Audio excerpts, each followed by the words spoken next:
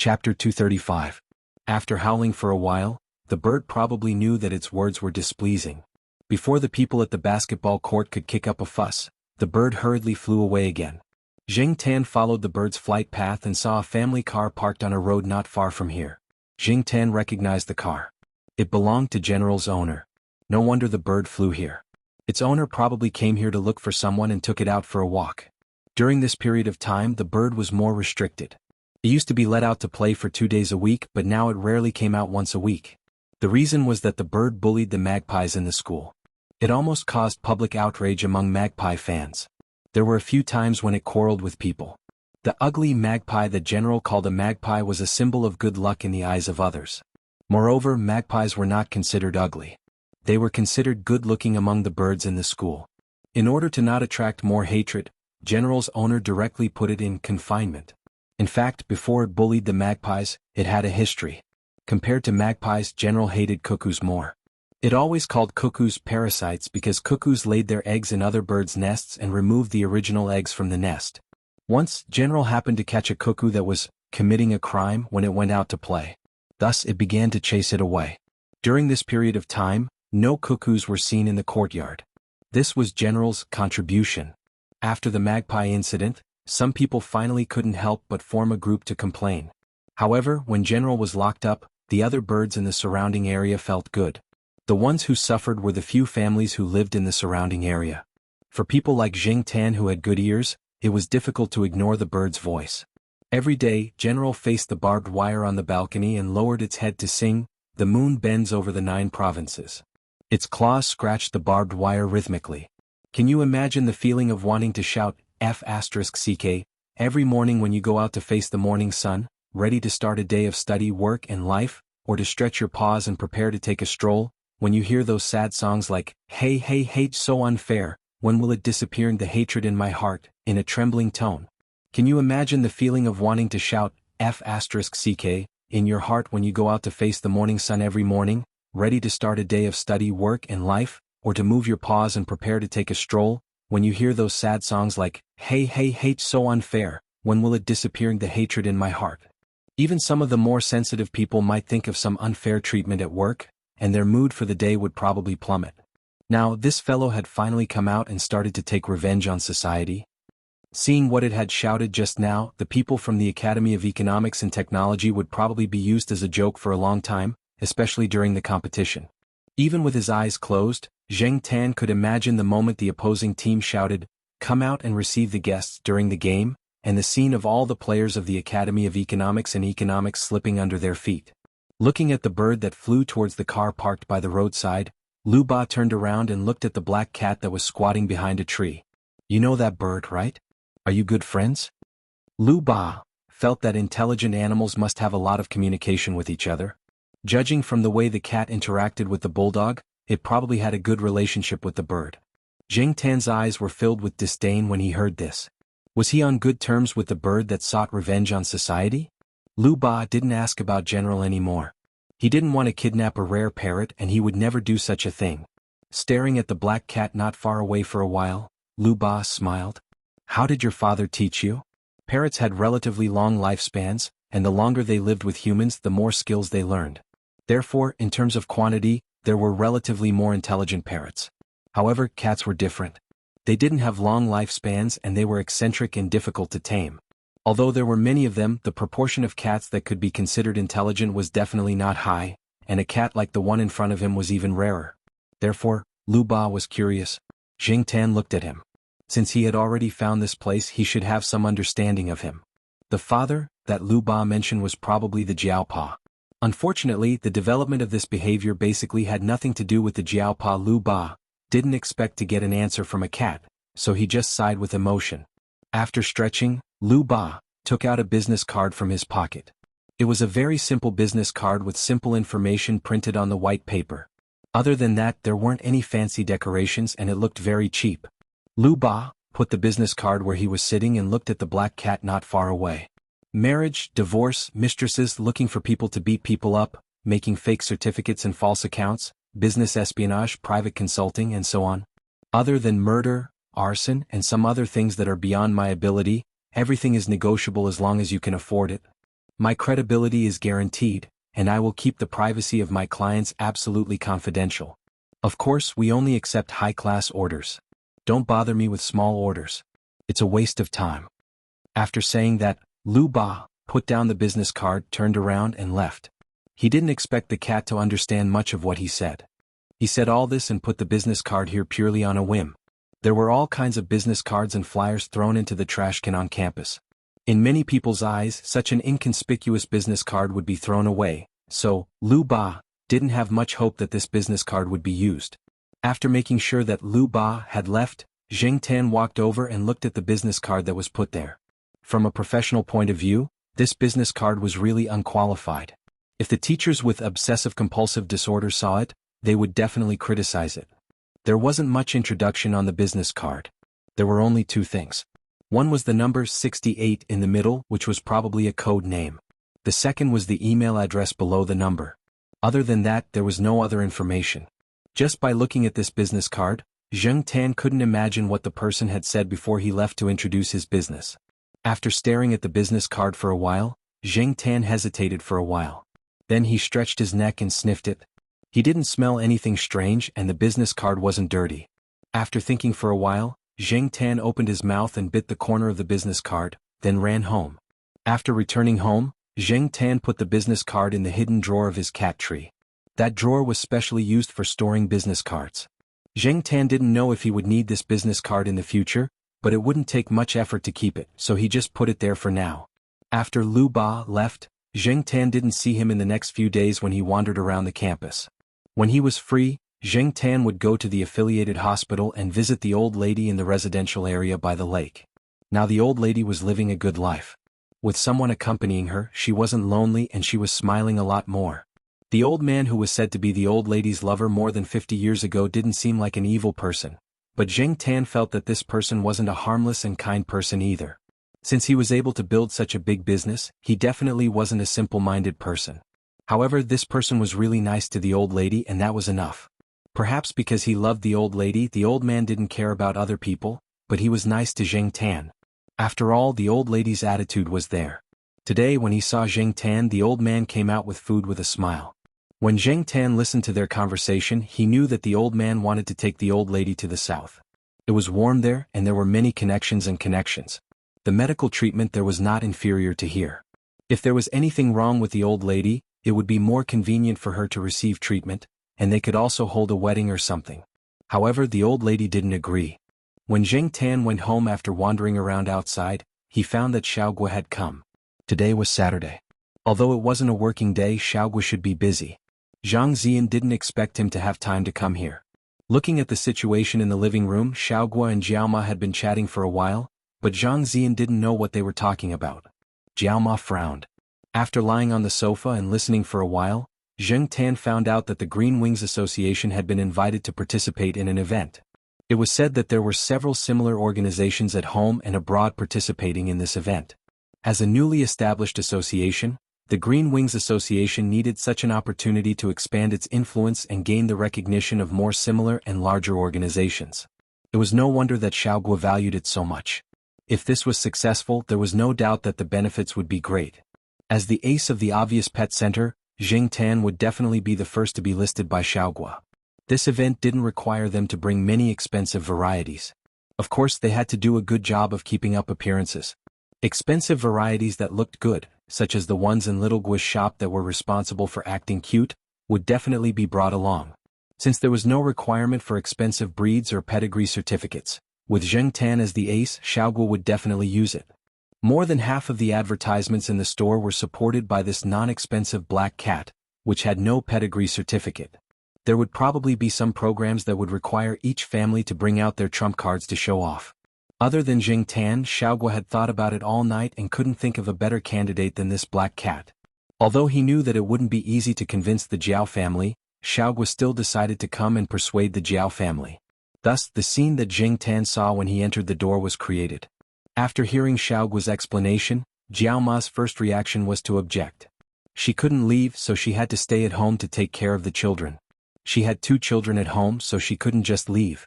If her cat went somewhere far away, she would be worried too. She had raised her cat for almost 3 years, so she naturally knew her cat's temper. It didn't like cages, hated being put on a leash, was a bit casual, did whatever it wanted, had a bad temper and was always suspicious. It was fine at home, but it would be hard to take care of outside. Once she listed all of its shortcomings, Jiaoma couldn't stop. The more she thought about it, the more worried she became. Xiaoguo persuaded and assured her for an hour, but she still didn't give in. Jiaoma sent an email to Jiaopa and complained about what had happened. The next day, after reading the Jiaopa's reply, Jiaoma sighed heavily. "It's all because you spoiled it." Jiaopa meant to let Jing Tan make his own choice. Jing Tan had analyzed the pros and cons last night. He wasn't really interested in being in the limelight, but if Green Wings, a newly established association, was still a weak chicken compared to other large organizations, Jing Tan wouldn't be able to gain much from it. After all, his main source of income now was Xiaoguo. His cat still had to feed his family. This was the goal that Jing Tan had set for himself. Xiaoguo was the person in charge of this event. If Green Wings lost face, Xiaoguo's store would lose face. If Xiaoguo's store lost face, Jing Tan wouldn't benefit from it either. Moreover, Xiaoguo said that he would only be there for a week, so it wouldn't be long. Chapter 236. After getting Jiaoma's approval, Xiaoguo was very excited. This time he was aiming for a few awards. He wanted to get as many as he could to increase his influence. The time was set at the beginning of June. Xiaoguo had been busy preparing for the event and contacting some partners. This time, not only was there an exchange and competition between cats, but there were also related products and food displays. This was the main source of Xiaoguo's income. Now that his own brand in his store had been established, he could use this event to promote more. Therefore this time Xiaoguo was ambitious and ready to go all out. After spending Children's Day with little Pomelo at home, Jing Tan began to run to the pet center. Xiaoguo had made a few mission plans, and Jing Tan had to familiarize himself with them first. Jiaoma also began to prepare for Jing Tan's long trip. Even though Xiaoguo had made all kinds of promises, Jiaoma was still worried. She worked in front of the computer for more than 3 hours and specially printed out a list to give to Charlie, who was in charge of looking after Jing Tan. She also personally went to the pet center to talk to Charlie for more than an hour. Jing Tan had heard so many things that Jing Tan was tired of hearing them, but he didn't feel disgusted. This feeling of being valued was pretty good. The event location was in Linzhou City.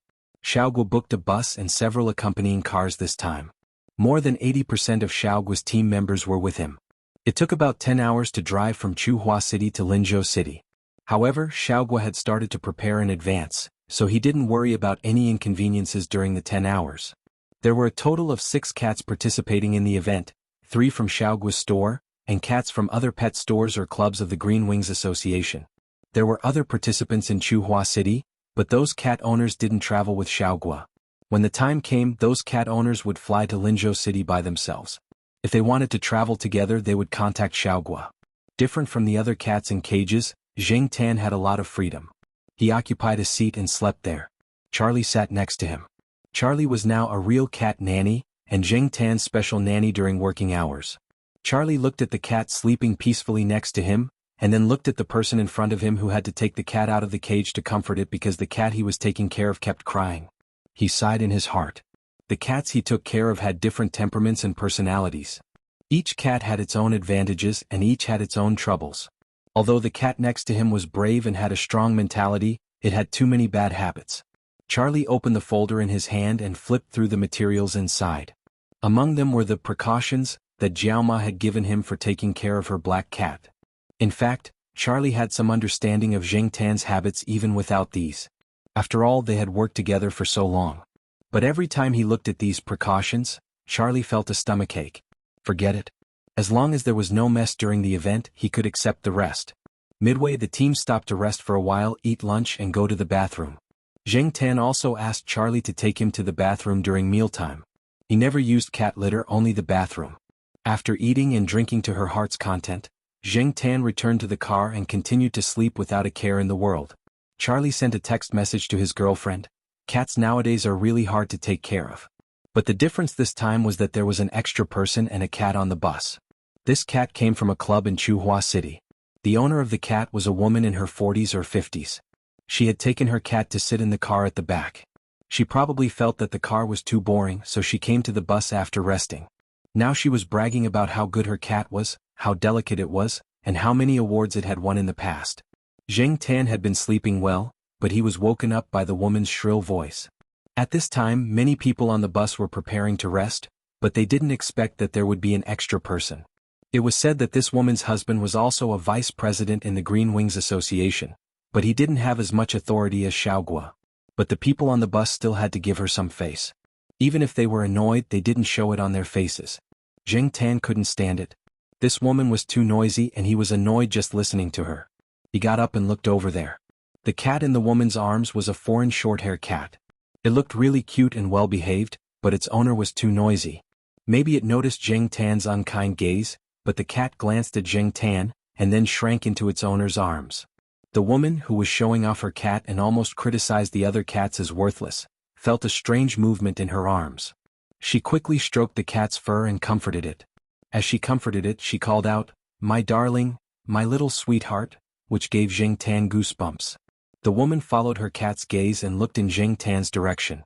Her heart trembled. It wasn't that she was timid, but she felt a chill down her spine when she suddenly met the black cat's cold eyes. She didn't like all black cats because they looked too ferocious. Previously, she didn't even notice that Xiaogua had a black cat with her. In her eyes, there was only her own cat. Now that she knew, she couldn't help but feel uneasy. The cat in her arms also curled up in fear. The woman and the cat suddenly fell silent. The people on the bus looked at Zheng Tan, and then looked at the woman and the cat. They were happy. Although this black cat had a bad temper, sometimes it was quite useful. No wonder their boss always liked to take this cat out. When the motorcade stopped at a gas station to refuel, the woman got out of the bus with the foreign short-haired cat in her arms and went to another car. When she got out of the bus, she complained that Xiaogua had brought such a cat and that it was embarrassing. After being glared at by Xiaogua, she turned around and got into another car. Around 8 o'clock that night, the motorcade arrived at a hotel in Lin City. This was a place that had been booked in advance and the pets could be settled there. Zheng Tan was still a special case. He was directly taken in and had a bed to himself. In the evening, Jiaoma called Charlie to find out about Zheng Tan's situation. They rested in the hotel for a day. The event would start the day after tomorrow, which was this Saturday, and it would last for 2 days. From 9 to 10 o'clock on Saturday morning, the exhibitors had to be checked by the veterinarian before the event began. Although this was only an exchange event with unlimited cat breeds, there was also a cat public exhibition program, which was divided into 4 groups: kitten group, adult cat group, sterilized cat group, and house cat group. The first 3 groups were definitely more expensive cat breeds. This event gathered rare breeds from different countries, including Persian cats, hairless cats, Garfield cats, Koenig's curly-haired cats, ragdolls, Maine cats, and other international famous cats with a total value of nearly 10 million yuan. It was enough to satisfy the audience. In addition, the activities on Saturday included a charity bazaar, some lectures on cat love, and a quiz on cat love. On Sunday, there were more interactive activities that were specially arranged. Many people hated cats, and the reason why they were not close to cats was mostly attributed to the temperament of cats. Most cats like to scratch people. When they were happy, they would talk to you, and when they were unhappy, they would ignore you. This time, the organizers wanted to show people the other side of cats. When Zheng Tan was listening to Charlie's conversation on the bus, he knew that some specially trained cats and some very docile and cute cats were invited to the interactive activities to make the audience closer to the cats, or to have a better impression of the cats. Zheng Tan's task was on Sunday. Xiaogua's task for Zheng Tan was parkour. This was not difficult for Zheng Tan, and this time, Zheng Tan was working with a beautiful woman with a great figure. Beautiful women were indispensable everywhere. Being able to work with a beautiful woman made Zheng Tan feel a little better. He heard that there would be lectures on pet health and medical treatment, consultations, exchanges on pet cat daily care techniques, and a series of activities for pet cats, such as free beauty treatments, epidemic prevention, and physical examinations for pet cats. The purpose was to spread the concept of a fashionable and healthy cat love life. There would definitely be a lot of people and a lot of cats. On Saturday, Zheng Tan and the other participating cats were inspected. Here Zheng Tan saw all kinds of cats. There were a few hairless cats. Zheng Tan stared at them for a long time. Fortunately, the temperature was still warm. If it was winter, he would have to wear clothes and stay in a heated room. There were also curly-haired cats and curly-eared cats. Zheng Tan looked at them with interest. He was used to seeing foreign short-haired cats with a flat face. Looking at these strange cats was a novelty, especially from the perspective of a cat. He didn't know if it was because of the different perspective, but the cats that he used to think were all kinds of deformed and weird now felt okay. Zheng Tan could see a lot of emotions in the eyes of these cats. Some cats that looked fierce were actually timid. Some looked powerful but were actually timid. They were scared easily. During the inspection, a cat let out a fart that scared itself. It was a silent fart. Zheng Tan wouldn't have known if she hadn't heard it from the people over there. But she still laughed for a long time after she found out. Looking at all kinds of cats, Zheng Tan thought, what would happen if peanut candy came? However, it was better not to think too much about the impossible. Peanut candy had always been left alone. Li Yuanba had personally taken care of it since it was young. It loved to cause trouble, so Xiaogua and the others didn't dare to bring peanut candy along. If it came, it wouldn't be peaceful. It was said that the total value of the cats participating in the exhibition was close to 10 million yuan. If it accidentally scratched the champion cats, Xiaogua would have to pay a lot of compensation. In the venue, charmingly naive Persian cats and chubby British shorthair cats stared at the people coming and going with their big watery eyes. Occasionally they would call out to their owners who were holding them. Looking at how calm they were, it probably wasn't their first time participating in this kind of event. Chapter 237. Zheng Tan was led by Charlie, and there was a tall beauty next to him. Charlie had been blushing and stuttering. Although he already had a girlfriend, he was still nervous in the face of such a beauty. This beauty was Zheng Tan's partner in the interactive session tomorrow. Her name was Jean Ling. It was said that she was a model and also a client of the pet center. This time she was invited by Xiaogua to help. Zheng Tan looked at Jean Ling critically and gave her 80 points. He felt that it would be better if the skirt was shorter. Unfortunately, it couldn't be too revealing. There were many children who came here. If they were dressed too skimpily, the parents of their children would definitely complain. There had been complaints about skimpy clothes at famous cat shows before. Therefore, even if it was summer, the people working in the venue would still pay attention to their image. After getting familiar with Jean Ling, Zheng Tan left Charlie and nestled in Jean Ling's arms. Although Jean Ling didn't have much contact with Zheng Tan, she was very active. As long as Zheng Tan made a slight move, she knew where to go. She had heard that this cat was very arrogant and had a bad temper. The people in Xiaogua's shop all followed its wishes, and she wouldn't refute the cat's wishes. It would be easier for them to cooperate with each other tomorrow. Zheng Tan was not interested in the competitions of the precious cat species. He just glanced at them and asked Jean Ling to go to the house cat group. This time, the house cat group was exhibiting a dragonly cat owned by a client of Xiaogua's pet center. This dragonly cat was participating in a public competition for the first time and was a little anxious in the cage. Every cat that participated in the competition had to reach out and hug it, feel its bone mass, look at its muscle state, head, body, tail and limbs coordination and the health of the cat and so on. When Zheng Tan looked over there, a foreign judge was holding a cat, touching the cat's fur and evaluating the cat. The host next to him was holding a microphone and translating the judge's words to the audience. The cat was also very patient. It didn't show any impatience after being hugged and touched. It was probably used to it. Of course, these judges must know cats very well and know how to better comfort a cat. Originally, in Xiaogua's mind, the best cat in the house cat group should be Zheng Tan. Unfortunately, the Jiao family didn't agree and Zheng Tan didn't want to go. Not only did it have to be locked in a cage for onlookers, but most of the cats participating in that kind of competition had good tempers. The judges wouldn't have too much reaction when they held them. Zheng Tan definitely couldn't stand these. Another reason was that it was said that non-sterilized cats that won this kind of award were basically treated as breeding cats. Zheng Tan definitely didn't want to have anything to do with a female cat. There were also many people in the house cat group. Compared with the expensive cat breeds, the cats in the house cat group were more approachable. Expensive cats were only used for viewing. It wasn't easy to raise them. They were too expensive and took a lot of effort.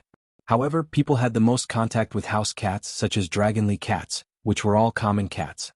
Zheng Tan looked around. Other than the commonly seen cats and the popular dragonly, there were also Linqing Persian cats that people were interested in. There were 2 Persian cats participating in the house cat group competition.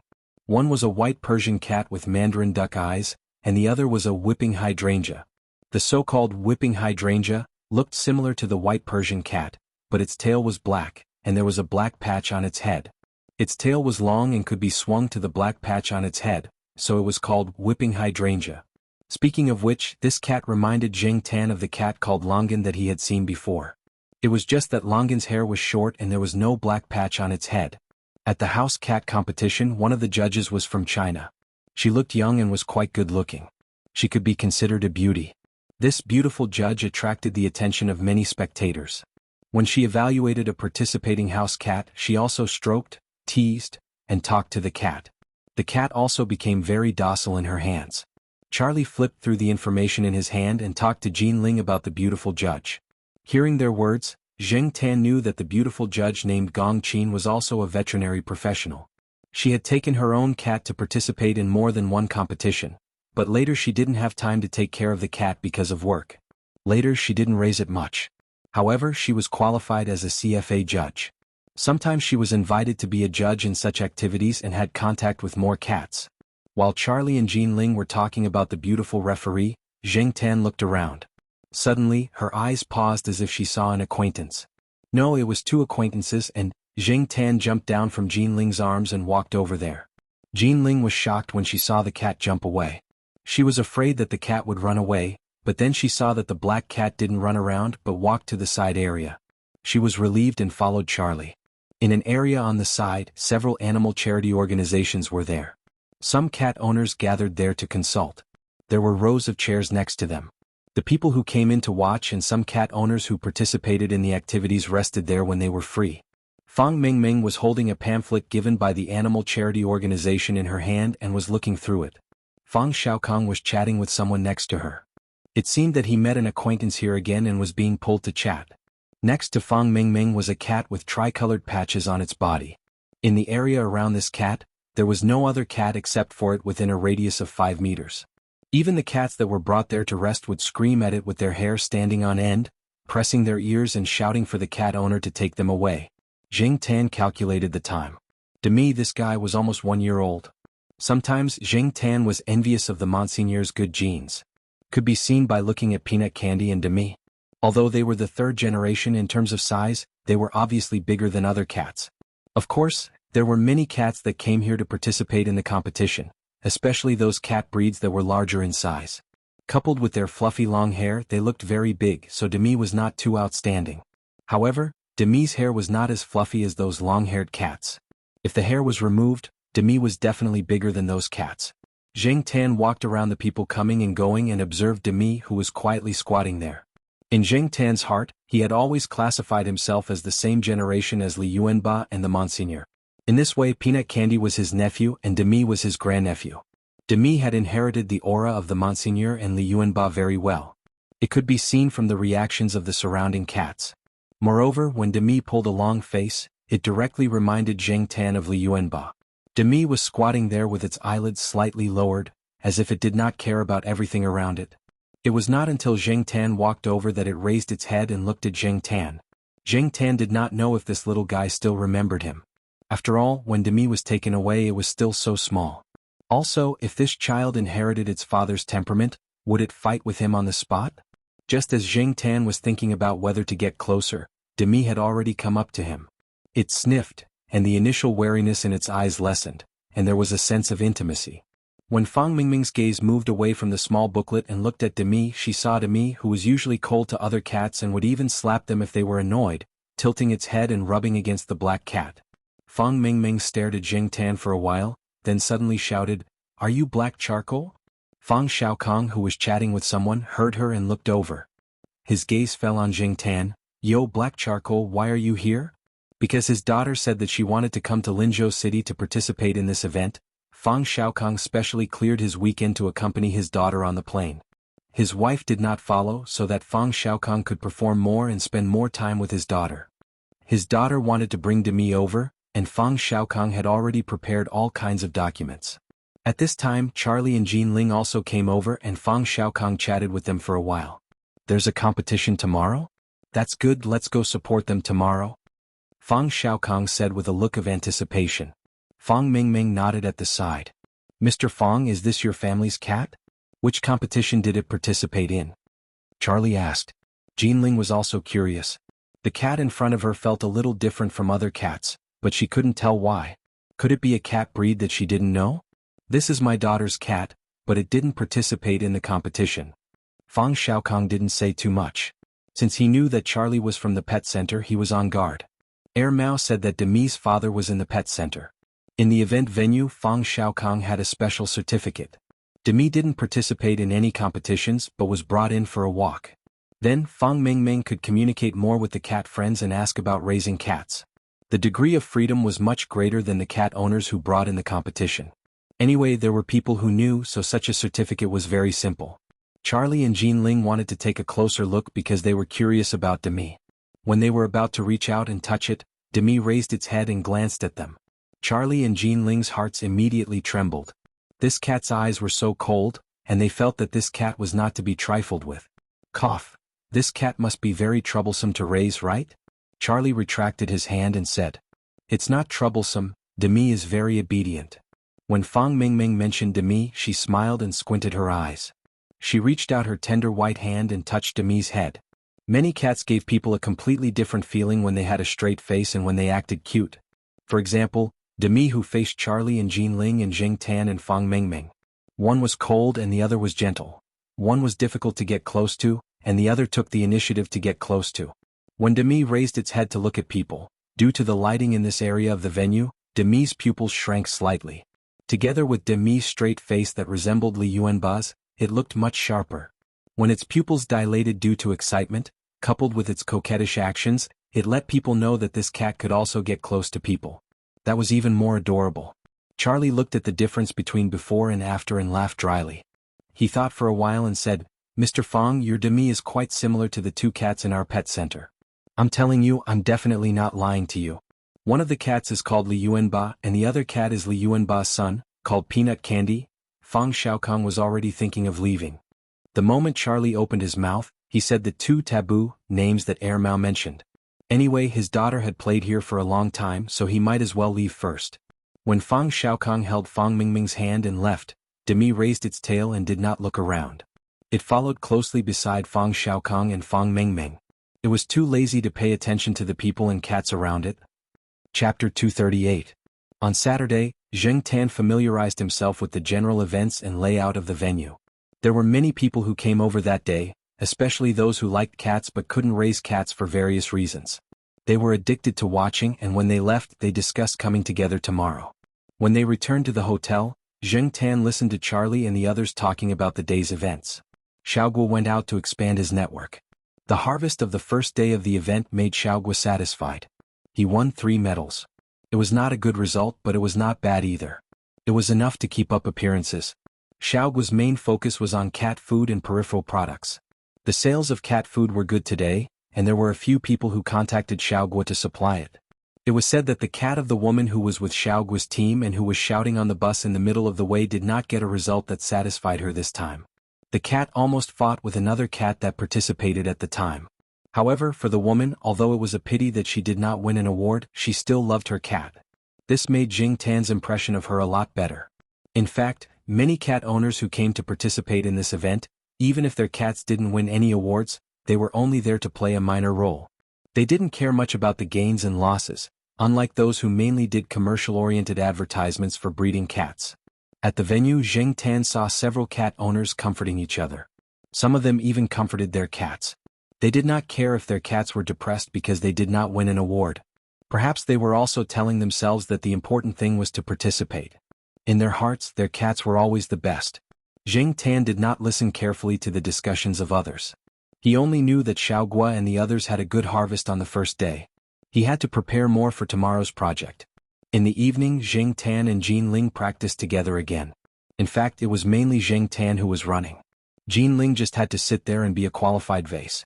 When Xiaoguo came back at night, he was worried that Zheng Tan might be under some kind of psychological pressure. He didn't expect to find that Zheng Tan had already fallen asleep on the bed. Compared to Zheng Tan's calmness, Xiaoguo was still a little worried. Even if the cat performed well when his team was shooting advertisements, there would be too many people at the venue tomorrow. The audience, especially the children, would be screaming and yelling, which would affect the cat's mood. Today, several of the participating cats were in bad condition. Sometimes, slow cats had their advantages. Take the few cats in Xiaoguo's store for example.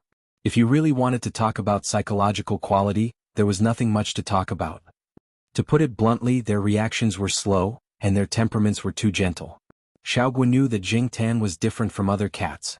Moreover, because of the great harvest on the first day, he hoped that more people would know about Green Wings, obviously Pet Center, and the products in the industry chain that he had created. There should be good results, right?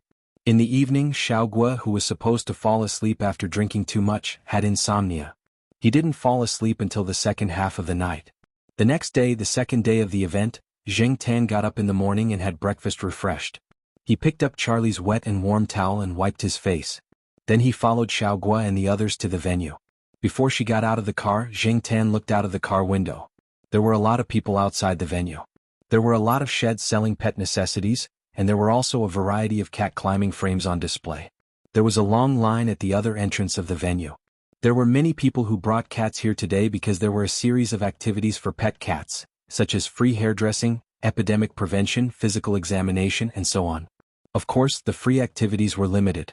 If you wanted something more detailed, you would have to contact and make an appointment. Then you would go directly to the physical store. Today's free activities were just to show off to the cat owners. The layout of the venue was also slightly changed.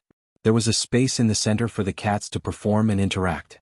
As soon as Xiaogua arrived at the venue, he was pulled over to discuss things. When he left, he asked Charlie and Jean Ling to take Zheng Tan to familiarize himself with the environment. Zheng Tan looked at the staff over there who were checking the cats and the person in charge who participated in this event.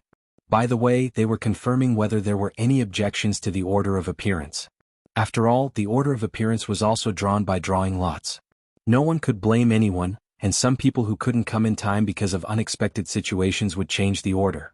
There were 10 cats participating in this segment. Zheng Tan was the 7th. If it started at 9 o'clock, according to the calculation of 15 minutes per cat, it would get to 11 o'clock. Of course, there was no absolute statement about the time of each cat. Some might end in 5 minutes and some might last longer. The deciding factor was the cat's performance and their popularity. They could attract more attention from the audience and ask for photos. The higher the popularity, the longer the duration. Zheng Tan looked at the list in Charlie's hand, then looked away uninterestedly. At this time, some of the cat owners and cats who participated in this segment arrived one after another. Zheng Tan glanced at them. The cats looked very smart. The interaction with their owners or trainers showed how familiar they were with each other. Moreover, these cats didn't have a leash, but a few of them were wearing small clothes. They looked quite familiar. Zheng Tan also found that most of these cats were not purebred expensive cats. Also, many expensive breeds had many defects.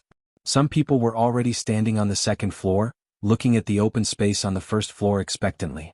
"BC, let's go," Charlie called out to Zheng Tan. They were going there to report and sign. The inspectors needed to look at the photos of people and cats during the registration. Because they were going to appear in public, Xiaogua asked them to call Zheng Tan BC. The name of the contestant on the registration list was Black Sea, and the breed was a domestic cat. There were only 10 contestants, so it didn't take long to check and sign on the spot. Jean Ling took Zheng Tan and rested on the side after wandering around. It's starting.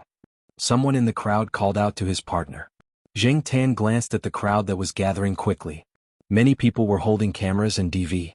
A few fathers let their children sit on their necks, while the children held the DV and took photos.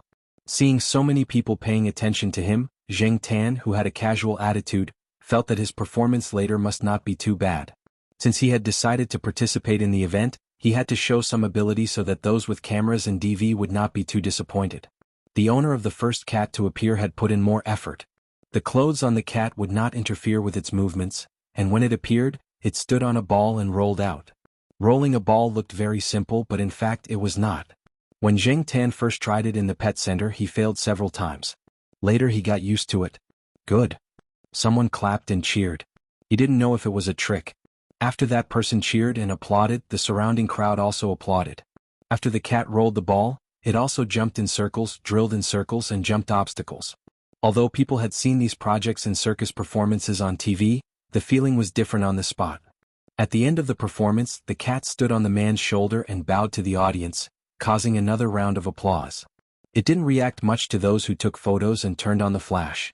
It just narrowed its eyes. In general, it was calm. After the performance, several lucky audience members who had drawn ticket numbers went to take photos with the cat and its owner. Zheng Tan observed carefully. A few of the people in charge had already started telling the people in the crowd not to use the flashing lights. After all, not every cat was as indifferent to the flashing lights as the cat at the beginning of the show. The next few cat performances were similar. Some male audience members' attention was on the cat owners with cat ears. There was a cat group's musical performance that attracted a lot of attention. The musical instruments were different from professional instruments. Some of them were more like children's toys, but they could make sounds. Moreover, there were special modifications on them that made it easier for cats to operate. Although the cat group only played a song like "Happy Birthday to You," which was very simple, and there were a few wrong notes in the middle of the performance, people still applauded enthusiastically. The cat in front of Jing Tan performed single parallel bars. It only used its two front paws to move from one end of the bars to the other. When it played the horizontal bar, there were a few more movements. For a cat, it was very good to be able to do that. Jing Tan had thought that the performance was too simple and that people would be dissatisfied. However, it turned out that he had thought too much. People didn't have high expectations for animals. Even if the cats only jumped 2 circles and did 2 somersaults, people would still feel that it was worth it to come. 7th, Black Sea from the Green Wings Association in Chuhua City. When the host announced the name, his heart actually stopped for a second. There were very few cats with this name. Even if it was an English name, this name was too strange. Black was fine, but there was also a C? What did C mean? Could there be A, B, and so on? After the audience heard the host's name, some people became excited. F***CK, is it that BC? A live BC. I didn't expect to see a live BC performance on this trip. I used to watch its cat food advertisement video and felt good, but this is a live show. I can't shout cut. I don't know how the performance will be. What is BC? Is it very famous? It's obvious that you don't mix in the XX Pet forum. This cat is very famous in the XX forum. My cat food is the brand of this cat's advertisement. Some people were talking about who Black Sea was, and the props had already begun to be set up in the field. Looking at the props that were set up one by one, the attention of the onlookers gradually shifted. F***CK. What is that prop? Is it a wall? Those stools marked with letters are a little strange. Are they going to go in a zigzag line? Wow. What a beauty. Is this going to be a Beauty and the Beast show? Where is the beast? Amidst the discussion, Jing Tan and Jean Ling walked into the field. Jean Ling was dressed in a small and fresh style today. She looked more like a little girl next door. When she smiled, she had a sweet and warm feeling. This made some of the male audience stare at her. Jing Tan didn't bring any decorations or those small clothes. It could be said that he was naked on the field. When he entered the field, Jean Ling was the one who attracted attention. However, there were also people who paid attention to Jing Tan and knew more about cats. They could tell that the cat that was appearing now was different from the cats in front of him. Chapter 239. After Jean Ling entered the venue, she sat down on a high chair at the side. There was a simple shelf beside her, and Jing Tan separated from Jean Ling and continued to walk to the other side of the venue. Jing Tan and Jean Ling were on both sides of the venue. There was a prop wall that was more than 4 meters tall near Jean Ling. The wall was at a right angle of 90 degrees. It stood upright, separating Jean Ling and Jing Tan. If one looked from the second floor of the venue, Jean Ling was sitting inside the right angle wall. Most of the audience could see Jean Ling and Jing Tan, but Jing Tan and Jean Ling could not see each other. They were blocked by the wall. There was nothing on the wall that was suitable for climbing, but the wall was a little rough. Jing Tan came to the expected place and stood there. Whether it was those who had performed or those who did not bring their cats to perform, they all looked over there in confusion. Didn't this woman in the venue need to follow her cat? One had to know that during the performance, they were always by their cat's side. Even if they were not by their cat's side, they were not far away. They had never seen a situation where they were so far away from their cats and were directly separated by something. Just as people were thinking about what this woman wanted to do, Jean Ling took a wooden guitar that Charlie handed to her. She plucked the strings with her fingers and began to play. The surrounding discussions gradually quieted down because of the sound of the guitar. The clear notes scattered in every corner of the venue. They were freely retracted in Jean Ling's fingers, free and casual, as if the sincere and pure emotions of a young person were naturally revealed. Looking at Jean Ling sitting there, she was dressed in fresh clothes, and the corners of her lips were slightly curled with a faint smile. When she plucked the strings, it made people feel as if this person was a dancing warm fire. Without a doubt, at the moment of the opening, Jean Ling was the focus of the crowd's attention.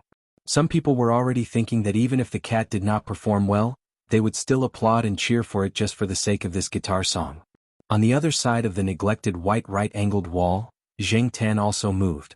When Jean Ling played the guitar to a certain note, Jing Tan jumped onto the first stool marked with the letter A, and then jumped onto the second stool marked with the letter B. Jing Tan felt that this kind of performance was extremely retarded and lowered his IQ. However, it was clear that Xiaogua understood the audience's thoughts better. Jing Tan was a bystander. If the audience watched Jing Tan jump on the stool according to the alphabetical order, they would praise this cat for being amazing. Because it did not jump randomly, it proved that it jumped in the right order. Placing so many stools, especially when there was no conductor to guide it, was also a highlight. And that was indeed the case. Some people in the crowd had already begun to notice. Some children were even reciting the Pinyin alphabet along with Jing Tan.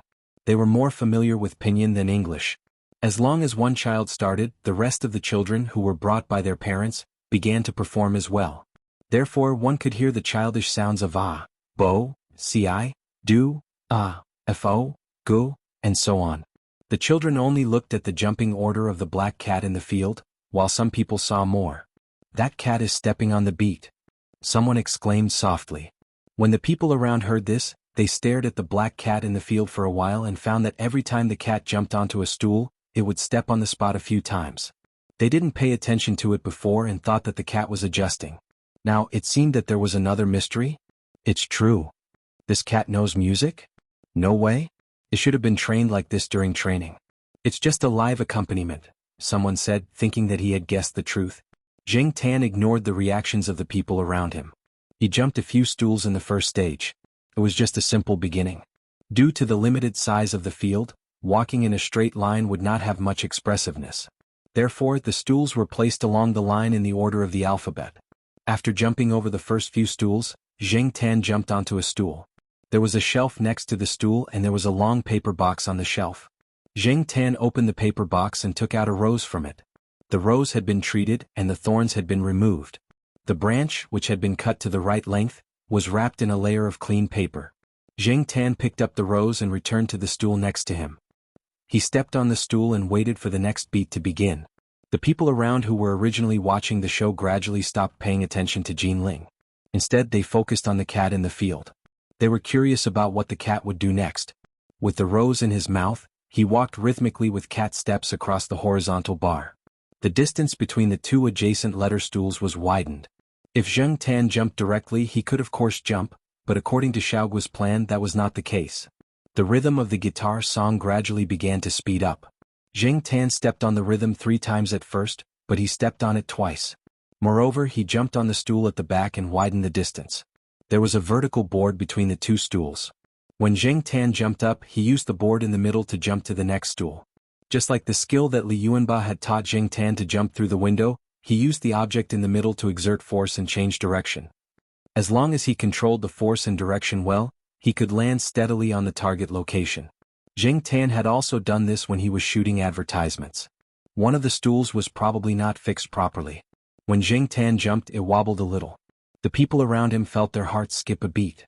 When they saw the cat land firmly on another stool, they finally exhaled the breath that they had been holding in. Since it was parkour, it was naturally cool to run. As everyone's attention gradually focused on Jing Tan, the rhythm of the guitar song became faster and faster. Jing Tan, who had to wait for the rhythm on the stool every time he jumped, no longer waited. After speeding up, he began to run in people's eyes. In addition to stepping on the stool, he also jumped over the paper circle covered with a thin layer of paper, and then jumped from one grid to another. He was very fast. If they hadn't seen the hole in the middle of the paper circle, people wouldn't have been able to tell that the cat had just passed through the middle of the paper circle. The onlookers only felt that the black shadow in the field was getting faster and faster, like a hurricane blowing through the field. There was not much discussion around the field. Everyone's eyes were chasing the fast black shadow that flashed by, for fear of missing a link. After successfully passing through the obstacles in the middle and jumping over the last stool, Jing Tan had already arrived in front of the white wall. Black and white, a sharp contrast. Just as people were thinking about whether the cat was going to climb over the wall or find a shortcut to go around it, Jing Tan did not stop or slow down. He jumped up and climbed up at a right angle. In an instant he climbed from the bottom of the wall to the top. F***CK. Spider-Man? No, it's Spider-Cat. This cat climbing over the wall is too awesome. No, I have to learn from it. Although people around them began to discuss again, everyone's eyes did not move away from the field. They looked at the black cat that skillfully climbed over the high wall. It held the rose in its mouth and jumped onto the shelf next to Jin Ling. It was as if it had descended with the night. Against the dark night, the flames would be even brighter and more dazzling. At this time, the cheerful guitar melody ended with a melody, and the final ending sound seemed to be echoing in the field. Jean Ling's gaze moved from the guitar to the black cat next to her. The faint smile on her face deepened. She raised her arm and took the rose in the cat's mouth. After the performance, Jean Ling bowed to the surroundings to thank them. Zheng Tan also lowered his head and nodded to the surroundings twice. The applause from the surroundings continued. Some people were lamenting that this cat was really smart. Some people were lamenting how others trained their cats. Some people were thinking about how to train their cats to use this method to chase after people. Jean Ling heaved a sigh of relief in her heart. Although she looked calm just now, she was actually worried to death in her heart. Usually, training and live performances were completely different. She had participated in many performances during university, so her psychological quality was strong. But what about that cat? She could not see the situation on the other side, but it seemed that everything was going smoothly. Zheng Tan did not look proud at all. Just like the cat in front of him, he did not know that he had succeeded. In fact, he felt that the performance just now was really low level. To think that he had a cat's body and a human's heart, and he had to be praised by the standards of a cat. It was embarrassing to hear it. There would be no ranking in this segment, so there was not much competitive pressure. However, it was also very important to attract popularity. After the host asked Jean Ling to draw the lucky audience, someone went over to take a photo. A mother brought her child here, so the opportunity to take a photo would definitely be given to her child. However, the child seemed to be a little afraid. She bit her finger and stood in front of Zheng Tan and hesitated for a moment. Then, under her mother's encouragement and Jean Ling's guarantee, she approached Zheng Tan. Zheng Tan squatted on the 1-meter-high shelf. The child's line of sight was just at the same level as Zheng Tan's. Seeing the child standing there stiffly, Zheng Tan reached out his palm and placed it on the child's head.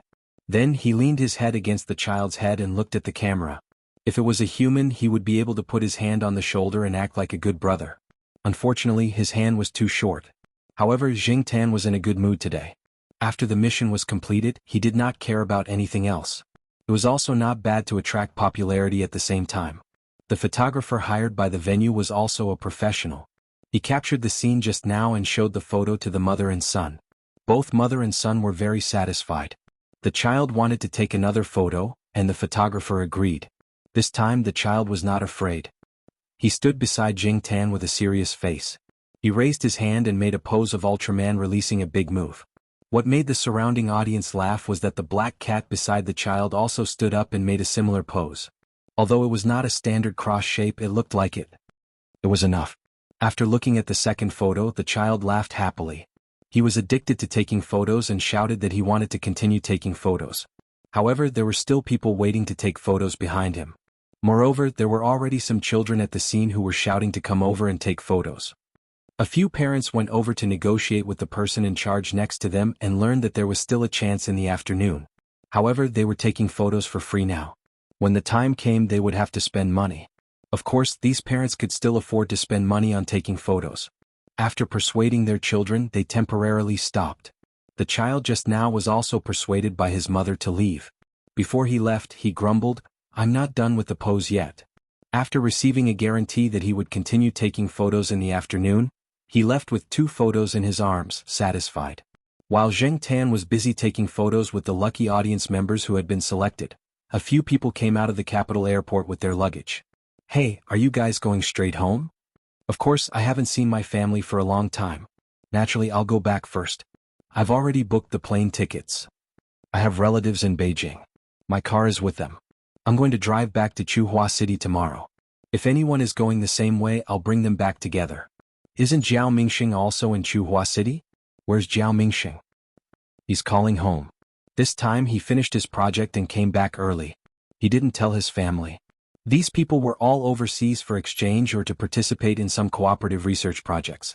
Some of them had gone out to gain experience. This time, it just so happened that a few of them came back together. While they were talking, Associate Professor Jiao Jiao, Zheng Tan's cat father, hung up the phone and walked over. "I'm not going back to Chuhua City for now. I'm going to Lin City," Associate Professor Jiao said. "Why are you going to Lin City?" someone asked. Chapter 240. Have you remembered all the things to pay attention to? Yes, but boss, do we really have to make it so complicated? Although there were a lot of people who wanted to take photos in the morning, most of them just said so. Usually not many people will go in the afternoon, right? The people in the working group took a notebook and wrote down the things that Xiaoguo had just said. They also raised their own concerns. You don't have to worry about this. I'll take care of it. Xiaoguo didn't seem to be worried. He patted the staff on the shoulder and asked them to set up the venue for the photo shoot in the afternoon. After the staff left, Xiaoguo had some time to eat a few pieces of watermelon. Although he had been busy since yesterday and was physically and mentally tired, he had gained a lot, especially from the performance in the morning. Although he didn't go to see it, he heard from Charlie and others that among the 10 cats, the black cat from their shop was the most popular. When he thought of Charlie's description of the situation at that time, Xiaoguo felt funny.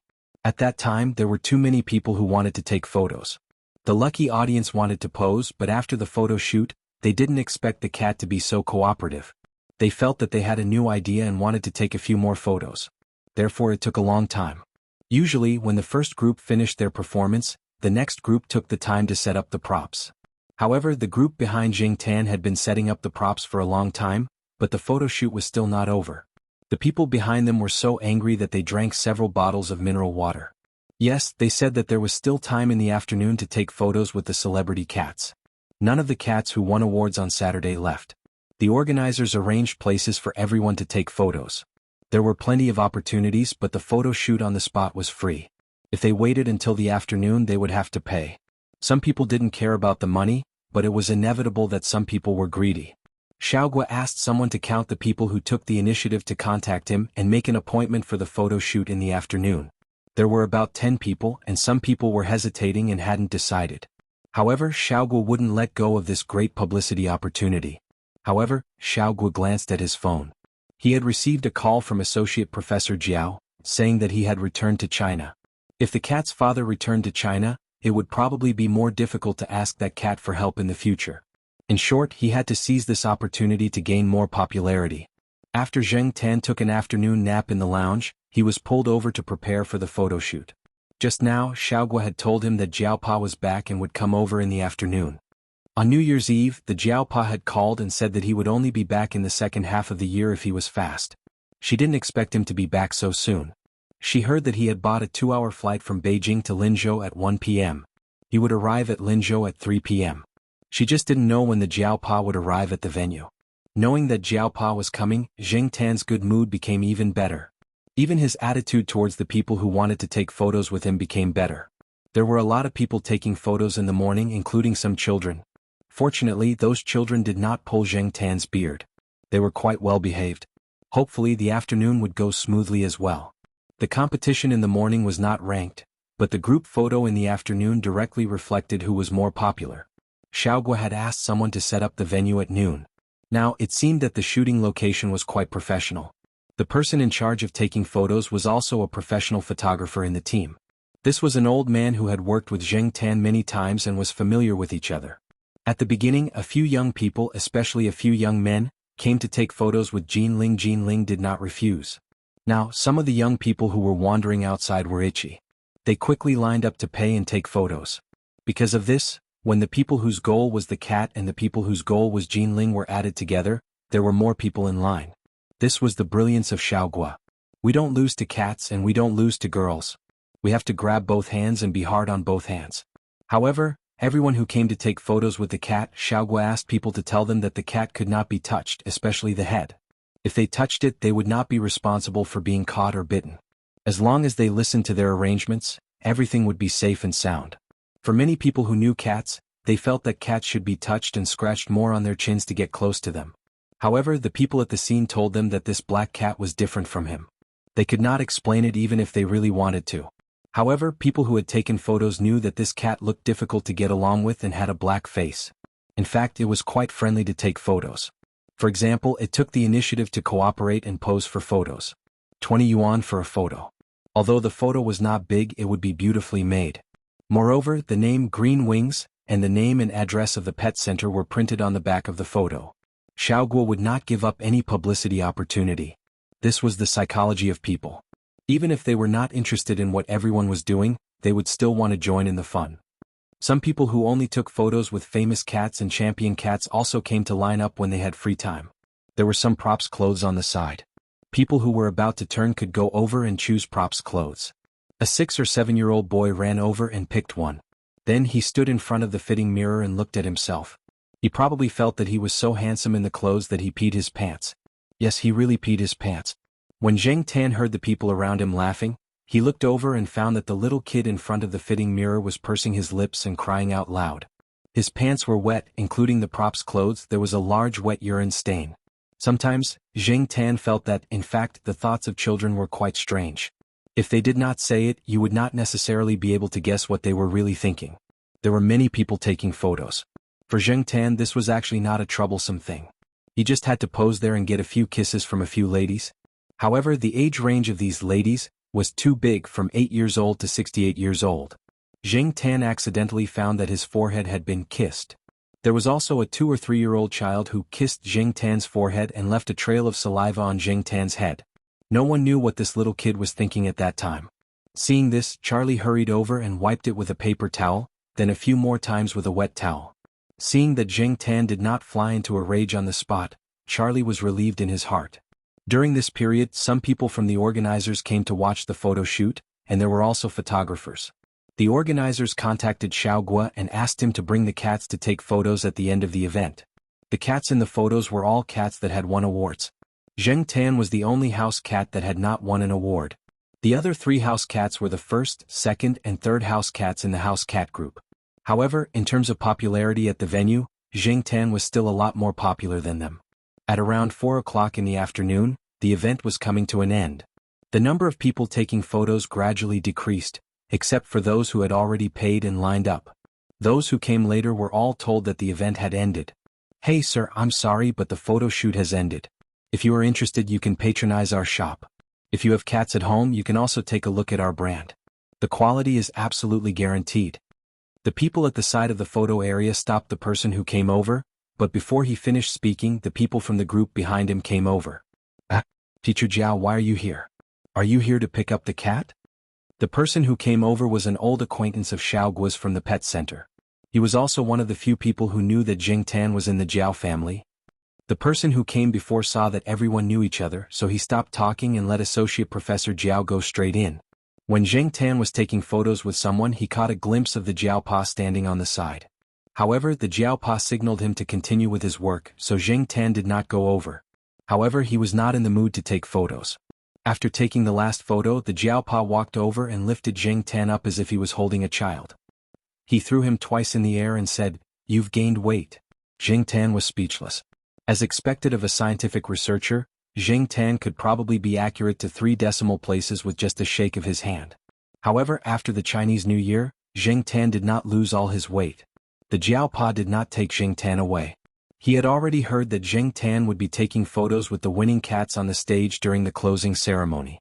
The photos would be put on the event records of the relevant organizations as a souvenir.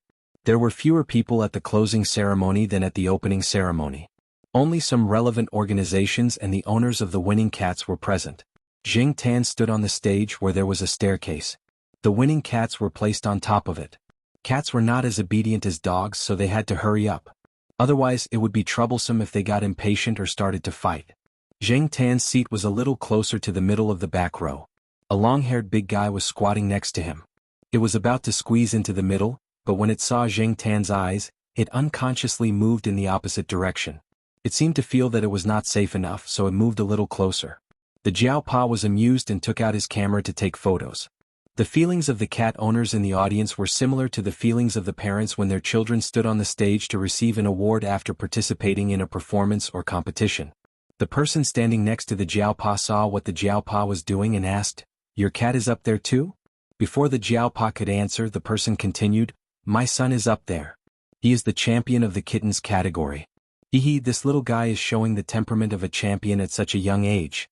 The Jiao Pa looked in the direction that the person was pointing. There were only 3 kittens on the stage. It did not know which one was the cat that the person was talking about.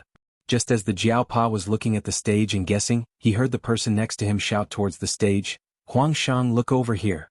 I am the father." The Jiao Pa was speechless. There were 3 kittens over there and one was Ginger. It was probably the little guy.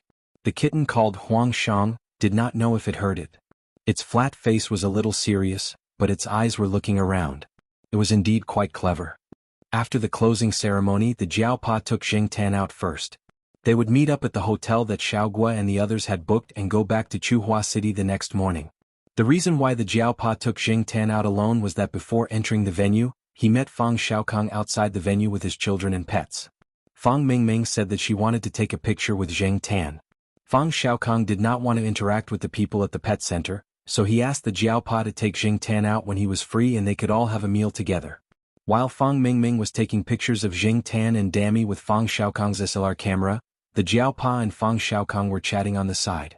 You will be able to get rid of the word vice soon after coming back, right? Congratulations in advance, said Fang Xiaokang.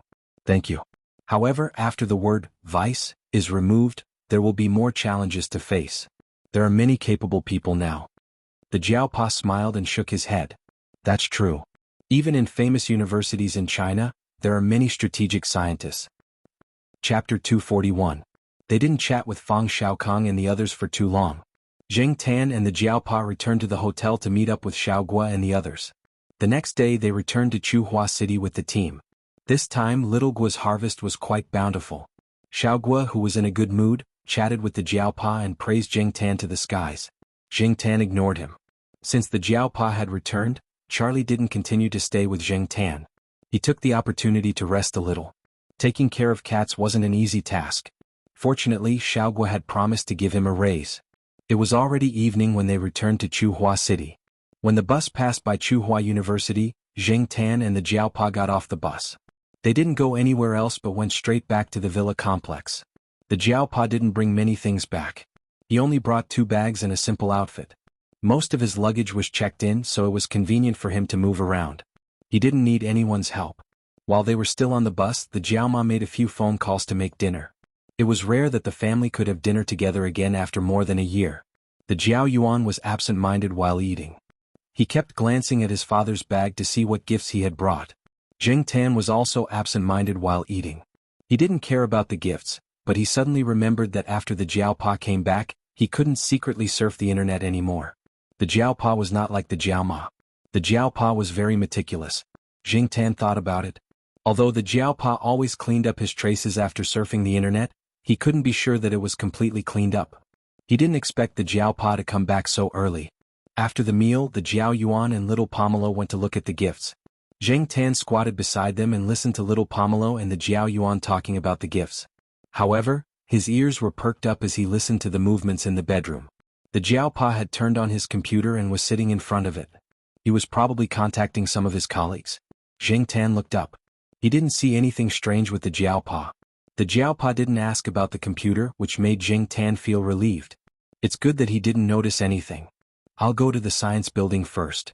The Jiaopa stood up and said to the Jiaoma, who was tidying up the living room. It's already so late. What are you going to do?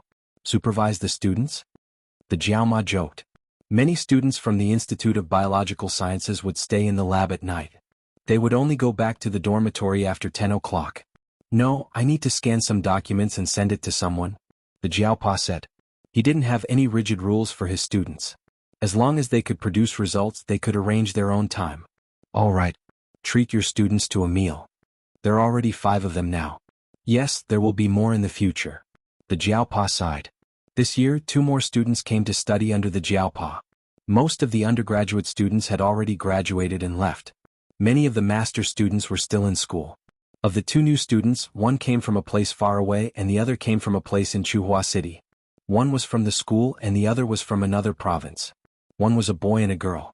Because the Jiaopa wasn't around during the second round of postgraduate exams, and there were many students who applied for him, it took a long time to read the emails that the students sent to the Jiaopa before the second round of exams. However, the Jiaopa was busy at that time, so he didn't have time to read them carefully. He replied with a few sentences and asked another teacher in the institute to check the emails. Yexian also helped to check the emails. After all, the Jiaopa didn't want to see the members of a small team having conflicts. He also believed that Yexian's eyes weren't bad.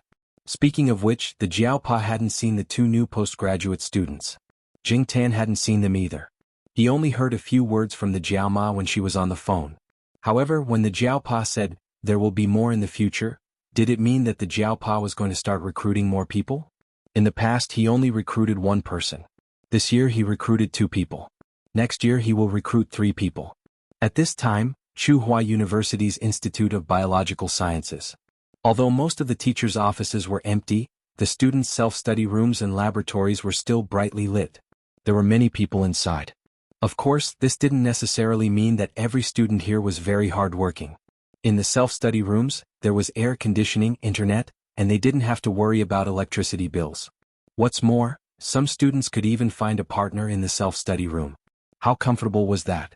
However, those who were strictly controlled by the instructors and had planted eyes and ears in the self-study room were not so harmonious. Generally speaking, from the outside without looking at the images on the students' computer screens, it was a very encouraging scene. In the Jiaopa's office, Xin and Su Chu were chatting. At the same time, there were 2 other PhD students who had a good relationship with Su Chu. As for Zheng Jing, he was now in the laboratory teaching the new students to do experiments. There was a big watermelon on the table. Some of it was left for Zheng Jing and the 2 PhD students. The other 4 men were sharing it inside. They didn't stop eating the watermelon. Recently, the 2 PhD students had been too angry. It wasn't easy for them to find an opportunity to vent their anger. When they talked in the teacher's office, as long as the doors and windows were closed, no one outside could hear them. Moreover, at this time many teachers weren't in the courtyard, so they weren't afraid of being overheard. "Hey, what do you think Pimple Lu is like? If I were his father, I would have strangled him. But his father treats him like a treasure. Otherwise he wouldn't be so arrogant all the time." Su Chu sat next to them and ate the watermelon quietly. He didn't take the initiative to talk. The 3 people in front of him were all seniors. Moreover, the 2 people who were criticizing their supervisor had nothing to do with Su Chu. It was even more inappropriate for him to interrupt. The 2 people who were complaining were Pimple Lu's PhD students. Like them, Xin was also a PhD student. She was a direct PhD student. When her classmates were in the 3rd year of postgraduate studies, she directly went to the 1st year of postgraduate studies. Therefore, here, Xin and the 2 people who were complaining were in the same year. This was also the reason why Su Chu didn't interrupt. In the group meeting last Friday, Pimple Lu went up and talked nonsense for a long time. After that, there was an awkward silence. I don't know what he was thinking. He asked the PhD student to tell a joke. Tell a damn joke. Which supervisor would ask someone to tell a joke during a group meeting? If it wasn't funny, he wasn't satisfied. He looked down on people. F***ck, he said it as if he was humorous and witty. The person who was sitting in the corner took 2 big bites of the watermelon as if he was venting his anger. What's wrong with that? Some time ago he went to listen to a report. When he came out he didn't look too good. He just happened to see me and asked me to laugh. Laugh his ass. Another PhD student also said angrily. Just talking about this matter made him angry. If I knew this would happen, I wouldn't have applied for Pimple Lu's PhD. The Pimple Lu they were talking about was Lu Geta. Many students in the institute jokingly called him Pimple Lu in private. This name came out from the mouths of Professor Lu's students. The professor was in his 40s. His parents were famous people in the industry and were the kind of people who could take charge of big projects. Pimple Lu himself didn't have much ability, but under his profile on the institute's website, there were a lot of dazzling reputations. Various articles with high impact factors, various big projects under his hands and various titles. The students who applied for Pimple Lu were all deceived by these. This was because the supervisors had big projects in their hands and could happily distribute money to their students. It was also easier for them to produce results to decorate their personal files. When they graduated they could find a good place to go. Unfortunately, his character was F***king despicable. He was F***king lying. This was what a lot of people were thinking. Everyone was fooled by that string of glory. Many of the teachers in the institute also couldn't stand Pimple Lu. They felt that this person didn't have much ability. He was nowhere to be seen all day, only took money but didn't do anything. He was a dog in the manger and didn't do anything. He hogged some positions but didn't do anything. None of the students under him produced any results, but he was still able to clinch all kinds of million-dollar projects. It couldn't be helped. His parents were too awesome and couldn't compete. This was also what Fang Xiaokong called a strategic scientist sarcastically. He only thought about how to make money from projects. As for scientific research, didn't he have the old man and woman at home? When the time came he could just go there and put his name on it or directly put the results under his name. If he can say a few more good things about me during graduation, I'll endure it. I'm just worried that he'll embarrass me during the graduation thesis defense. A while ago, when a master's junior was doing his thesis defense, Pimple Lou mercilessly criticized the junior in front of so many judges. At that time, my junior's face turned green. Hey, tell me, which teacher would criticize his own student like shit in front of the other teachers in the academy? I'm not afraid of being criticized. After being with him for a year, I've become a lot more thick-skinned. I'll be fine as long as he doesn't deliberately stop me from graduating. Listening to the complaints of these two seniors, Su Chu felt that his supervisor was really too kind. EXAN had the same thoughts as Su Chu. Although my boss doesn't have much power in the institute and is only an associate professor, he's really capable and kind to us. Let me tell you, even if he came here and saw us eating watermelon in his office and spitting out watermelon seeds, he wouldn't scold us. As soon as EXIN finished speaking, the office door opened. Originally, EXIN thought it was Zheng Jing. Only she, Su Chu, and Zheng Jing had the keys to the office. She didn't expect to see her supervisor standing at the door, who was supposed to be on the other side of the ocean. Jiao Pa looked at the watermelon seeds on the floor and was silent for 3 seconds. He glanced at the people in the office and then looked at EXIN meaningfully. EXIN broke out in a cold sweat. The big guy Su Chu hurriedly threw the watermelon in his hand into the trash bin. He didn't even have time to wipe his mouth. He stood up and stammered, "BBB boss." The two PhD students sitting on the side didn't know Associate Professor Jiao, but when they heard Su Chu call him that, they understood. They quickly put down their crossed legs, called out, "Professor Jiao," and immediately ran away. "You're back. I'll clean this place up immediately." EXN hurriedly asked Su Chu to pack up. "Don't be in such a hurry. I'll take the materials and leave."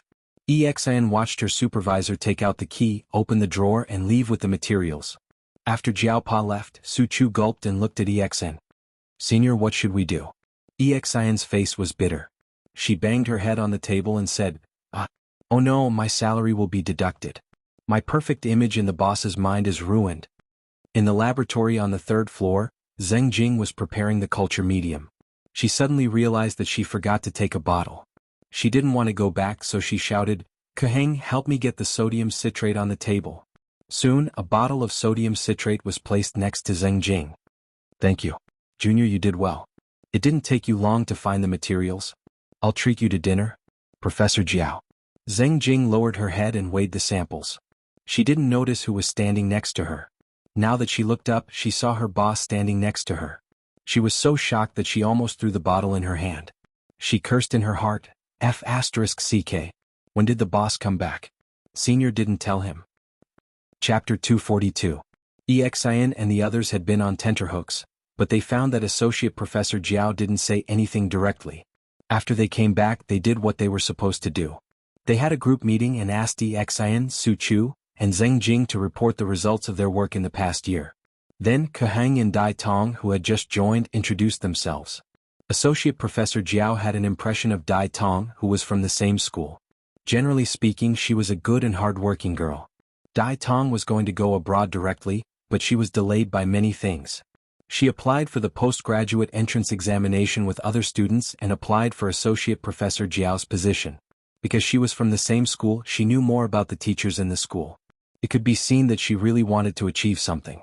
Although Kuheng went to a university in another province, he was from Chuhua. This time he came back directly after taking the postgraduate entrance examination.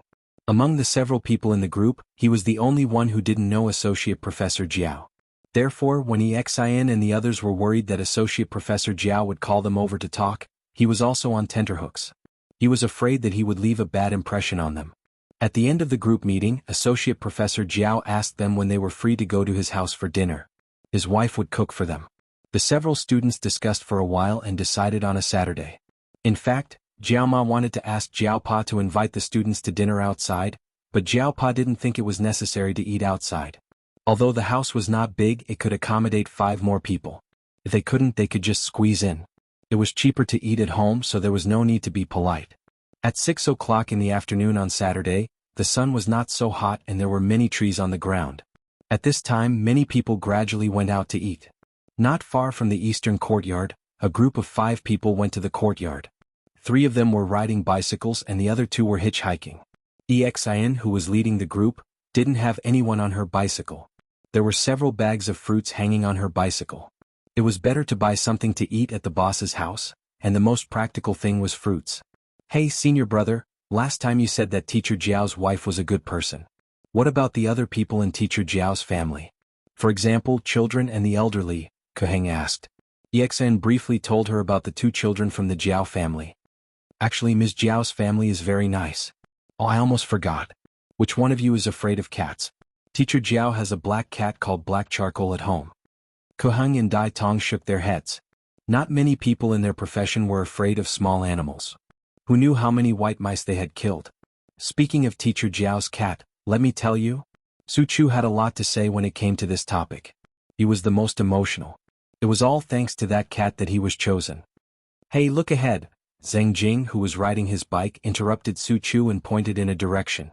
They looked at where Zheng Jing was pointing and saw a black cat walking slowly under the shade of the trees on the sidewalk. That's Mr. Jiao's son, Black Charcoal, Exin said. Will it answer if I call it? Koheng asked. Not necessarily. This cat is a bit special. Exin didn't say anything definite, but she thought to herself that it probably won't answer. Black Charcoal. Koheng shouted. They were riding faster than walking, and they were getting closer and closer to the cat. Although Koheng's voice was not loud, the cat could definitely hear him. Unfortunately, the cats and birds in front of him ignored Koheng and continued to walk slowly towards the courtyard. They didn't even pause for a moment. Big brother, are you sure that cat is Ms. Jiao's? Koheng was confused. If the cat's name was correct, it might not answer you, but it would always respond, such as stopping to look around. But the cat in front of him didn't seem to hear him at all. Absolutely. The cat tag on its neck can prove it, Exin said with certainty. Zheng Tan didn't take off the cat tag when he was hanging around the campus. He had just walked around the courtyard and remembered that Jiao Ma said they would have dinner at 6:30, so he came back at this time. Of course, Zheng Tan had heard the person who called out to him. However, there were people who knew Zheng Tan when he walked around the school. After being called out so many times, Zheng Tan was too lazy to pay attention to those who were not on good terms with him, not to mention those who he had never heard of before. He was even more lazy to pay attention to them. When Exin and the others rode into the courtyard, they were already ahead of Zheng Tan. After parking the car, Exin led his junior brothers and sisters to Building B. Once again he reminded them of the places they should pay attention to. Listen more, talk less. There are many important people in this building. If we leave a bad impression, it won't be good. Not only will we lose face for the mentors, we won't have an easy time either. When they arrived at the door, Exin didn't rush to ring the bell.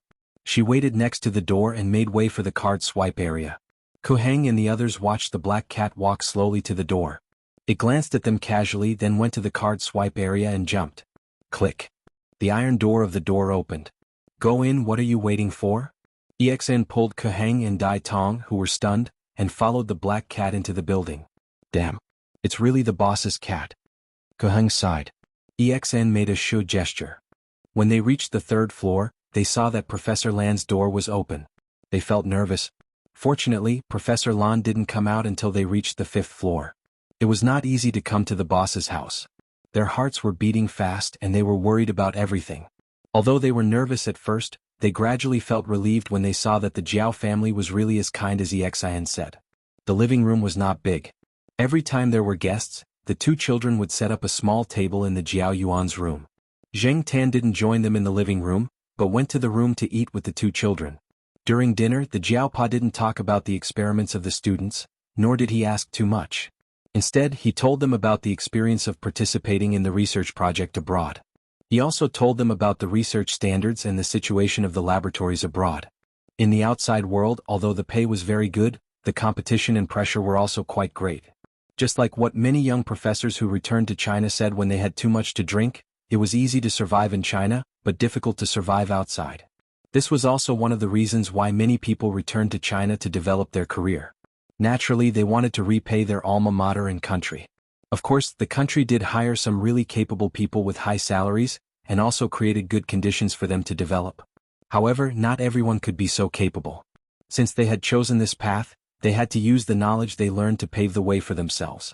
Under the pressure of survival, many things were gradually drifting away from their original intention. Why did all those who studied this industry want to go abroad? Even if they went out for a stroll, they would still be able to make their records look better. Nowadays, the competition for jobs in the country was gradually increasing. Many colleges and universities had added a overseas experience when hiring teachers. It was not easy to get a job title or snatch a project. The most obvious point was that there were more and more young professors in China, but the quality of their jobs was decreasing sharply. Although it was unpleasant to hear, it was the truth. Another example was the professional title evaluation. It had gradually become a power exchange and money exchange. It had even become a game to compete for research funding. Every year, during the professional title evaluation season, there were always complaints from people who didn't get a senior title because of the research funding. Therefore, it was not a simple thing to walk down this path, climb up, and adapt to the rules here. Many people would only understand this when they reached that step. The Jiaopa said a lot of things selectively. He was afraid that the students would lose their enthusiasm if he said too much. The Jiaopa also asked a few of the students about their summer vacation plans. In fact, many graduate students did not have a summer vacation. Even if the school's website said that they had a summer vacation, everyone knew that summer vacation basically did not exist. This was especially true for schools like Tsinghua University and EXIN's majors. The Jiaopa was very nice to his students. If the students wanted to go home, they just had to write a leave request and tell them the specific time. After all, the students were at school, so he had to be responsible for them. Zheng Tan was in the room listening to the conversation in the living room. Zheng Tan was not interested in the things they were talking about. However, after the meal, the conversation between the teacher and students aroused Zheng Tan's curiosity. Not only Zheng Tan but Zhao Yuan and little Pomelo also heard it. The Jiaopa would go out with the group of students who were going to do field internships during the summer vacation. Every year, the Faculty of Biological Sciences of Tsinghua University would be brought out to do field internships during the summer vacation of the second semester. Before little Pomelo came to the Jiao family, Zhao Yuan was still young. At that time, the Jiaopa brought the students to the field internship and took Zhao Yuan with him. Zhao Yuan had always been thinking about when he could go out again. He had been waiting until now.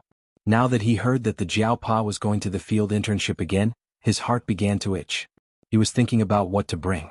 After EXIN and the others left, Zhao Yuan could not wait to ask the Jiaopa if the Jiaopa would bring them out to play during the summer vacation. The Jiaopa only replied with one sentence: "It depends on your performance." The so-called performance, Zhao Yuan and little Pomelo knew in their hearts, probably depended on the results of the final exams. Even if they could not get into the top few, they could not do too badly. Therefore, the few magazines with sexy covers and thick novels with yellow covers that were under Zhao Yuan's bed disappeared. Zheng Tan wanted to take advantage of the fact that there was no one at home and he could not go online to look for them. However, he did not find anything.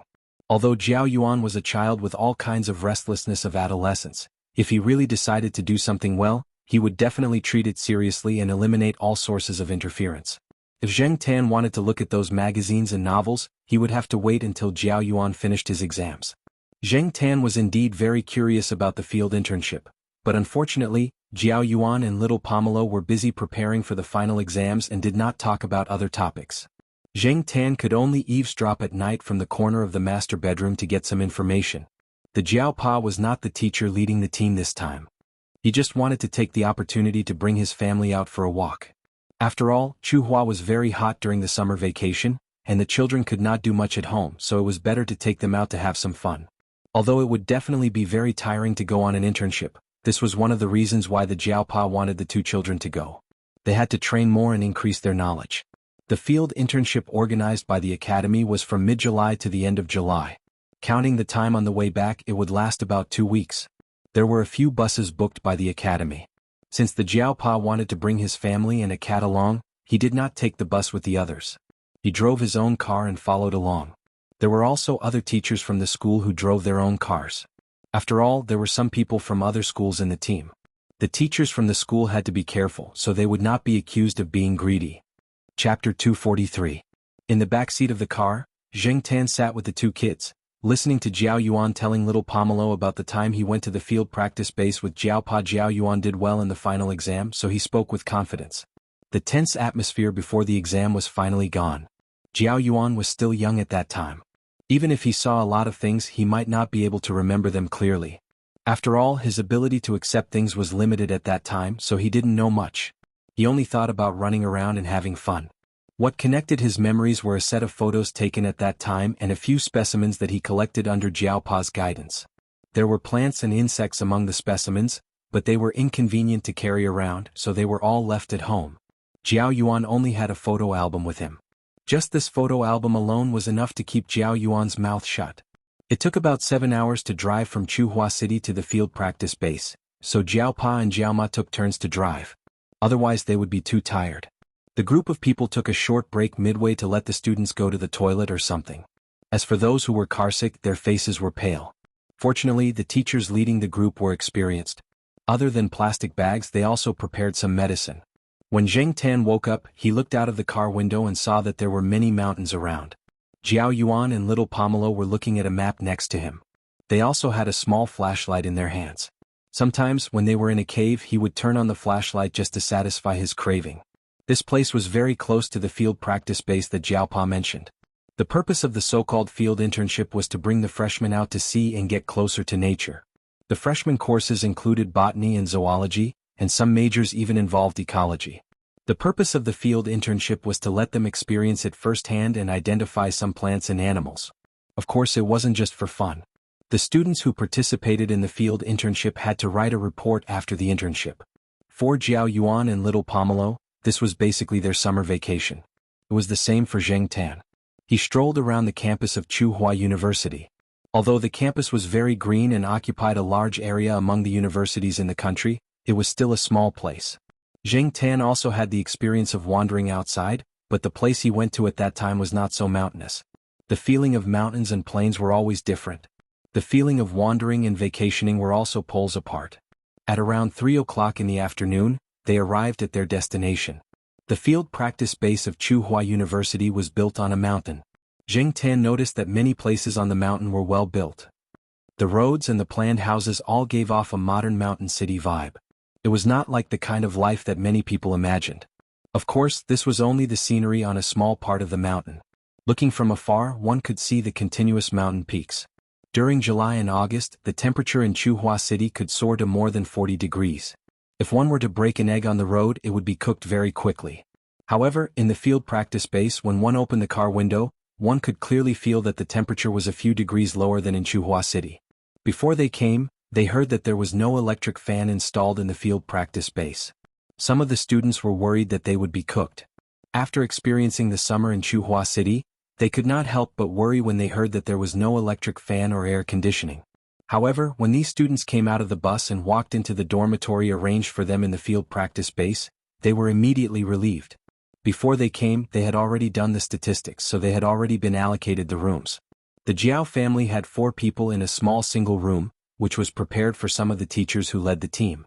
There were 4 beds in each room, and the Jiao family directly occupied one of the rooms. This way it was more convenient for Zheng Tan to move around. He did not have to stay in the bag all the time. The room had already been cleaned, so it was still quite clean. After all, it was the teacher's room. As for the students' room, the conditions were not as good as the teacher's room. The students had bunk beds, 4 to 8 beds. They also had a separate bathroom. Even if it was not as good as the teacher's room, the conditions were still passable. After installing the mosquito net, Jiao Ma laid out the bed sheets that she brought. The 4 of them took a shower and had a good afternoon sleep. After eating dinner in the field practice base's cafeteria, the Jiao Pa brought the children to the conference hall to listen to a lecture. The main purpose of the evening meeting was to mobilize the students. It was to talk about the various things that they had to pay attention to during the internship, emphasize on organizational discipline, and conduct a simple training for the students. Before they came, the students had already learned about the internship. Although there were still many things that they did not understand, as long as they followed the teachers, everything would be simple. The teachers would usually bring along a first aid kit in case of emergencies. The children nowadays were very precious, and if anything happened to them, the teachers would not be able to bear the consequences. Zheng Tan was also brought into the conference hall. The Jiao Pa hoped that everyone would listen carefully in case anything went wrong. After all, there were many mountains around and this place was a nature reserve. It was hard to say what they would encounter in the summer. There would definitely be many snakes, insects, rats and ants. Zheng Tan was nestled in the bag and the Jiao family were sitting at the side. No one would notice Zheng Tan in the bag. Zheng Tan did not look around openly either. After listening to the lecture for a while, he felt drowsy. Along with the teachers and students of Chuhua University, there were also people from other schools. They did not have an internship base here, so every year, they would come along with the people from Chuhua University. At night, in this unfamiliar place, Zheng Tan did not feel uncomfortable sleeping. The room was filled with the scent of familiar people. He lay on little Pomelo's bed. He slept a lot during the day, so he was in good spirits at night. This place was very quiet, and if he listened carefully, he could hear the sounds of some animals that he could not normally hear. Just like what the person in the report said today, this was a city surrounded by nature. Perhaps many people in the city felt that being close to nature was a very good experience. The air was fresh and it was quiet enough. But in reality, if those people were really allowed to come here, they might not be able to bear it. When they first arrived here today, a few boys wandered around the area. They did not go out of the range of the base. When they came back, they had an empty drink bottle with a big black insect in it. Jing Tan had never seen it before. They asked a few students, but none of them knew what it was. They only said that it might be some kind of insect of the order Coleoptera, so they took it to the teachers who specialized in insects. A few of the girls almost screamed when they saw it. They probably would not develop their studies in insects in the future. Therefore, it was clear that not everyone could live in the mountains. The next day, the teachers were not in a hurry to bring the students out. Instead, they brought the students to the Lingshan City Museum of Nature, which was not far from the internship base. Jing Tan stayed in the backpack and was brought in by the Jiaopa. Logically speaking, they were not allowed to casually bring things in. But now that they were a group of university students and teachers, the guards at the entrance and the management staff of the museum did not really care. They even chatted with a few of the teachers for a while. It seemed like they knew each other. The person in charge of the museum only paid attention to not let the students cause any damage. Jing Tan stayed in the backpack and peeked out through the gap of the zipper. The backpack had been modified by the Jiao Ma, and there was an additional gauze section. If people outside did not look carefully, it would be difficult to see what was in the backpack. However, Jing Tan could see outside through the gauze and did not have to worry about being too stuffy in the backpack. Jing Tan was not very interested in the plant specimens, and the students were obviously the same. That was until they came to the animal exhibition area. Most of the animals seen in zoos could be seen here, and there were many that had not been seen in zoos. However, the animals here were just specimens. There was no life in them and there was no light in their eyes. Looking at the lifelike but lifeless specimens, Jing Tan suddenly felt a chill down his spine. He did not know what the animals were thinking when they were made into specimens. Perhaps they were already dead before they were made into specimens. A few teachers and museum staff were explaining to the students over there.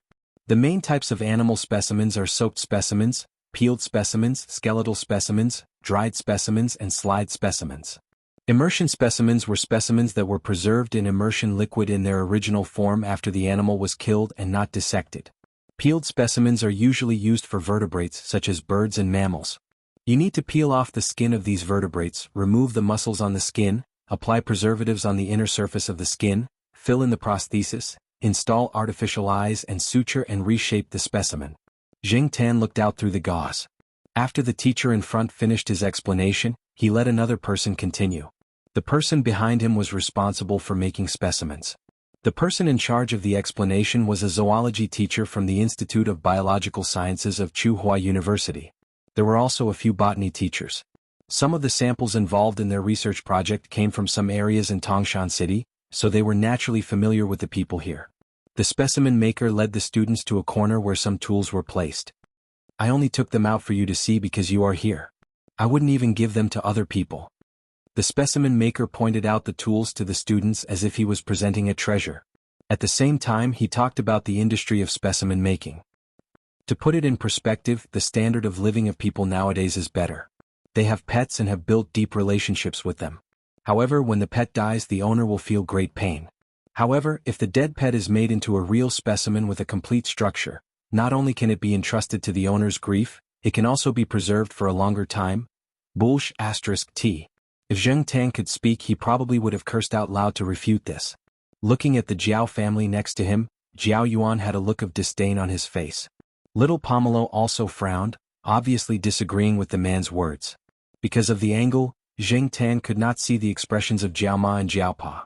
The specimen maker continued to explain the use of the scalpel, tweezers, scissors, steel wire pliers, files, hammers, saws, nails, lead wires, needles, and other tools.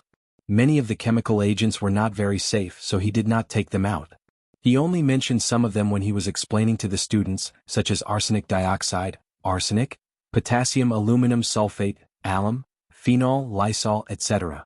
Most of the specimens are made using the method of partial prosthesis and partial filling. The general process is skinning, preserving, prosthesis making, filling, ocular prosthesis making, suturing, and the whole process of finishing. When skinning, the abdomen is cut open and the whole body is taken out in pieces.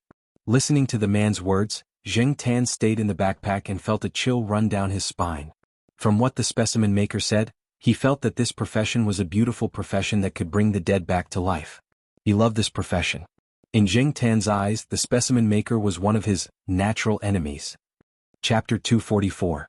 On the third day of their arrival at the internship base, the students who had been divided into groups left the internship base with their respective teachers. The 4 members of the Jiao family were with one of the groups. The 2 teachers in that group had a good relationship with Jiao Pa. They talked about their experiences as teachers when they were walking in the forest. When they went out into the wild, everyone wore long sleeves, long pants, and hiking shoes. They also wore sun hats. There were many insects and mosquitoes in the forest on the mountain. Although it was daytime, they knew how powerful the mosquitoes were after entering the forest. That was why the students were carrying toilet water, essential oil, and some anti-mosquito agents in their bags. Zheng Tan didn't think much of it. First, he was wearing a cat skin as a layer of protection. Second, he was used to it. He was always in the forest, so he didn't think it was a big deal. Wearing something else would be a hindrance. The teacher in charge introduced some plants to the students as they walked. If they felt it was valuable as a specimen, they would collect it and make it into a specimen at home. As for the plants that were common in Chuhua City, they didn't want to waste their time. On the first day of their field practice, the teacher in charge didn't plan to bring the students to a remote place. Instead, they walked along the winding road. The cement road was very smooth and it was probably mainly used for tourism. After the number of people had decreased, they didn't see many cars along the way. On the contrary, they could see 1 or 2 brave crabs in the middle of the road. People were like mantises trying to stop a chariot, but these crabs were trying to stop a chariot with their bare arms. Although there were no cars, there were many people. Jiao Yuan followed the students. Every time they saw a crab on the road, they would rush up with a bottle. Jiao Yuan didn't need to reach out his hand to catch the crabs. One of the students was chasing the crabs from behind. Jiao Yuan held the bottle in front of the crabs and waited for the crabs to climb into the bottle. However, the smarter and faster crabs were not so easy to catch. Crabs crawled faster than prawns and some of them slipped down the slope and into the stream below. A crab crawled towards Zheng Tan. Zheng Tan raised his claws and quickly flipped it towards little Pomelo. Little Pomelo was prepared. She was not afraid of the crab. She took the bottle and covered it. The other students naturally came over to help. They would not give up this opportunity to curry favor with the teacher's child. If they helped the teacher's child, perhaps the teacher would let them off during the final exam and not fail. Along the way, the group caught a lot of crabs. Except for a few people who used their own bottles to keep 1 or 2 crabs, the rest of the crabs were put into a bag first. After walking for a while, the group deviated from the main road and climbed up the mountain. There was still some life in the surrounding area. Sometimes they could see 1 or 2 villagers living on the mountain. However, unlike the well-built houses near the base, these villagers' houses were very simple and tile-roofed. Along the way, the teachers in charge not only told the students about the plants they saw, but also about the insects they knew. The Jiaopa also said something to the 2 children. "Hey, there's a cat," the Jiao Yuan said, pointing at a place. Zheng Tan looked in the direction the Jiao Yuan was pointing. There was indeed a cat running there, and it quickly left the group's sight and hid in the bushes. By the time the slower people looked over, the cat had already disappeared. The cat was probably scared away by the commotion caused by the group of people here. "That should be a stray cat," one of the teachers in charge said. "There are many stray cats here. Some of them are domestic cats that returned to the wild. After a few generations of breeding, they became stray cats." After saying that, the teacher still felt uneasy. He reminded the students, "You have to be careful when you see stray cats on the mountain. These cats are different from your domestic pets. They are grumpy, but they haven't been vaccinated. Who knows how many germs they carry when they run around the mountain. It's better to stay away from them in the future." The group looked at Associate Professor Jiao's cat, which didn't use a leash and had been following them without causing any trouble. Then they thought about the cat they saw just now, which disappeared without a trace. It was indeed the difference between a domestic cat and a stray cat. Cats are very wild and they have a strong survival ability. When they return to the wild, many of them survive. It's a pity that the birds are missing. 2 years ago, people from the Bird Protection Association came to catch the cats, and not long after, cat lovers organizations came to denounce them. So, another teacher said. Zheng Tan sighed in his heart. Sure enough, cat lovers and bird lovers organizations don't get along well. Probably feeling that this topic was not a good one for the students, and it could easily cause conflict, the teacher leading the team did not continue. He changed the topic and said, "Do you think we might find an albino animal this time?" In your dreams. Albino animals are not that easy to find. Even the expedition team can't guarantee that they will encounter them every time. Many of them are found by chance. The probability is too low, another teacher said with a smile. You said it was a chance event. No one can say for sure when we will meet one. It might even be an albino animal. Dream on. If we really meet an albino animal, don't talk about the overwhelming reports, even the leaders in our institute will tremble. Unfortunately, those are only, according to the data. Although there have been expedition teams that have seen red-haired bats and the like, and last year someone in a nearby village said that they saw red-haired wild boars, there is no convincing evidence. Those overseas people don't even acknowledge the existence of albino species. In the authoritative international magazines, they can only say that no red-haired mammal has been found so far. Even if we catch a red-haired rat, it will be a major event and big news in the world. Therefore, the so-called albino animals were only rumors and legends.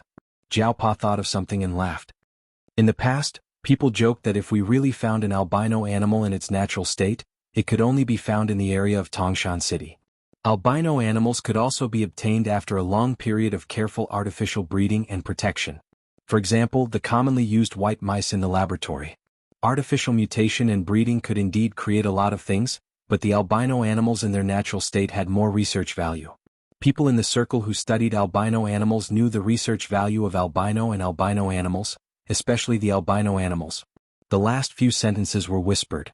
Only the two lead teachers and Jiaopa could hear them.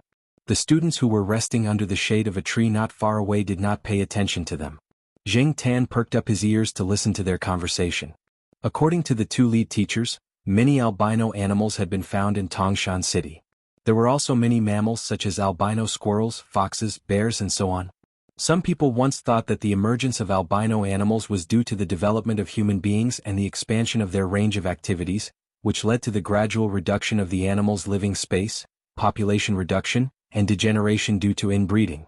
However, some people also felt that since albino animals existed in Tangshan City since ancient times, and there were more of them than other places in the world, it was unlikely that it was a pure albino phenomenon.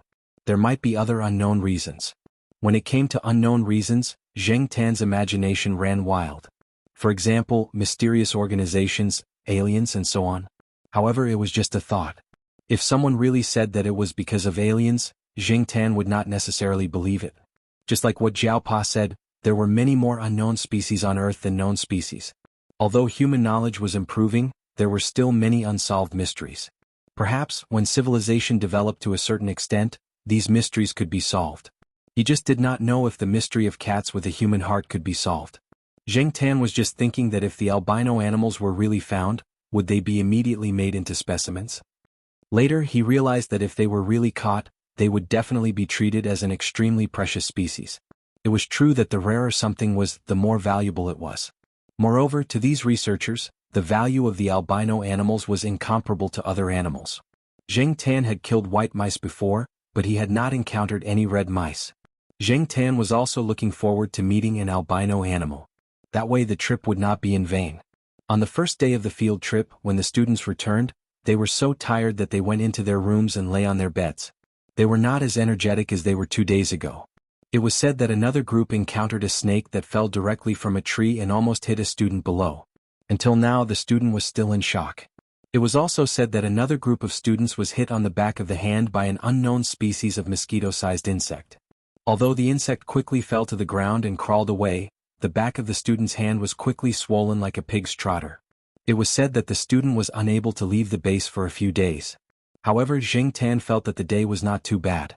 After dinner he was still in the mood to go out for a walk. The two children took a bath and went to sleep. Under the gaze of Jiaopa, Zheng Tan jumped out of the window, climbed over the wall of the base and walked on the cement road outside. The surrounding area was surrounded by 2- or 3-story villas. It seemed that many of the people living in the area had some wealth. Looking into the distance, all he could see were mountains of varying heights. Lights could only be seen in villages and towns where people lived, but they were only in small patches. Compared to the forest under the night sky, The bright areas were pitifully small. As he walked along the mountain, Zheng Tan suddenly smelled a faint scent. It was difficult to smell it with a human sense of smell. Zheng Tan could only smell it because of his cat's nose. This scent made Zheng Tan feel very uncomfortable. It reminded him of the specimens he saw in the museum. He knew that many people liked to decorate their homes with wild animal specimens such as deer heads. There were many such examples in this place, but Zheng Tan felt that something was wrong. Although he was curious, he knew that he was not familiar with this place. It also made him feel a chill. He could not take the risk, so Zheng Tan decided to leave. But before Zheng Tan could walk far, he saw a shadow flash by. In the night, the shadow quietly approached the house that Zheng Tan was looking at. When it approached, the guy even glanced in Zheng Tan's direction. Looking into those eyes, Zheng Tan felt that all the hair on his body stood up. That was a guy who had survived in the natural survival of the fittest. It was not a pet that stayed at home all day and did not have to worry about food. Chapter 245. In a small courtyard not far from Zheng Tan's house, there was a cat. It was an ordinary house cat. When Zheng Tan walked over, he heard the house cat meowing a few times. It sounded a little arrogant. Perhaps to it, this place was its territory. When it saw Zheng Tan, it meowed a few times, which proved that it was not a coward. But now the house cat was already curled up in a corner. Its eyes were wide open, looking at the strange cat under the night sky. Maybe it knew who it was or maybe it didn't, but there was no doubt that its eyes were full of fear and cowardice.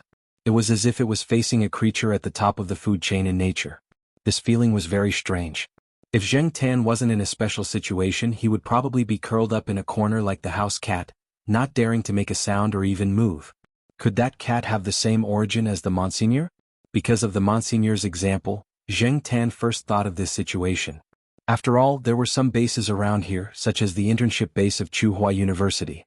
There were also some people who always stayed here to do research. Who knew what kind of strange research they would do? Zheng Tan couldn't see what the color of the cat's fur was under the night sky. The cat just looked at Zheng Tan for a while, then continued to walk forward. It was very fast and very light. If it wasn't for the vigilance and intuition that Zheng Tan had trained over the past few years, he might not have noticed it. In the courtyard of the house that emitted the smell that made Zheng Tan very unhappy, there were only some low bushes and grass. There was still some distance between the trees. Although there were only 2 stories, the height of each story was higher than the ordinary houses that Zheng Tan had seen in Tsinghua City. So, in terms of height, the 2-story house here was comparable to the 3-story houses in Tsinghua City. Zheng Tan stood quietly to the side, watching the cat jump directly towards the wall after running over. He didn't know where the cat hooked its claws on the wall, or if it didn't use anything to climb the wall. Zheng Tan only saw a shadow flash on the wall, and the cat was already in front of an open window on the 2nd floor. It must have done a lot of similar climbing exercises. The cat stood on the windowsill and looked inside. Its ears were alert and its tail moved. Then it jumped in. What did it want to do? Zheng Tan was very curious. What made Zheng Tan even more curious was the cat's origin. In the past 3 years, Zheng Tan had seen a lot of cats and other animals. He also knew that among animals, even if they were of the same species, there were differences in intelligence. And this cat made Zheng Tan feel that it wasn't as simple as its attack power being extremely threatening. The cat that was hiding in the corner of the courtyard was no longer there. It probably went into the house to find a sense of security. Zheng Tan originally planned to walk around casually and then return to the base, but now he was a little hesitant. People here didn't come out much at night. The base was more lively, but here it was really quiet. Only the sound of the programs on the TV in the house could make people feel a little livelier. The Jiaopa said that Shao Mountain was full of mysteries, but Zheng Tan didn't feel what was so special about it. As for the rumors and legends, Zheng Tan only listened to them as stories. But now, although he didn't feel anything magical, he finally felt something different. Curiosity was a habit that no cat could get rid of. When Zheng Tan inherited the cat's body, he might have also inherited this habit. Zheng Tan was still thinking about this inexplicable strange feeling. When he came back to his senses, he realized that he had already walked a few steps towards the house. Smelling the faint smell in the air, Zheng Tan shook his fur and treated it as shaking off the goosebumps. In front of the courtyard of the house, Zheng Tan squeezed in through the gap of the gate. He stopped at the place where the cat climbed the wall and sniffed. It was an unfamiliar cat smell. In addition, there was the smell of the specimen's medicine, the smell of pesticides, and the tangled smell that made Zheng Tan feel uncomfortable. The wall wasn't smooth, so Zheng Tan climbed up. Even though Zheng Tan had always felt good about himself, He had to admit that his ability to climb walls was not as good as the cat's. He wasn't as fast as the cat and he wasn't as agile as the cat.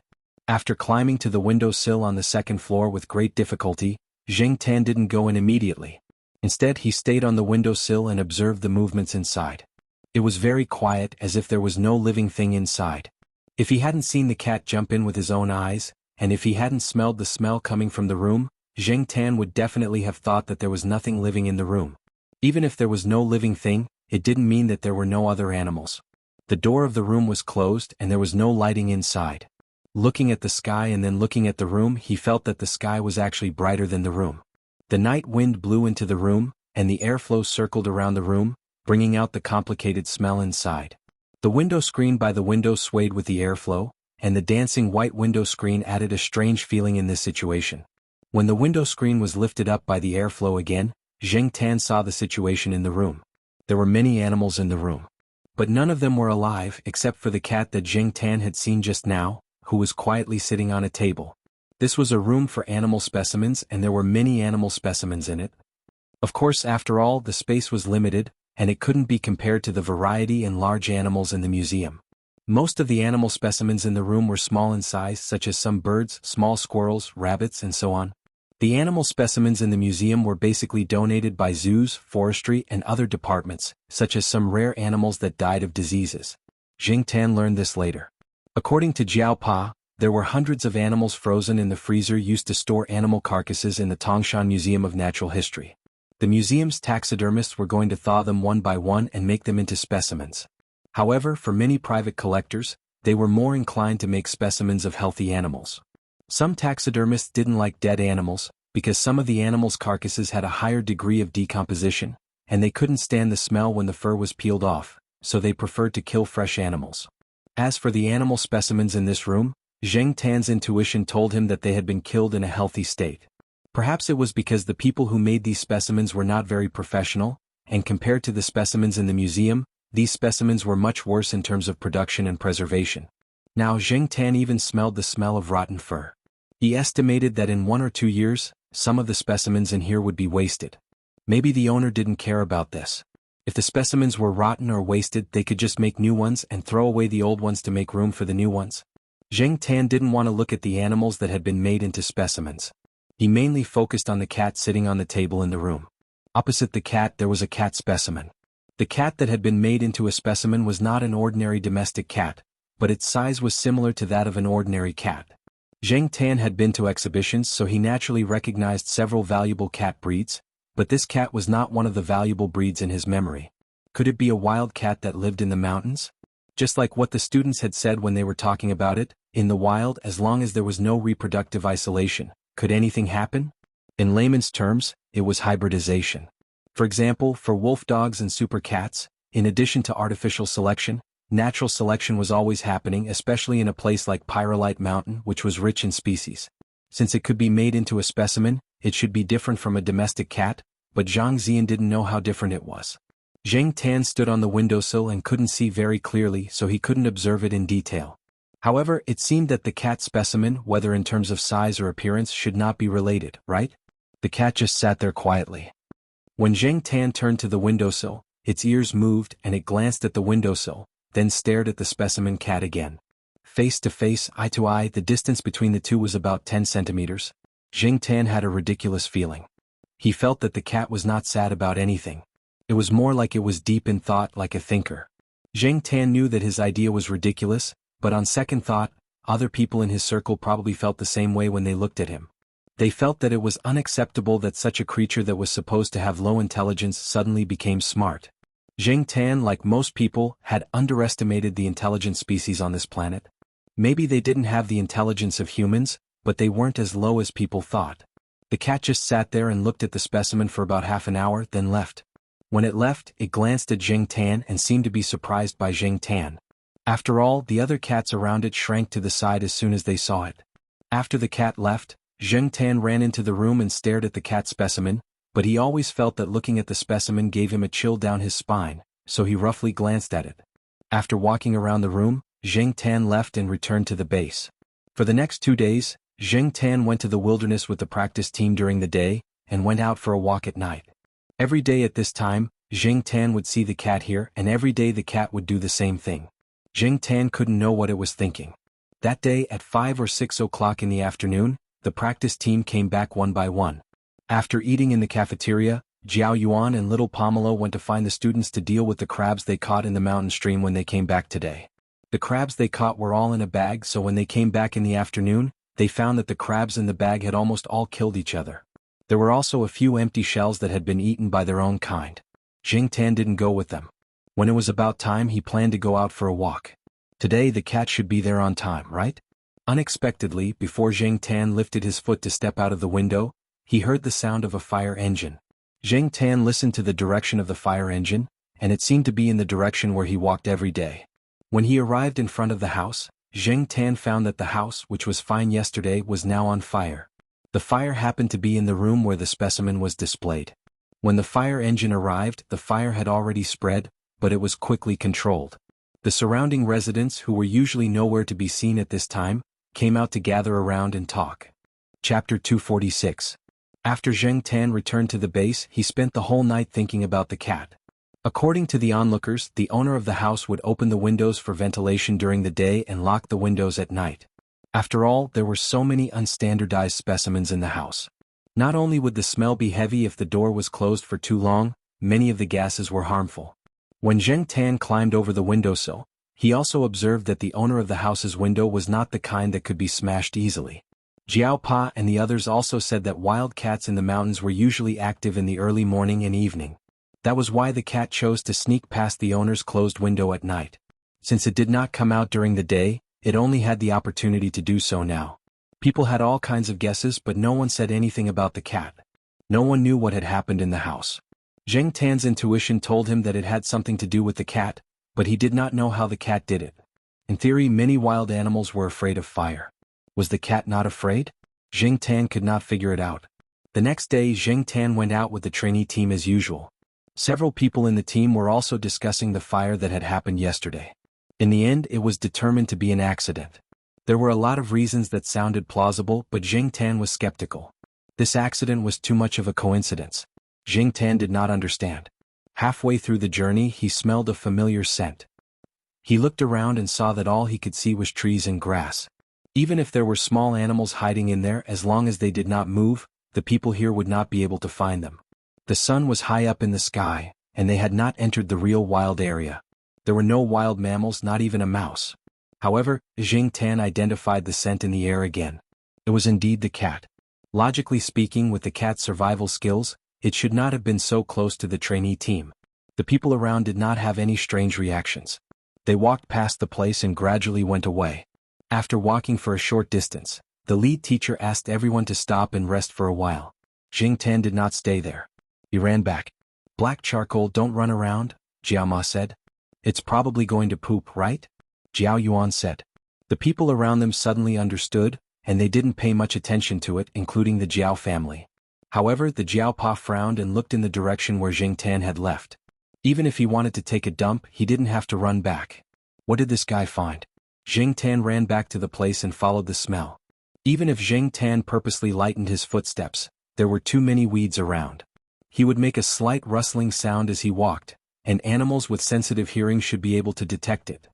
Jing Tan slowly walked over, his ears perked up as he paid attention to his surroundings. In the wilderness, he didn't dare to be careless. It was better to be safe than sorry. The direction of the wind had changed, and there was a hint of blood in the air. As Jing Tan approached, a low warning roar came from behind the bushes. It was the cat, but Jing Tan didn't know what had happened to it. The warning roar was warning Jing Tan that if he continued to walk forward, he would not be polite. Jing Tan stopped and looked at his feet. He picked up a small piece of soil and threw it in that direction. The cat was shocked and the warning roar became louder. Jing Tan had good hearing. When the small piece of dirt hit the ground, he could even hear the sound of iron chains. On the night they arrived at the base, during the meeting in the conference hall, the people on the stage told everyone that there might be some traps on the mountain that had not been removed, such as iron clamps. They also asked everyone to be careful and try not to walk into the dense weeds. It was said that something had happened before. Although Jing Tan knew that the cat was trapped by a trap, he was still vigilant. He changed his direction and walked closer. As he approached, he also paid attention to the cat's movements. Soon Jing Tan saw the situation there. There was a small iron clamp on the cat's leg. The trap was not set very cleverly. He could also see a not too thick iron chain wrapped around a tree. It was not like the ones that were nailed to the ground that Jing Tan had seen before. The grass in this small area was not thick. The cat was dragging the iron clamp and hiding in the grass. Due to the length of the iron chain, it could only hide half of its body in the grass. In terms of hiding, the cat was good. However, because of the trap, its conspicuous color was exposed. Jing Tan observed the cat from a place not far away. It was a cat with red stripes. The patterns on its body were similar to De Pang's Dragon Li, but the cat's fur was thicker and its body was bigger. When Jing Tan saw the cat, the first thing he thought of was the red animal that the teachers in the Jiaopa had talked about. However, Jing Tan was not sure. After all, there were too many strange species in this place. It might be a special breed of cat. Jing Tan knew that he had good luck after becoming a cat, but only occasionally. He was not sure if he would really meet the red animal that the teachers in the Jiaopa had talked about. However, Jing Tan thought that the cat's IQ should be good yesterday, but now he was doubting it. This was a clumsy trap that was set up by children in the mountains. How did this battle-hardened cat fall into it? The iron clamp on the cat's hind leg was very new and not too big. According to what Jing Tan had heard in the past few days, this was a toy that children used to try to catch rabbits and weasels. The real hunters in the mountains would not only use this kind of toy. Besides, many of the villagers in the surrounding area had been informed that traps were not allowed in certain areas. In the past, the big iron clamp that almost broke the cat's leg was set up by the hunters. Observing the cat again, Jing Tan was distracted by its red fur just now. Only now did he notice that half of the cat's whiskers were curled. Judging from Jing Tan's personal experience, it probably had something to do with the fire last night. Otherwise, how could half of the cat's whiskers be burned like this? Jing Tan speculated that the cat's whiskers had never been burned before, so when it was burned, its perception was a little weaker. Due to the sudden burn, it was not used to it, so when it passed by here, it fell into the gutter. Anyway, it was true that the cat was clamped. The golden cat stared at Jing Tan. Every time Jing Tan took a step towards it, it would roar a few times. Perhaps because it was clamped, it did not trust anyone and was wary of everyone. It was not like the cold and distant attitude it had when it saw Jing Tan a few days ago. Looking at the iron clamp on the cat's leg, although it was not big, it was very good quality. Sometimes, too good quality things could be troublesome. Jing Tan wanted to try to break the clamp, but when he approached, before he could lift his paw, the cat swiped at him. If Jing Tan had not retreated quickly, he would have definitely been caught. Sure enough, cats in the wild had bad tempers. They did not recognize people when they were angry. Perhaps the cat had been trapped here for a long time and was tired. After Jing Tan tried a few times, the cat's movements became a little slower. Just when he was slightly relieved, Jing Tan was almost scratched by its claws. In a fit of anger, Jing Tan slapped it back. Perhaps it could not take the slap, and after being slapped by Jing Tan, the cat fell to the ground, but its eyes were still fixed on Jing Tan. Jing Tan was ready to give it one last try. If it did not let him touch it, he would leave it alone. When Jing Tan's paw touched the iron frame, the cat's leg shrank, but it did not wave its paw at Jing Tan like before. Although it was still staring at Jing Tan, the threat in its eyes was much less. Only now did it realize that I was being kind. Jing Tan scolded in his heart. When the cat was caught in the clamp, it probably hated him as well. Now that it realized that he was trying to help it, it did not wave its paw. Although it was a toy for the children in the village, it still took Jing Tan some effort. This clamp was different from the one in the Jiaopa's hometown that Jing Tan had seen before. After breaking open the iron clamp, the cat quickly moved its leg away from the clamp. It did not bother to lick its wound and roared loudly a few times. Its roar was different from that of a normal house cat. It was not as sharp and it was not as domineering as those large felines, but it was still very imposing. Looking at the situation, Jing Tan suddenly felt that this cat was more like a young man who had just come out of the underworld and was venting his anger after being scammed. The Jiao family members were already calling for Jing Tan. They were probably anxious because Jing Tan had not been seen for a long time and heard the roar of some kind of animal. Jing Tan looked at the cat's wound. It was bleeding just now, but now it was better. Looking at its movements, it did not seem to be too serious. At least its bones were not broken. After feeling that everything was fine, Jing Tan ran to the place where the internship team was resting. Seeing that Jing Tan was back, the internship team continued their journey. After hearing the roar, the teacher in charge suspected that there was some kind of animal, so they did not dare to stay here any longer. Did Black Charcoal fight with the animal just now? the Jiao Yuan asked while walking. I don't think so. Our cat is not a sheriff. It's not that aggressive, the Jiao Ma said. Although it was unlikely that Jing Tan had fought, to be safe, the 4 members of the Jiao family picked up Jing Tan and checked it. There is blood on its paws. Little Pomelo found suspected blood when she wiped Jing Tan's paws with a wet tissue. They nervously pinched Jing Tan's paws and looked at them for a long time. They did not find any wounds and everything was normal when it walked. Maybe it bullied some animal again, Little Pomelo said. Our cat bullied animals? The Jiao Ma doubted. She thought that animals in the wild were all fierce. Even a stray cat was a beast, not a cat. Compared with a stray cat, of course a wild animal was fiercer. However, seeing that their cat was really not injured, she did not say anything more. It was just that the Jiaos had let go of their worries too early. That night, the 4 members of the Jiao family did not go out. They stayed in the room and talked about what they had learned over the past few days. Jing Tan was about to jump out of the window. The Jiao family was used to this guy walking outside for 2 hours every day. They were about to say something when they heard a sound similar to a cat's howl. Although it was a little different, it should be a cat. There were always a few cats whose howls were different from others. This was not uncommon in Chuhua City. Others might not be able to tell, but Jing Tan could. It was the red-striped cat. Cats had many kinds of howls, and their howls were different depending on their mood and situation. Although they did not speak the same language, Jing Tan felt that the cat's target was him. He lifted his foot and jumped out of the window. Black Charcoal is out on a date, right? The Jiao Yuan laughed. What are you talking about? Read your book. The Jiao Ma gently slapped the Jiao Yuan and scolded. Chapter 247. After Jing Tan jumped out of the window, he ran in the direction of the sound. The cat only meowed twice and then stopped. It was probably the base's security personnel who went out to check on the situation. After all, the people in the base were a group of God's favored ones, famous teachers and a few important researchers. If something happened, they wouldn't be able to bear the consequences. After Jing Tan jumped out of the base's wall, he looked around. A group of base security personnel passed by. They didn't see any suspicious beasts, but it seemed like they wouldn't give up just yet. They would walk around a few times just in case.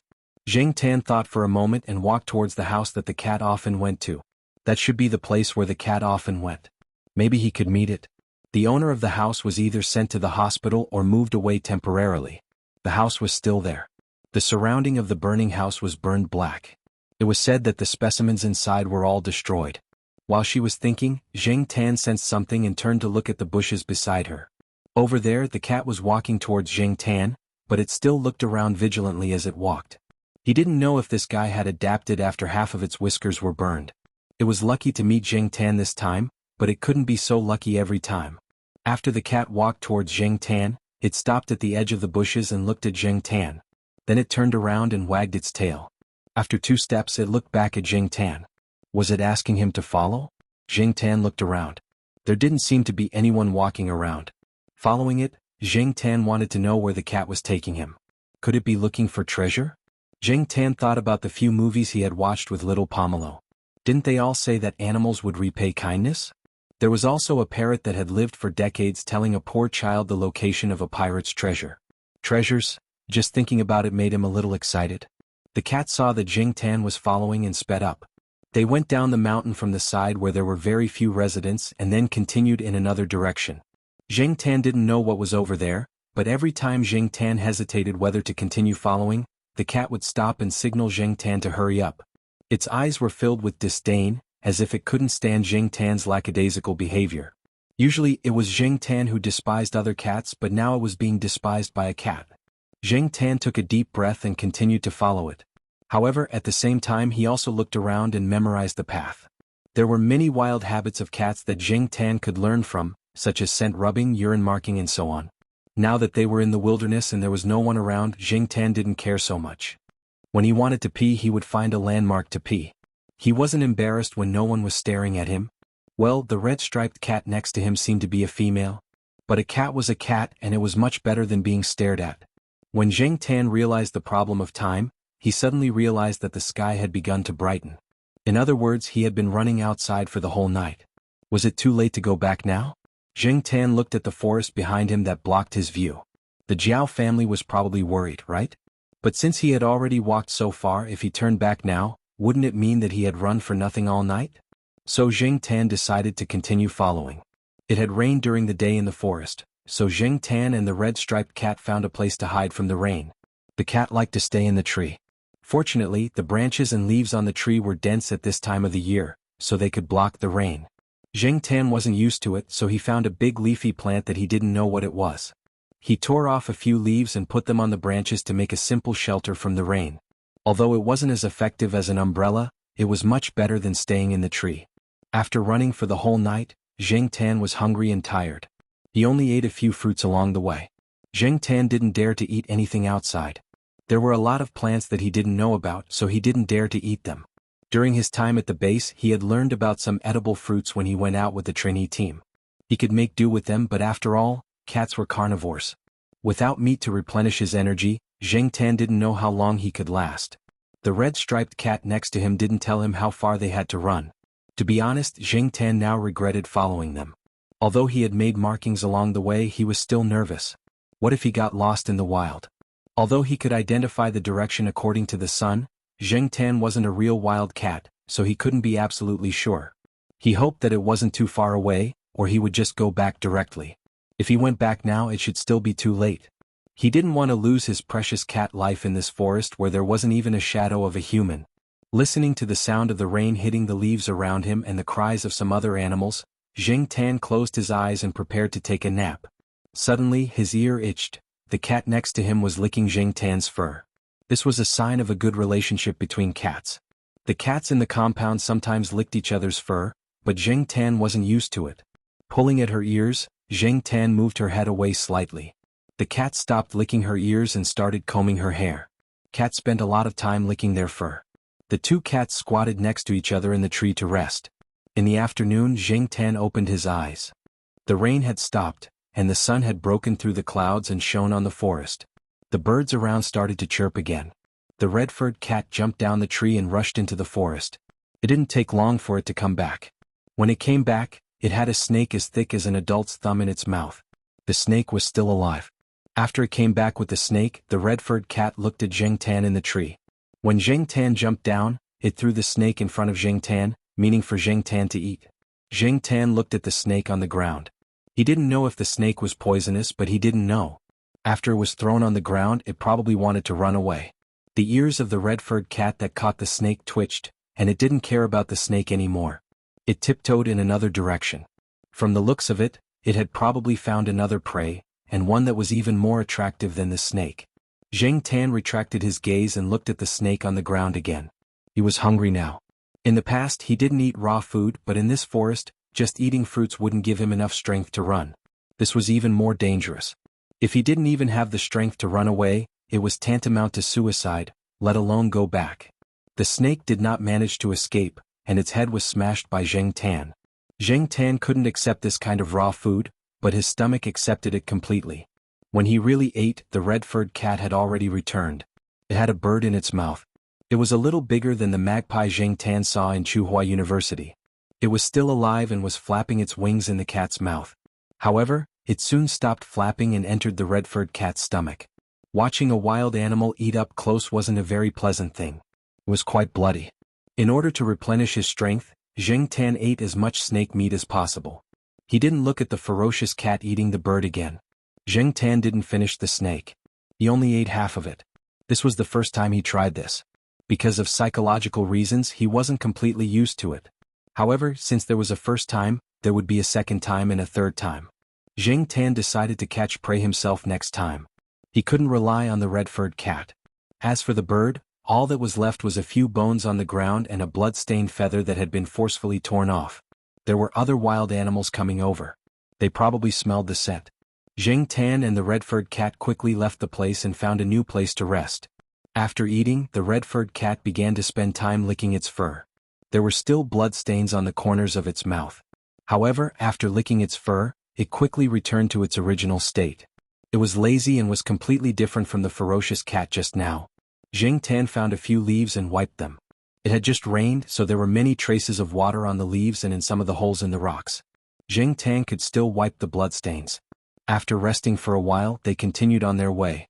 The more they walked, the more confused Zheng Tan became about the direction. Before, Zheng Tan had some confidence that he could return, but now, if the red-furred cat didn't lead the way, Zheng Tan would definitely get lost. Just as Zheng Tan was thinking about when to return, he saw a big red guy. On the other side of the stream there was a big wild boar. Zheng Tan estimated that this guy might be more than 300 kilograms. The wild boars people had seen in the forest were generally 150 to 200 kilograms. Even a 100 to 200 kilogram wild boar could cause a lot of trouble for people, not to mention such a big guy. However, what made Zheng Tan more curious was the color of the wild boar's fur.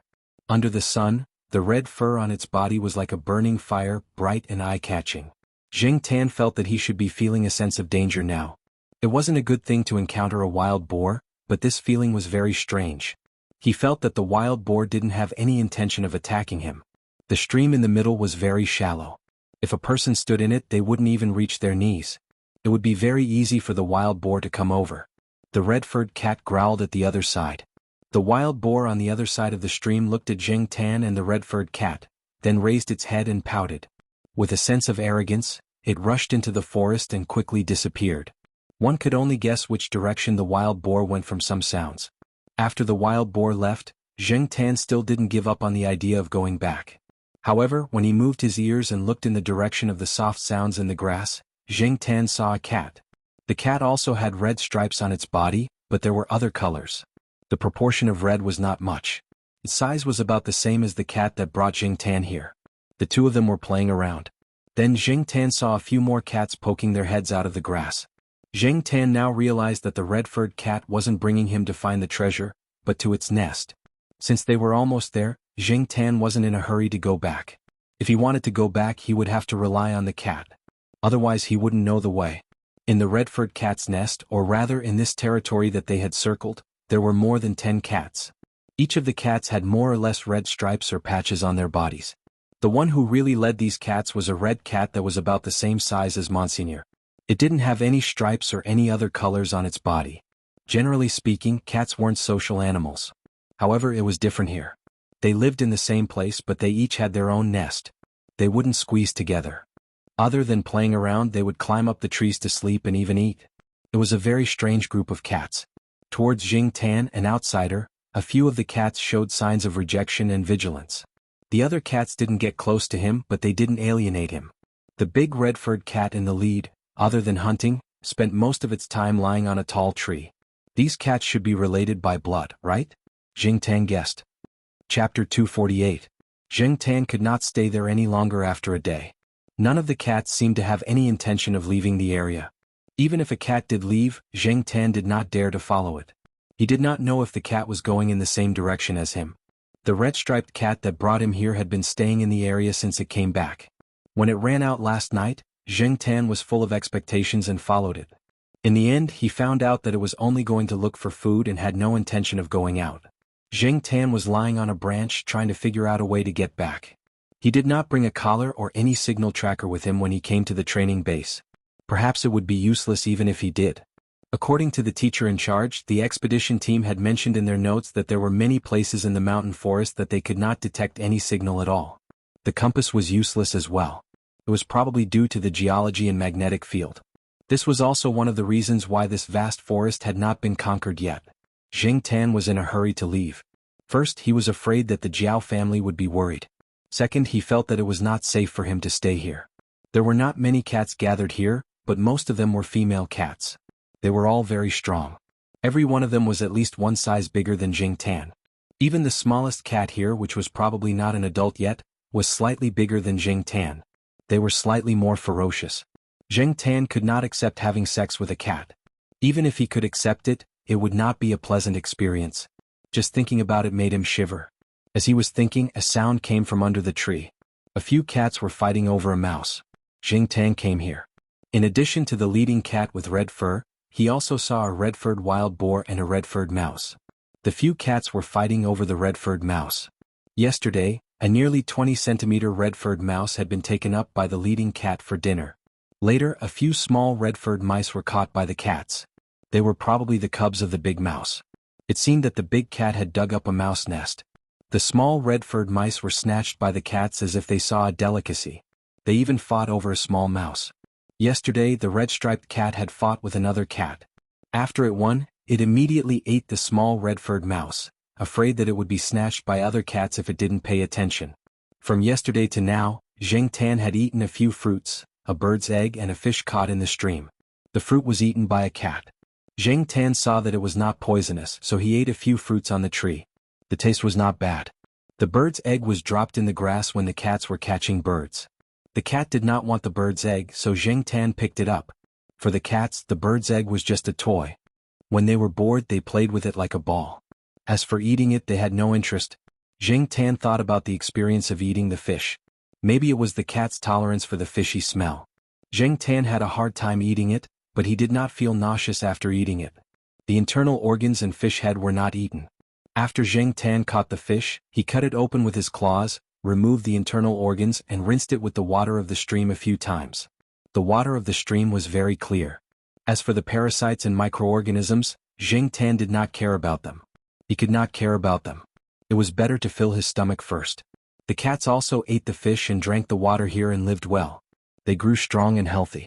Zheng Tan believed that he should be able to bear it. Looking at the sun that rose and began to set, Zheng Tan made up his mind and decided to go out and try. Even if he could not return to the base, this forest was not the Amazon jungle. If he walked in one direction and was more careful, he would be able to get out, right? At most, he would have to wander around for another 10 days, half a month, or even a few months. It would be good if he could go back. If he waited here, he did not know when the cats would leave. If they did not leave, then would he have to stay here forever? After making the decision, Zheng Tan came down from the tree and looked around. There were a few cats playing around. The red-striped cat was lying on the tree and sleeping. The leader cat was looking at the birds flying in the sky and curling its lips. It was probably thinking about where to go to look for food at night. Should he say hello? Zheng Tan snorted in his heart. There was a language barrier. How could he say hello?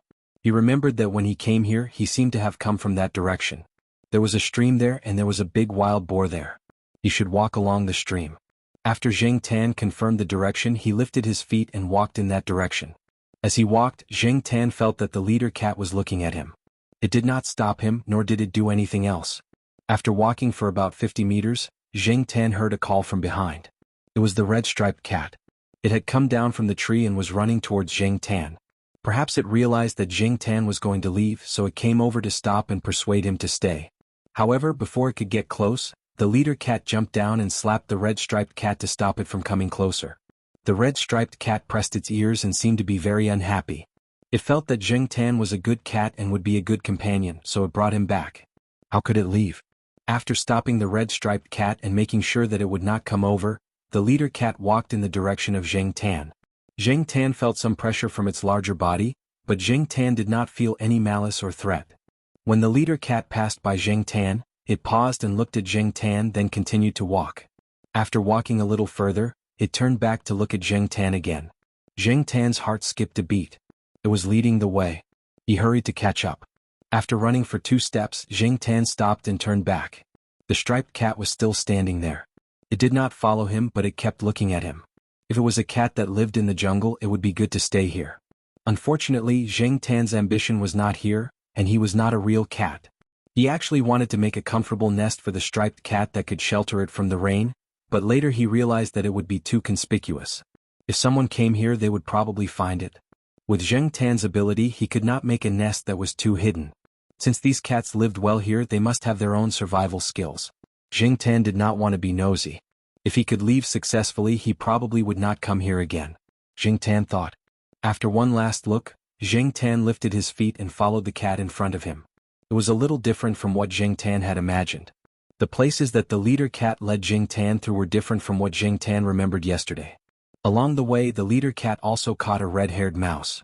It was probably from the same litter as the little red-haired mice, but it did not expect to be bumped into by the big cat. The tail of the red-haired mouse was stepped on by the leader cat. Compared to the paws of the leader cat, the red-haired mouse was really not enough. Zheng Tan looked. The leader cat did not seem to care about such a small red-haired mouse. Today, when the other cats were fighting for the little red-haired mice, the big cat did not even bother to look at them.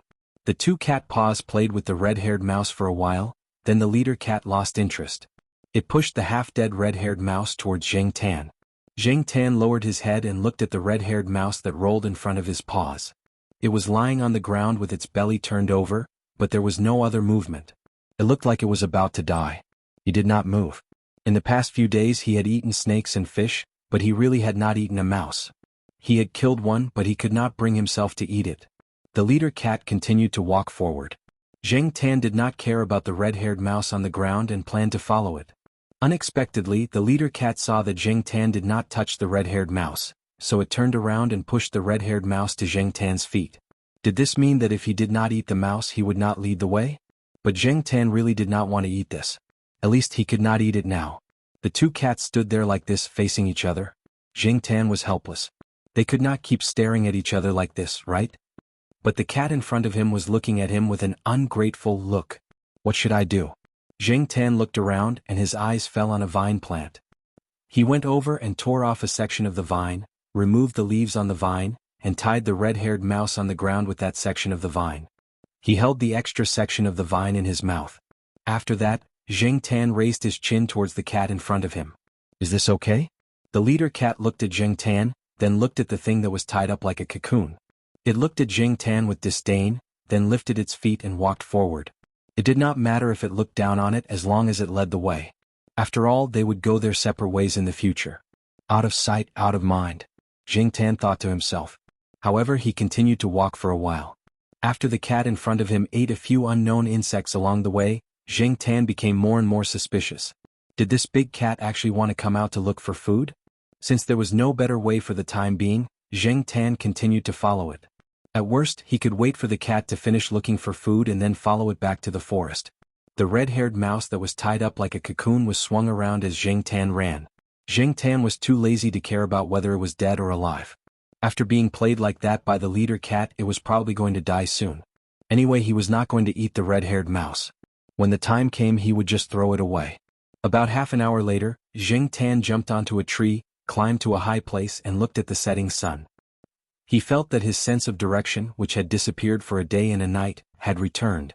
He was suddenly in a good mood. This was not the place where he came from. It was a little off but not far. Zheng Tan felt that he could find the way he came from. As for the leading cat, after bringing Zheng Tan here, it turned around and left. Perhaps it knew that cats like them could not wander too far away, and they could not appear in areas where humans lived. Therefore, it had to guard this place, a place where no humans had entered. As for the striped cat, it was probably an accident that it appeared at the base. Zheng Tan couldn't get used to their lives, and they couldn't get used to the life that Zheng Tan wanted them to live.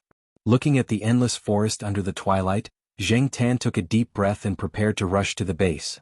As for the half-dead red-haired mouse, Zheng Tan looked down and saw that the mummified red-haired mouse was chewing on the vines energetically.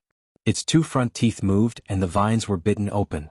The vines were much thicker than the red-haired mouse's teeth, and Zheng Tan thought that the vines were quite sturdy. He did not expect the red-haired mouse to bite open a big hole as easily as tofu.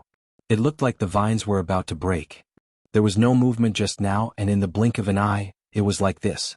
Noticing that Zheng Tan was looking at it, the red-haired mouse, which had already squeezed half of its head out of the vines, fiercely bared its two small white teeth at Zheng Tan. Zheng Tan now understood that the red-haired mouse's bared teeth depended on who it was facing. If the leader cat was there, it would only dare to play dead. Chapter 249. A mouse was not afraid of a cat? A small mouse was acting fierce in front of a cat? This mouse was not even as big as an egg when it was curled up. How could it be so arrogant? To be honest, it was Zheng Tan's first time encountering such a situation. Therefore, his original plan to throw away this troublesome mouse after the leader cat left was changed. The vines on this little mouse were still tied up and had not been completely bitten off. What was even more arrogant was that after the red-haired mouse glared at Zheng Tan, it continued to gnaw on the vines. It did not seem to care about Zheng Tan at all. It was really unscrupulous. Zheng Tan raised his hand, intending to teach this rampant red-haired mouse a lesson. Previously, the red-haired mouse was tied up with vines. Now that they had walked for so long, the red-haired mouse had already squeezed its head out of the cocoon. At the same time, under the cocoon, its small tail was also exposed. Zheng Tan bent his palm, lifted the red-haired mouse's tail and spun it around. After 20 rounds, Zheng Tan stopped. The red-haired mouse did not move for a long time, as if it was dizzy from being spun around. Zheng Tan raised his hand and was ready to poke the mouse to see if it was stupid from being spun around. Unexpectedly, just as his hand was about to touch it, the red-haired mouse suddenly stretched out its neck to bite. If it were not for Zheng Tan's quick reaction and the fact that the red-haired mouse's movements were affected by the spinning, it would probably have been bitten. Looking at the red-haired mouse biting the vines, he knew that this guy's teeth and bite force were quite lethal. It actually had the courage and strength to bite? However, at this time, Zheng Tan did not plan to spin it around anymore. He just wanted to break its neck. What was important now was to hurry on. He did not have time to waste here with a mouse. However, just as Zheng Tan raised his claw halfway, the red-haired mouse that had almost bitten off the vines suddenly stopped and looked around vigilantly. It stretched out its neck to look under the tree, and revealed a sense of cautiousness, as if it had discovered something dangerous. Zheng Tan didn't know if the red-haired rat had truly discovered the abnormality or if it was plotting something. Just in case, Zheng Tan still had to be vigilant. If there really was an abnormality, he had to pay attention and deal with it early. Thus, Zheng Tan quickly pressed the red-haired rat down, not allowing it to move. Then he looked down the tree. Suddenly, the red-haired rat squeaked as it was pressed down by Zheng Tan. It struggled but was unable to move away from Zheng Tan's palm. Zheng Tan did not have the slightest intention of pitying it. If he used a little more strength, he would be able to squash it to death. Only then did the red-haired rat realize that the cat in front of it was also a dangerous creature. Perhaps in its memory, it only had a deep fear of the cats in that area, but it had no memory of Zheng Tan, an animal with a very strange smell. It probably also felt that Zheng Tan had no intention of eating it, which was why it was so rampant before. Its experience since birth had taught it that being bigger than it did not mean that it was dangerous, and being smaller than it did not mean that it was harmless. Unfortunately, this time, it had miscalculated.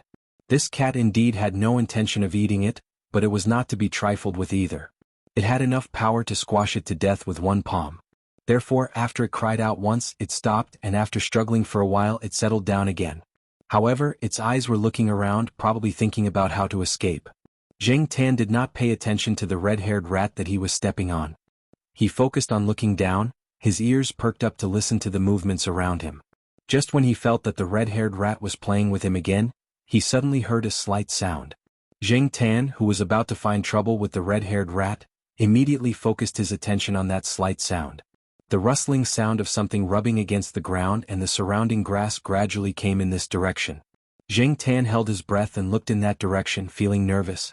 He could already guess what it was.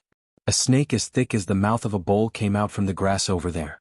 With its size, it would not have any difficulty swallowing a cat the size of Zheng Tan. Zheng Tan had seen snakes of this size in the city before, but they were specially raised by some people. At that time, Zheng Tan had not yet turned into a cat, so he did not feel that much fear.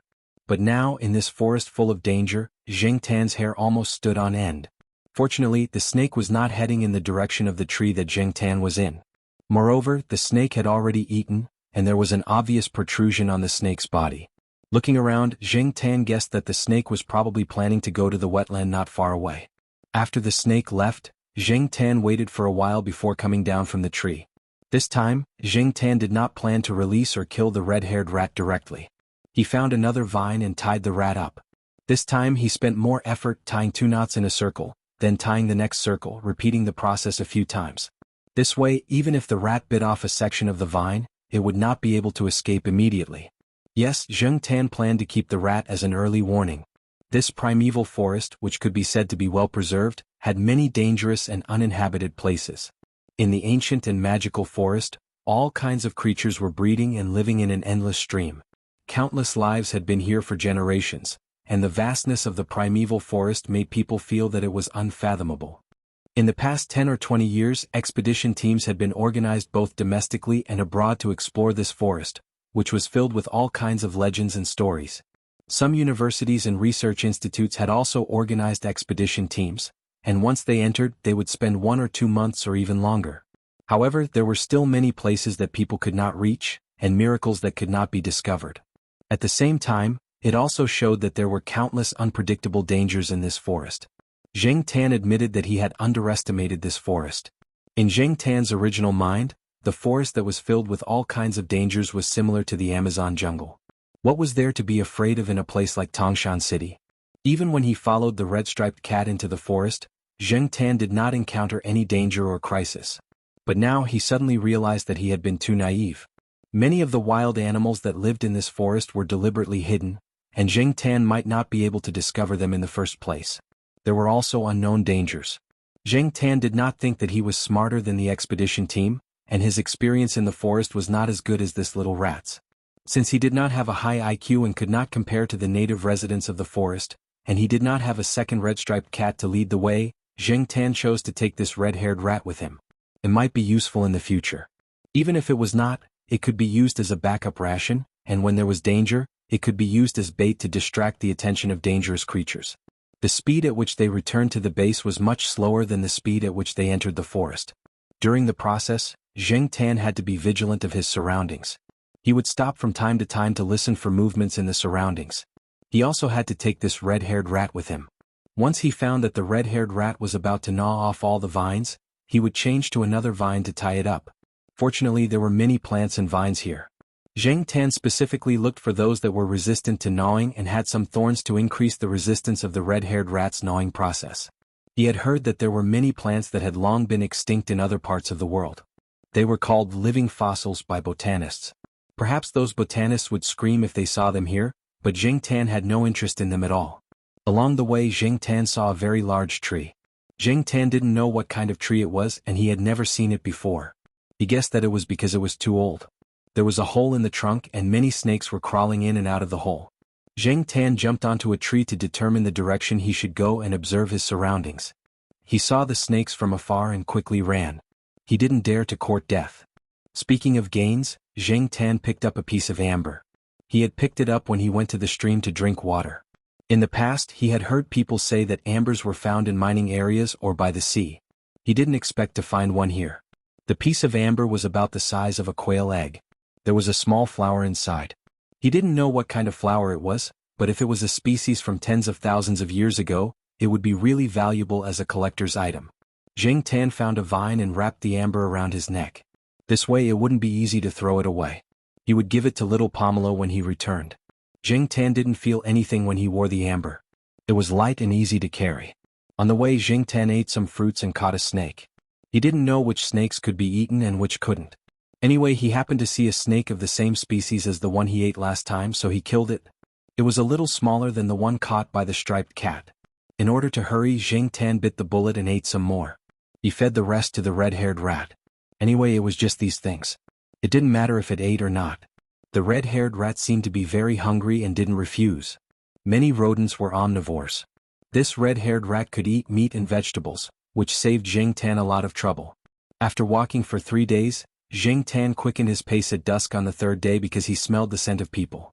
When the sky darkened, Zheng Tan was already running on the mountain where the base was located. It was just that at this time the light was dim, so many people didn't notice Zheng Tan.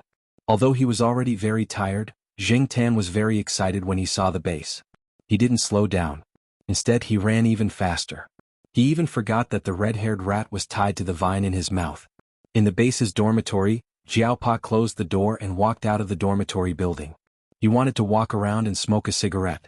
For the past few days they had been in a bad mood because of the cat.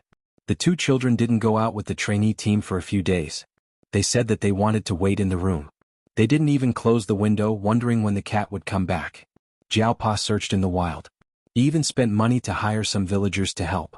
Jiaoma asked the residents who lived on the mountain one by one.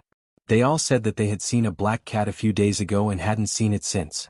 In fact, in the hearts of many of the surrounding residents as well as some of the teachers and guards of the base, they were certain that the cat had been dragged away and eaten by some wild animals. This kind of thing had happened here before. There were even cases of dogs being lost. After a while, people would hear about the remains of the cat being found somewhere in the wild. The teeth marks of unknown animals were all on the bones. A few guards who came out to patrol the base saw Jiaopa. They came over to greet him and ask about the cat. For the past few days they had seen this teacher with the surname Jiao come out to smoke. They heard that the parents and children at home were worried sick because the cat had gone missing. There were even cat search notices outside. "Teacher Jiao, you haven't found your cat yet?" a young-looking person asked. Jiaopa shook his head. "Don't worry. Maybe it will come back by itself at any time. In the past, there was a cat in my house that disappeared for a month and came back by itself. Yeah, don't worry. You can go back and rest. Don't go out. Yesterday, someone went out in the middle of the night and was bitten by a snake. Fortunately, it wasn't a venomous snake." The guards talked one after another. Suddenly, one of them pointed at the wall not far behind Jiaopa and shouted, "What is that?" Zheng Tan had just climbed over the wall when he saw a beam of light coming over. He quickly jumped down and planned to run to the building where he lived. Unexpectedly, the vine suddenly broke off when he landed. The red-haired rat had almost bitten off the vine. When Zheng Tan landed on the ground, the rat pulled the vine away. It wanted to escape, but Zheng Tan held it down with a slap. Chapter 250. Seeing Zheng Tan, Father Jiao's heart, which had been hanging in the air for the past few days, finally relaxed. It was good that he was back. He was worried that his cat son had been taken away by some wild animal.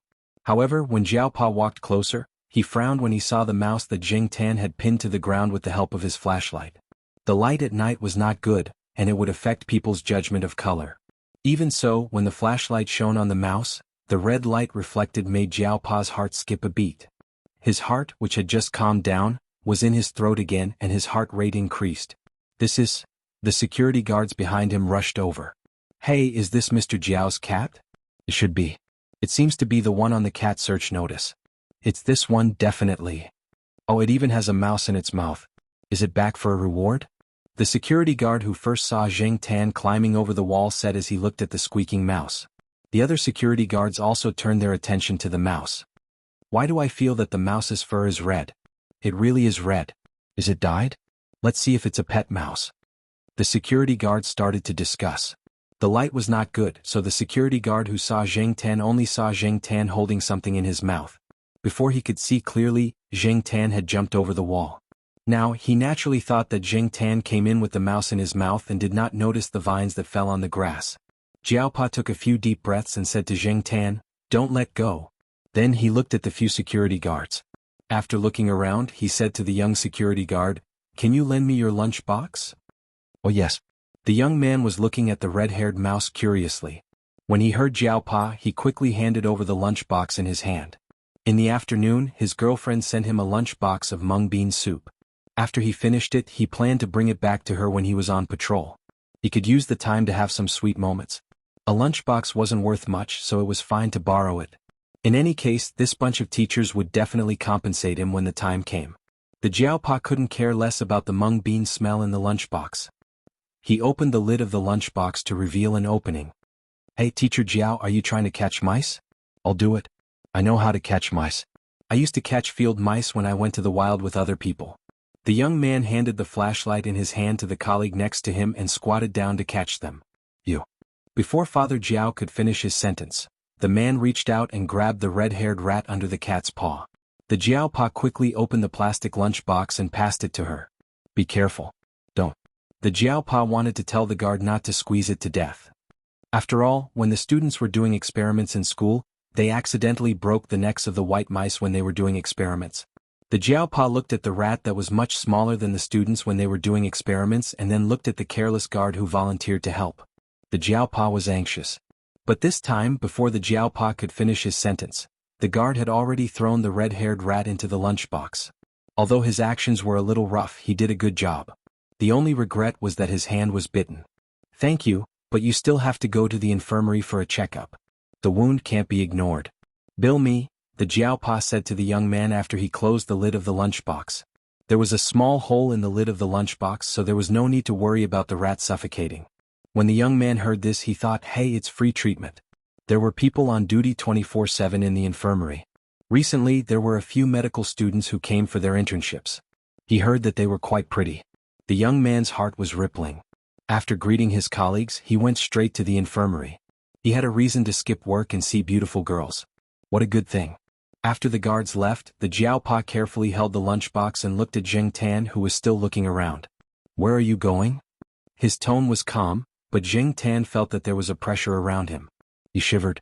It was probably because of the low temperature at night in the mountains. Zheng Tan followed the Jiaopa back to the dormitory. He directly climbed through the window. Anyway, he lived on the second floor, so it was easy to climb through the window. Little Pomelo was sitting at the table with a pen in her hand. She wasn't in the mood to work on the summer vacation homework that was spread out on the table. If she flipped a few pages forward, she would see a pencil-drawn cat on every page. While she was thinking, the screen was pulled open. Little Pomelo and the Jiao Yuan, who was torturing the crab to vent his depression, both looked at the window. Black charcoal. Mom, black charcoal is back. Jiaoma had just finished washing the clothes.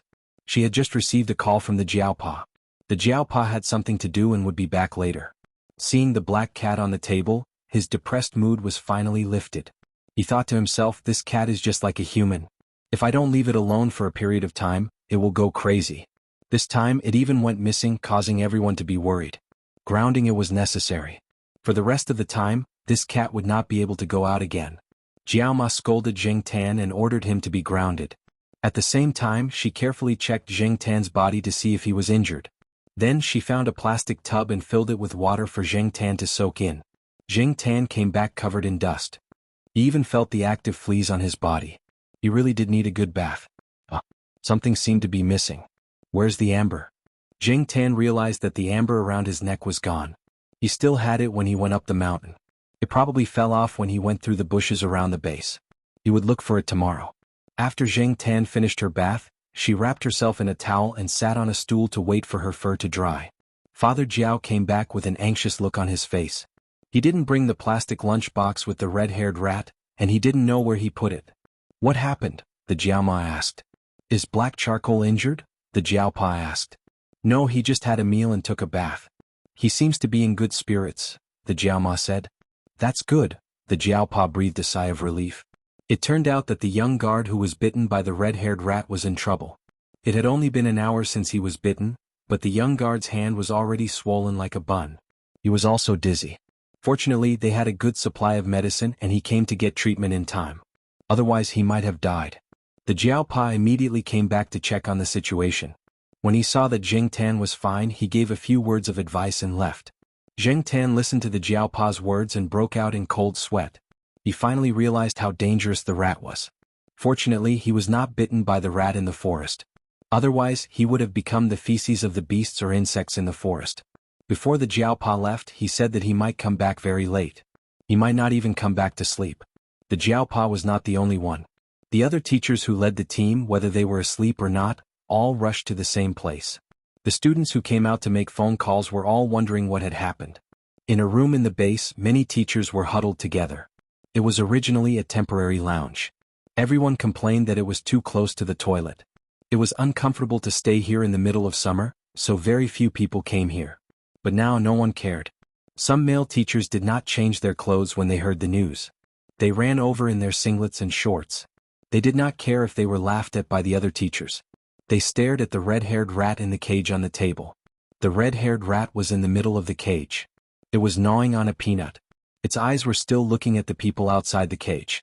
It did not seem to be afraid at all. Perhaps in its heart, these strange creatures were much better than the cat. The cat had almost killed it, and these strange creatures did not seem to be a threat.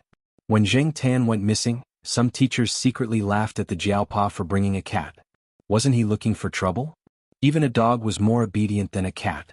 Cats were troublemakers. When had they ever been obedient? But now these people were jealous, especially the teacher who brought a dog. Although the dog had helped him catch a lot of prey, it was far less valuable than the red-haired rat. Teacher Jiao, your cat has to be praised this time. An old man in a white singlet and reading glasses went up to observe the red-haired rat. The surrounding teachers did not dare to squeeze with him. Many teachers were taught by this old man.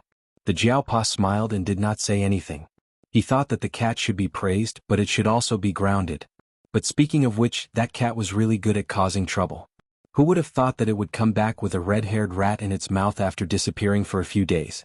Originally they thought that it would be a female cat. The Jiaopa was still not sure whether it was a red-haired rat or not.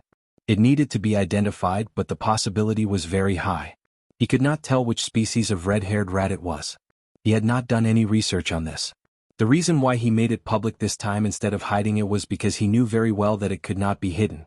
The security guards had already seen it. When the time came, it would be exposed. Before calling these teachers over, the Jiaopa had made a few phone calls to prevent things from developing in a bad way. No one else knew about this. This little guy must be taken care of. No, I'll call someone to take care of it, the old man said. We won't trouble you, Professor Wang. We have already arranged for someone to take care of it. The person who spoke was a middle-aged man. He was a professor at Tsinghua University. He had the most authority among the group of young teachers at Tsinghua University. Although he had to give in to the old man most of the time, he could not give in on this matter. The old man was now a member of the research institute. This red-haired rat must be kept in Tsinghua University's own place and use their own people. This was also the instruction given by Dean Xie during the phone call. When it was time to fight, they had to fight. After all, Dean Xie was responsible for it. Dean Xie would arrive tomorrow morning. Hey, it's not yours. Why are you in such a hurry? Little Jiao, don't worry. The person I found is absolutely professional. He has been raising rats professionally for 20 years, the old man said to the Jiao Pa, ignoring the person's words. Well, the address had changed from Teacher Jiao to Little Jiao. The leaders and seniors were quarreling, and the Jiao Pa did not dare to interrupt. He stayed between the leaders and seniors. The Jiao Pa went back to his room at night and brought in a box with cat litter. He asked Zheng Tan to urinate or poop in the box. Are they going to do a urine and poop test? Zheng Tan stared at the box as if he was facing an enemy. He had never used this kind of thing at home. The Jiao Pa sighed and said to Zheng Tan, they just want to see what you ate. In other words, those people only wanted to know if Zheng Tan ate other red-haired rats. It would be better if there were some undigested fur and bones. They could find many things worth studying. Zheng Tan's face twitched and he continued to twitch. Studying poop? These scientists were really hardcore. If he knew it would be so troublesome, he would have just thrown the red-haired rat outside. Why did he bring it in? Zheng Tan regretted, but it was too late to regret now. At that time he was rushing back and did not even think about the red-haired rat. When he regained his senses, he had already climbed over the wall and entered the base. Chapter 251. After Father Jiao gave his instructions, he didn't come back for the whole night. It was said that he was held up by the leaders and seniors for a discussion. The species of the red-haired rat hadn't been completely identified yet, but it was now regarded as a treasure by the researchers in related fields. Father Jiao, as the first person to discover the red-haired rat, should have the right to speak. He was held up by the people there and couldn't leave, so he didn't sleep well the whole night. Although those people usually went to bed early and woke up early, they would get excited whenever they encountered something they were interested in. It was common for them to stay up all night in the laboratory when they were young, but they couldn't stay up all night as they were getting older. However, they made an exception this time. Therefore, if they didn't leave and rest, Jiao Pa wouldn't be able to rest either. Zheng Tan woke up with the Jiao family early in the morning. Jiao Ma bought breakfast for the two kids and Zheng Tan. A man in his early 20s came in while they were eating. Hello, Miss Gu. The man greeted her with a smile. He quickly glanced around the room and paused on Zheng Tan for a while, then moved his eyes away. It seemed like he was looking for something. You must be Shaoli. I already know. It's in the bathroom, Jiao Ma said as she led the man to the bathroom. Zheng Tan was eating an egg when he saw the man putting on gloves while walking towards the bathroom. He immediately knew what he was after. Everyone was having breakfast early in the morning, but the man came in to take away the poop. How impatient could he be? Scientists were indeed a strange race. The man named Shaoli put on his gloves and came out with the box. When he saw Zhao Yuan and little Pomelo looking at him, he seemed a little embarrassed. He knew it wasn't right for him to come at this time, but he had no choice. His superiors had already given him the order, so he had to carry it out. He had promised to dedicate his life to science. What was a little embarrassment? Mom, let's take black charcoal to the vet after breakfast. I heard that there are many parasites in the wild. If he eats something bad. Zhao Yuan said. However, before Zhao Yuan could finish his sentence, he was interrupted by Jiao Ma. Eat your food. You don't have to worry about this. After eating, go and do your summer homework. After a pause, Jiao Ma added, black charcoal can't go out. You have to wait for your dad to come back. Jiao Ma wanted to take Zheng Tan out to see a veterinarian, but Jiao Pa had already told her that those people were now eyeing black charcoal, so she couldn't take him out. Jiao Ma sighed as she looked at the cat eating an egg on the chair. Raising a cat was even more troublesome than raising a child. Why was he so good at causing trouble? She wasn't interested in any red species or new genetic discoveries at all. She just wanted the cat to behave. Unfortunately. When it was almost noon, Jiao Pa finally came back. Along with Jiao Pa were a few people in their 40s and 50s as well as two old men. Zheng Tan recognized a few of them. The one leading them was the Dean of the Institute of Biological Sciences at Tsinghua University. In the past, when this person saw Zheng Tan around the Institute of Biological Sciences, he didn't have much of a reaction. He didn't seem like someone who liked cats. But now this person couldn't hide the smile on his face. He had been staring at Zheng Tan since he entered the door. He nodded and said, "Good cat. This is a good cat." Zheng Tan was speechless. He couldn't bring himself to be happy with this compliment. It would have been better if the word cat had been changed to human. Being called a good person was better than being called a good cat. It had to be said that Jiaopa's prediction was very accurate. These people came over to ask Jiaopa to take Jing Tan out. They wanted to see if they could find the red-haired rat's territory through Jing Tan and find more red-haired rats. One rat wasn't enough to go around. Some people even wanted to put a rope around Jing Tan or put him in a cage to take him out, but the Jiaopa refused. Jing Tan followed them out. Many of the people accompanying him were big names in their field of research. However, Jing Tan didn't feel honored at all, and he didn't have time to look at the others. He was thinking about how to act dumb later. How to act dumb in a more natural way like a normal cat. The group of people attracted a lot of attention as they walked. Some of the young teachers and researchers working in the base rarely saw one of them, but now they saw a group of them. They stood there and called out their names, not knowing how to say their names. They were so nervous that they even stuttered when they spoke. However, these big names weren't in the mood to talk to the teachers and researchers. They were all staring at the cat in front of them. At the end of the road, Jing Tan stopped. There was no road ahead. It was all woods and grass. Hey, why did he stop? Mr. Jiao, why did your cat stop? A few impatient people asked. Therefore, the Jiaopa started to work with Jing Tan in front of everyone and let him continue to lead the way. Jing Tan yawned. He thought about how Huang Huang had dealt with his mistakes in the courtyard. Then, according to his memory of Huang Huang, he tilted his head and his body and fell to the ground. Then he started to roll on the ground as if nothing had happened. The Jiaopa was impressed by Jing Tan's ability to act dumb. He must have done it a lot. The others felt a wave of disappointment. Although they didn't have high hopes, there was still hope. Now that they saw Zhang Xian's actions, they felt that their hopes were even slimmer. They didn't know that the man and the cat were actually acting in front of them. Of course, no one would believe it. Jing Tan now understood that she was a cat. A cat could act shamelessly in broad daylight and act like a fool. No one would suspect her. This was the first time he had rolled on the ground in front of everyone. Anyway, he was thick-skinned and wasn't afraid of being laughed at. If it was in the past, he definitely wouldn't have done it. However, rolling on the ground now was better than being targeted in the future. Some people couldn't help but ask the Jiaopa to continue to order Jing Tan to look for the rat. Even if they couldn't find it now, they could at least tell them the direction. They just wanted to know if the cat remembered where it caught the red-haired rat. Since these people wanted to follow him, then so be it.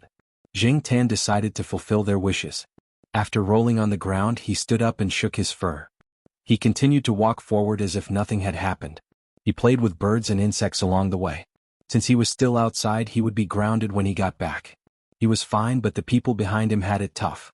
After walking one round, they were all out of breath. Some of the older ones had to be supported by others. They knew that their physical strength was definitely not good enough, but they just wanted to see the direction with their own eyes. They would follow him for a few more steps. If they couldn't hold on any longer, they would ask their subordinates to follow him. Even if they couldn't find it this time, they could still ask someone to go in that direction. Otherwise, with so much manpower and money spent every year, there wouldn't be many new discoveries. What could they find if they ran around like headless flies? They might even lose their lives. The Jiaopa was still trying to persuade them not to count on Jing Tan and to go back. However, these people were more stubborn than the other. No. This road seems to be the one we took when we brought the students out to collect specimens, the Jiaopa said. He didn't know where Jing Tan was leading them to before, but now he finally understood. The cat wanted to torture these people. If they walked a little further, they would find it and they would have to go back. It's true. Some of them were more familiar with the area. They felt that something was wrong just now, but they didn't say anything. Some of them were still hoping for a fluke. When Jing Tan brought them to a place near the road again, they were finally discouraged. That's right. What can you expect a cat to do according to your wishes? If cats were so good, they would have been used for training by people in certain industries long ago. Why would they train dogs? Perhaps this cat was really just a coincidence. This is fate.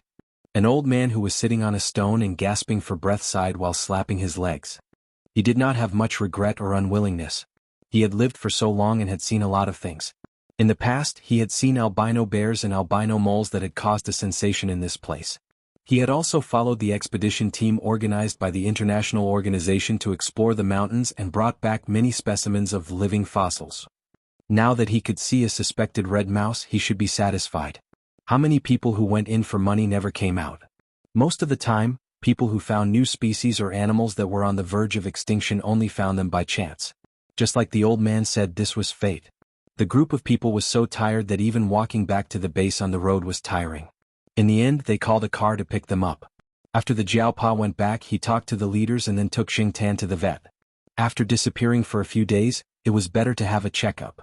The vet was not far from the infirmary. Xingtan also saw the young man who helped catch the red-haired rat. He heard that it was very dangerous yesterday. Fortunately, he survived the treatment in time. He didn't expect that he could talk to girls so energetically now. In the infirmary, the young man was telling a few girls about how he caught a rat, scaring them. Now that he knew that the rat he caught yesterday was a rare animal, he was showing off to everyone. He was the one who caught the rat, and the lunchbox was also his. What? You don't believe me?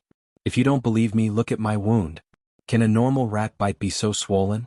Sure enough, he forgot the pain after the scar healed. Xingtan despised him. After the checkup, the vet confirmed that Xingtan's physical condition was good and prescribed some insect repellent for Xingtan. After leaving the vet, Xingtan saw that it was close to the place where he climbed the wall last time. He thought about it and went there. He still remembered about Hupa. It would be a pity to lose it. The Jiaopa didn't say much and followed him out. There was a bush there. Yesterday, Xingtan had crossed from there to take a shortcut. Xingtan went into the bush and followed the path he took yesterday to search. Suddenly, he heard a rustling sound in the bush. He looked over and saw a cat in the bush. It was a domestic cat, but he didn't know whose family it was. At that moment, the domestic cat was playing with something with its paws bent. Xingtan looked carefully. Wasn't it the amber he lost? Xingtan rushed over and slapped the cat twice. The cat arched its back and cried out twice, but felt that it was not strong enough. When Xingtan was about to slap it a third time, it quickly ran away. Xingtan looked at the amber carefully. Fortunately, it was wrapped in vines. Otherwise, there would be many scratches on it. Pulling the amber wrapped in vines out, Xingtan decided to give it to the Jiaopa first. He couldn't take it anyway. "Mr. Jiao, what is your cat doing?" a security guard looked over and asked. The Jiaopa held the amber Xingtan pulled out at an angle where no one was looking.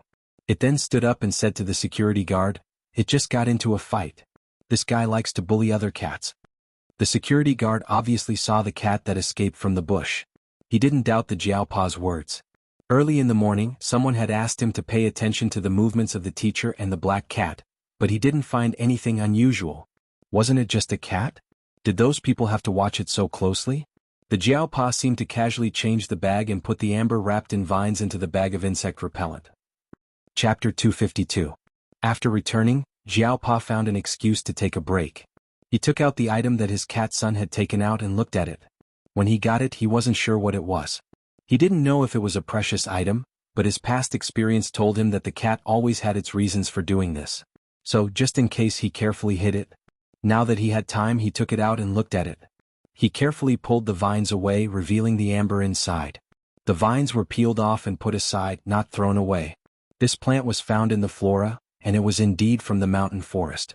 Jiaopa was sure that his cat's son had indeed been to the mountain forest, but he didn't know what kind of adventure it had encountered. As for the amber, Jiaopa didn't know much about identification. He had only made artificial amber before, and there were a few natural ones that were given to him by others. One of them was a worm amber that was said to be worth tens of thousands of yuan, but the worms in the worm amber were only 80% intact. The inside of the worm amber was a plant. He had only seen artificial amber, not natural amber. Because he was at the base and didn't want to be discovered by others, Jiaopa could only use the simplest identification method to identify whether the amber was artificial or natural. Amber could fluoresce under ultraviolet light. Of course, now that the technology of counterfeiting was getting better and better, artificial amber could also fluoresce, so Jiaopa could only make a preliminary identification. The identification result showed that the amber fluoresced under ultraviolet light, and the small flower inside was very bright. It was so blue that it was almost purple.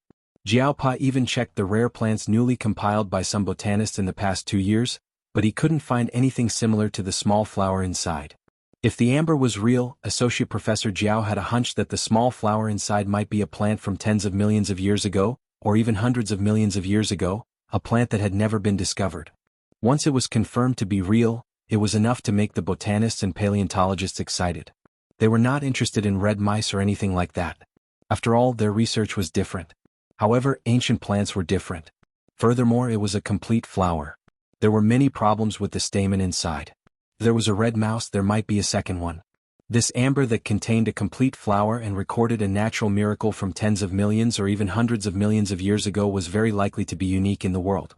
For biologists and geologists, the value of amber lay in its historical evolution. For collectors and investors, amber that contained rare organisms or plants could be called a rare treasure. Jiaopa could take out this amber. The matter of the red mouse could be studied by several professors at the same time, and it would definitely be published in Nature. Jiaopa, as the discoverer, would definitely be listed in the journal. This would be of great benefit to him when he applied for project funds in the future. If this amber was included, it would definitely be the icing on the cake. Years ago, when a professor in a paleontology research institute discovered an ancient plant, he was the first author of the research results published in Nature. Jiaopa could do the same. In Tsinghua University, where competition was fierce, from teachers to students, there weren't many teachers at Jiaopa's age who could publish papers and research results in Nature and Science, the two top academic journals in the world. It was easy to imagine the benefits that Jiaopa would receive. The red mouse could be regarded as a shining point in Nature, and the worm amber was also a miracle inadvertently created by Nature.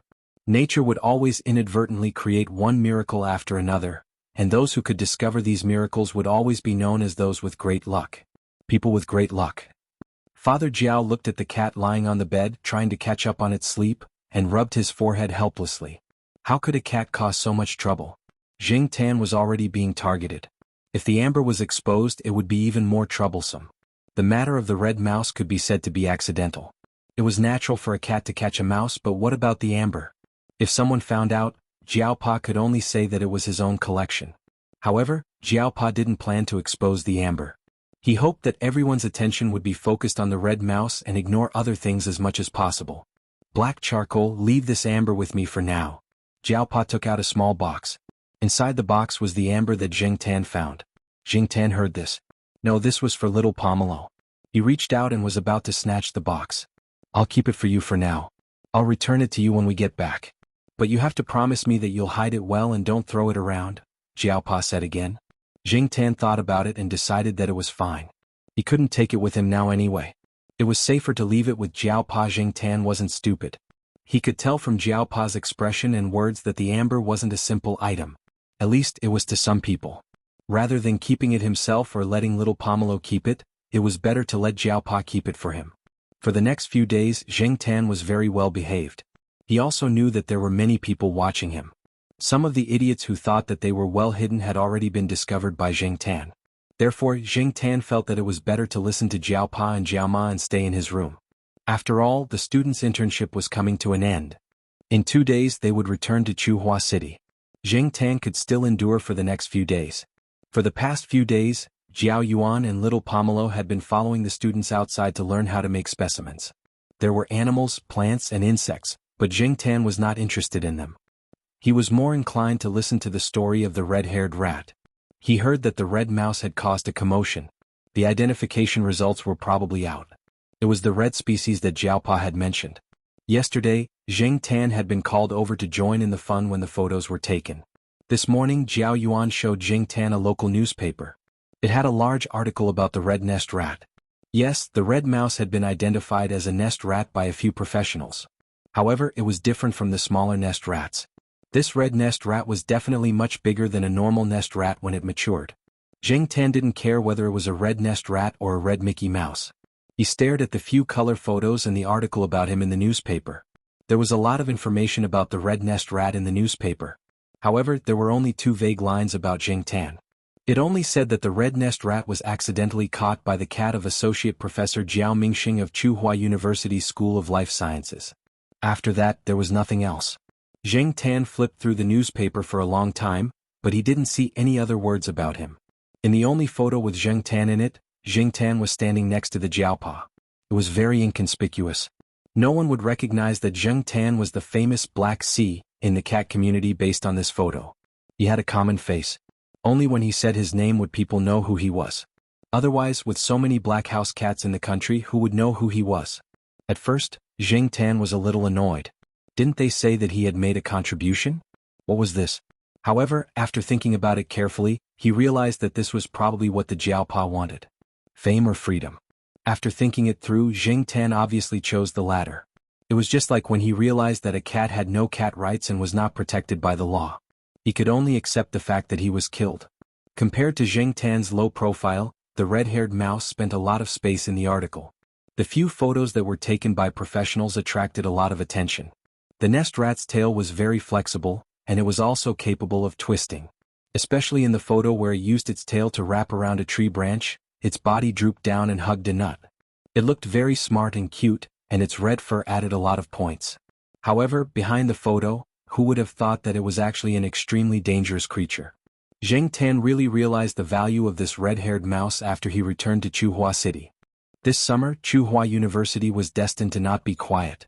According to the usual practice, the undergraduate students had all gone home. Some of the graduate students had also applied for leave to go home. Some of the shops around the university were closed. In addition to the high summer temperature, there should be very few people walking around the campus during the day. However, that was not the case this year. The attention that people paid to the red-haired mouse was beyond Zheng Tan's imagination. If one were to say that there was no hype involved, Zheng Tan would never believe it. However, this did not prevent him from enjoying the show. Zheng Tan squatted on a sycamore tree and looked at the cars with the license plates of various provinces driving in the direction of the Institute of Biological Sciences. There were also some people on the campus who were doing part-time work at the Institute of Biological Sciences during the summer. At this time they were also guest guides. They wore hats with the words, Institute of Biological Sciences of Chuhua University, printed on them. Although the weather was hot, they were sweating so much that they could drink all the mineral water in one go. What? Because they were proud.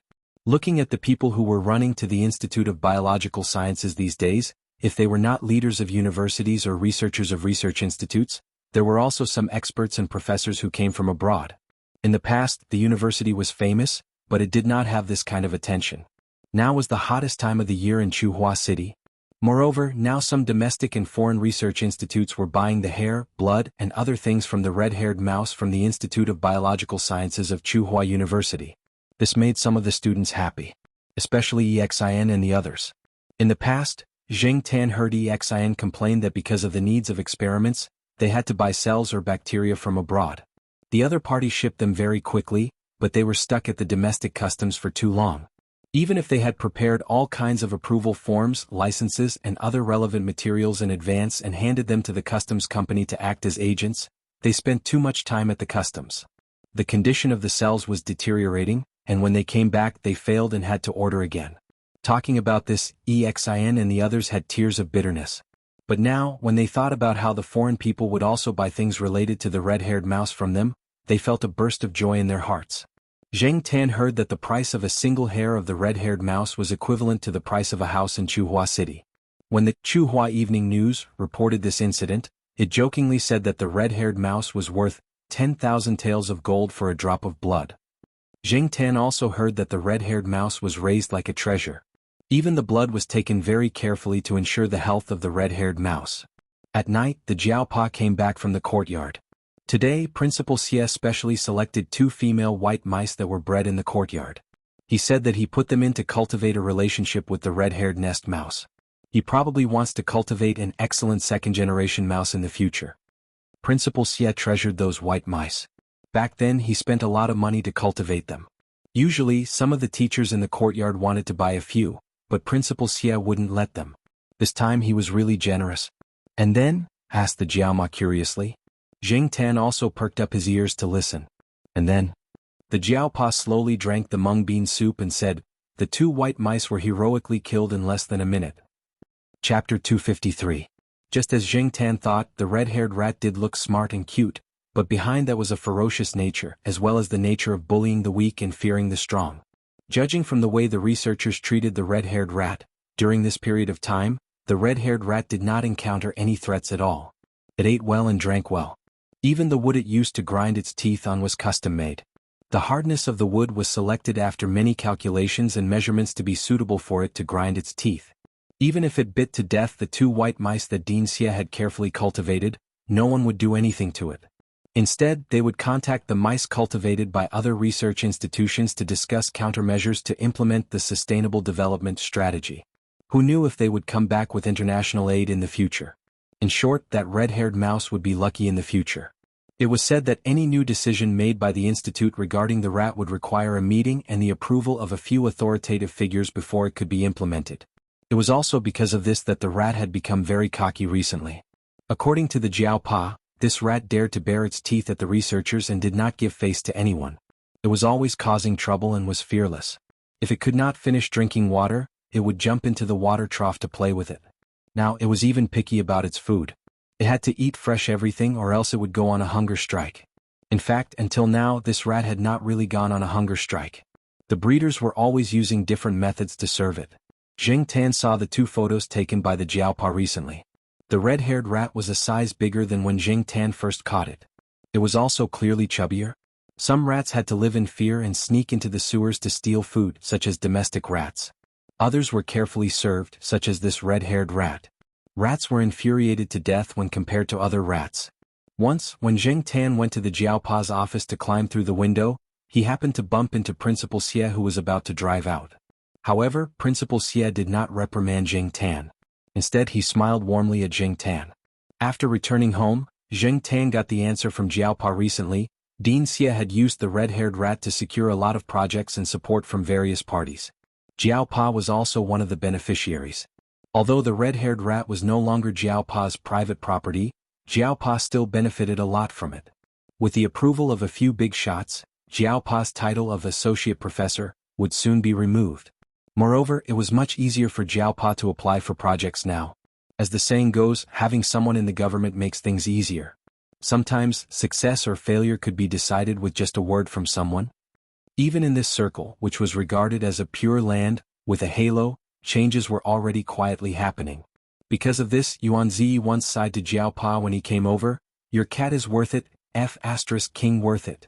Every time Yuan Zi came to the Jiao family he had to do one thing: worship black charcoal.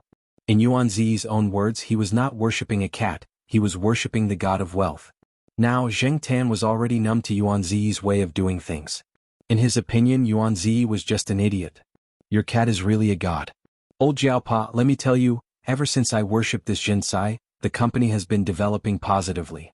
Hey, let me show you my collection." Yuan Zi, who was drunk, was very talkative. He took out his phone and flipped through the photo album, insisting on showing it to Jiao Pa. Zheng Tan moved closer to take a look. There was a photo album named Jinsai in the phone, and it was full of black cats. Zheng Tan and Yuan Zi's office and home were custom-made black Jinsai cats. "Don't make it sound so magical. It's just a coincidence that I ran into something. It's a small probability event," Jiao Pa replied.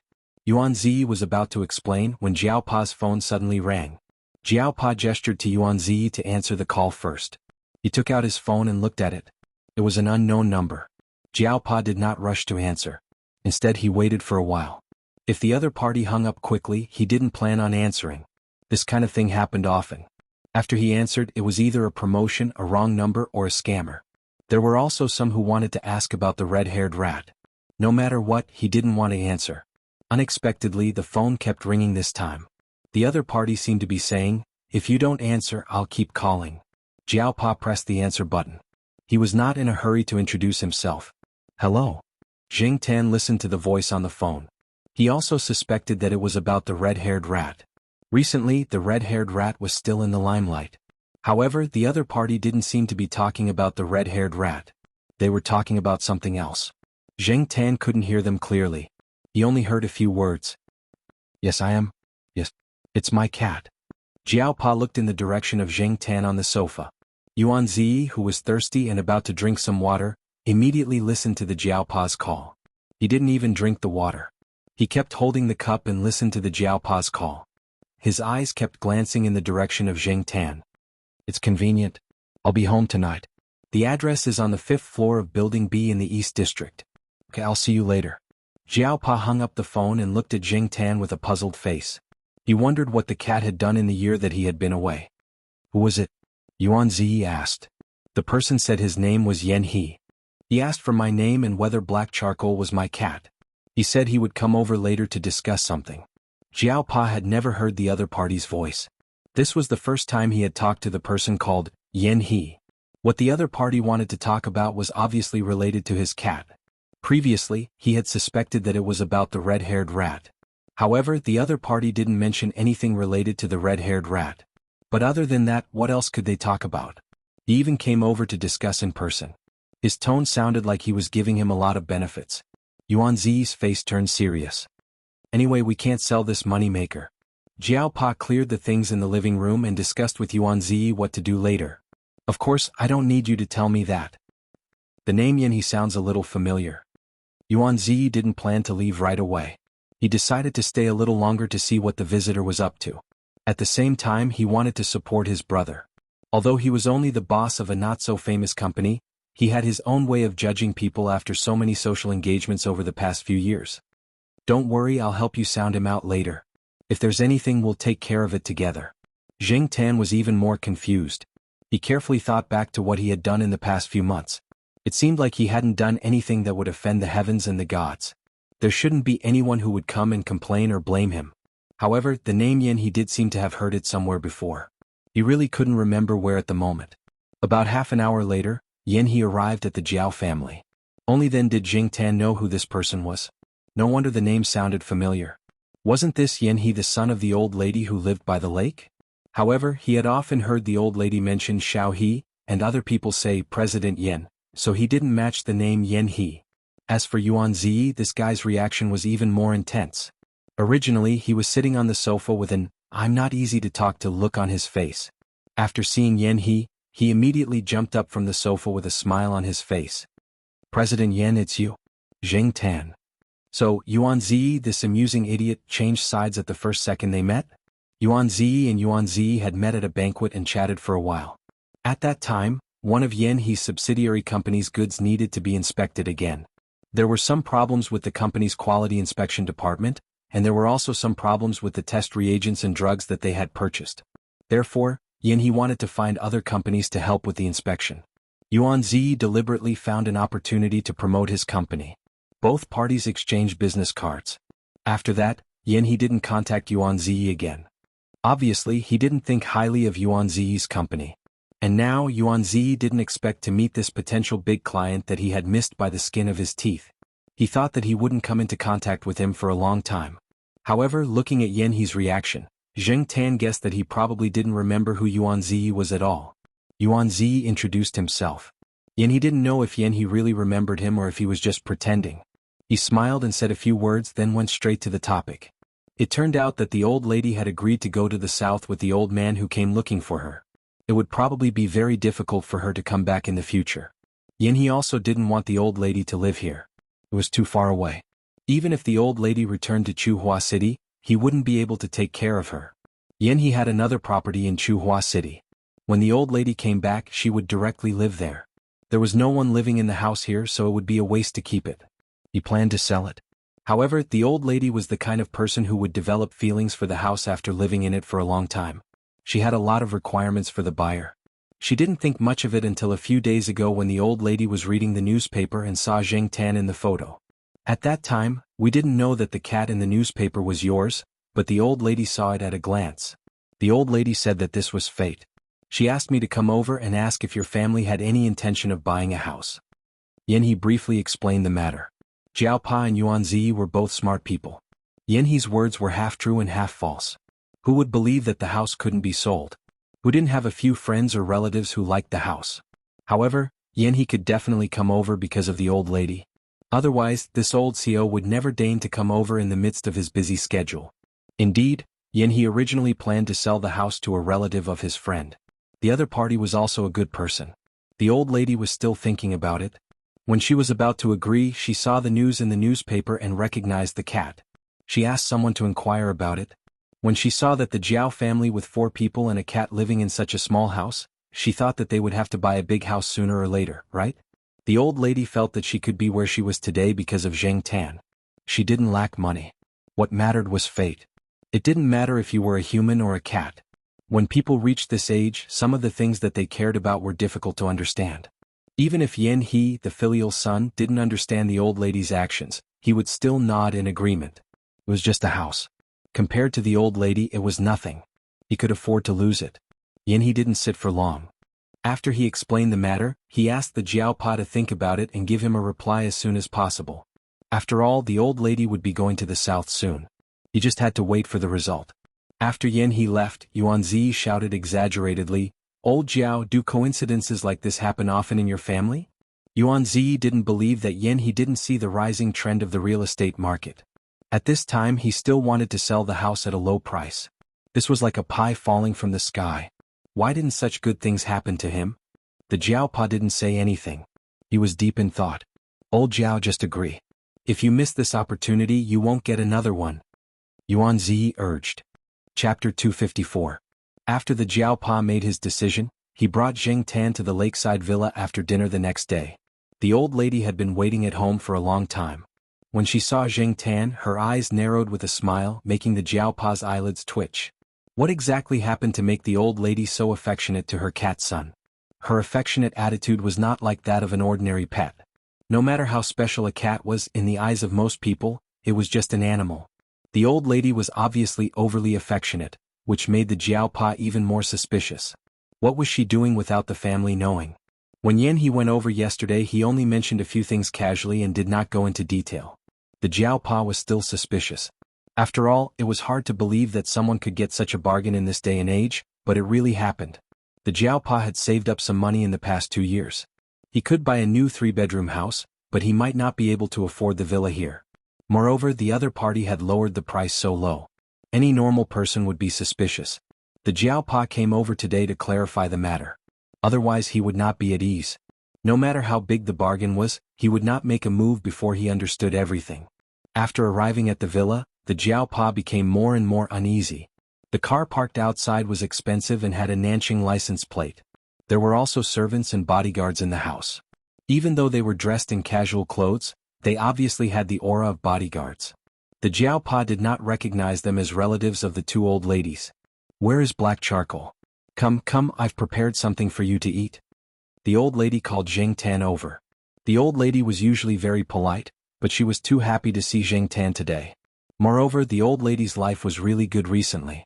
She was so happy that she directly put the Jiaopa behind her. It was the old man behind the old lady who called the Jiaopa over to sit. Zheng Tan looked at the old man's series of actions as if he was the host.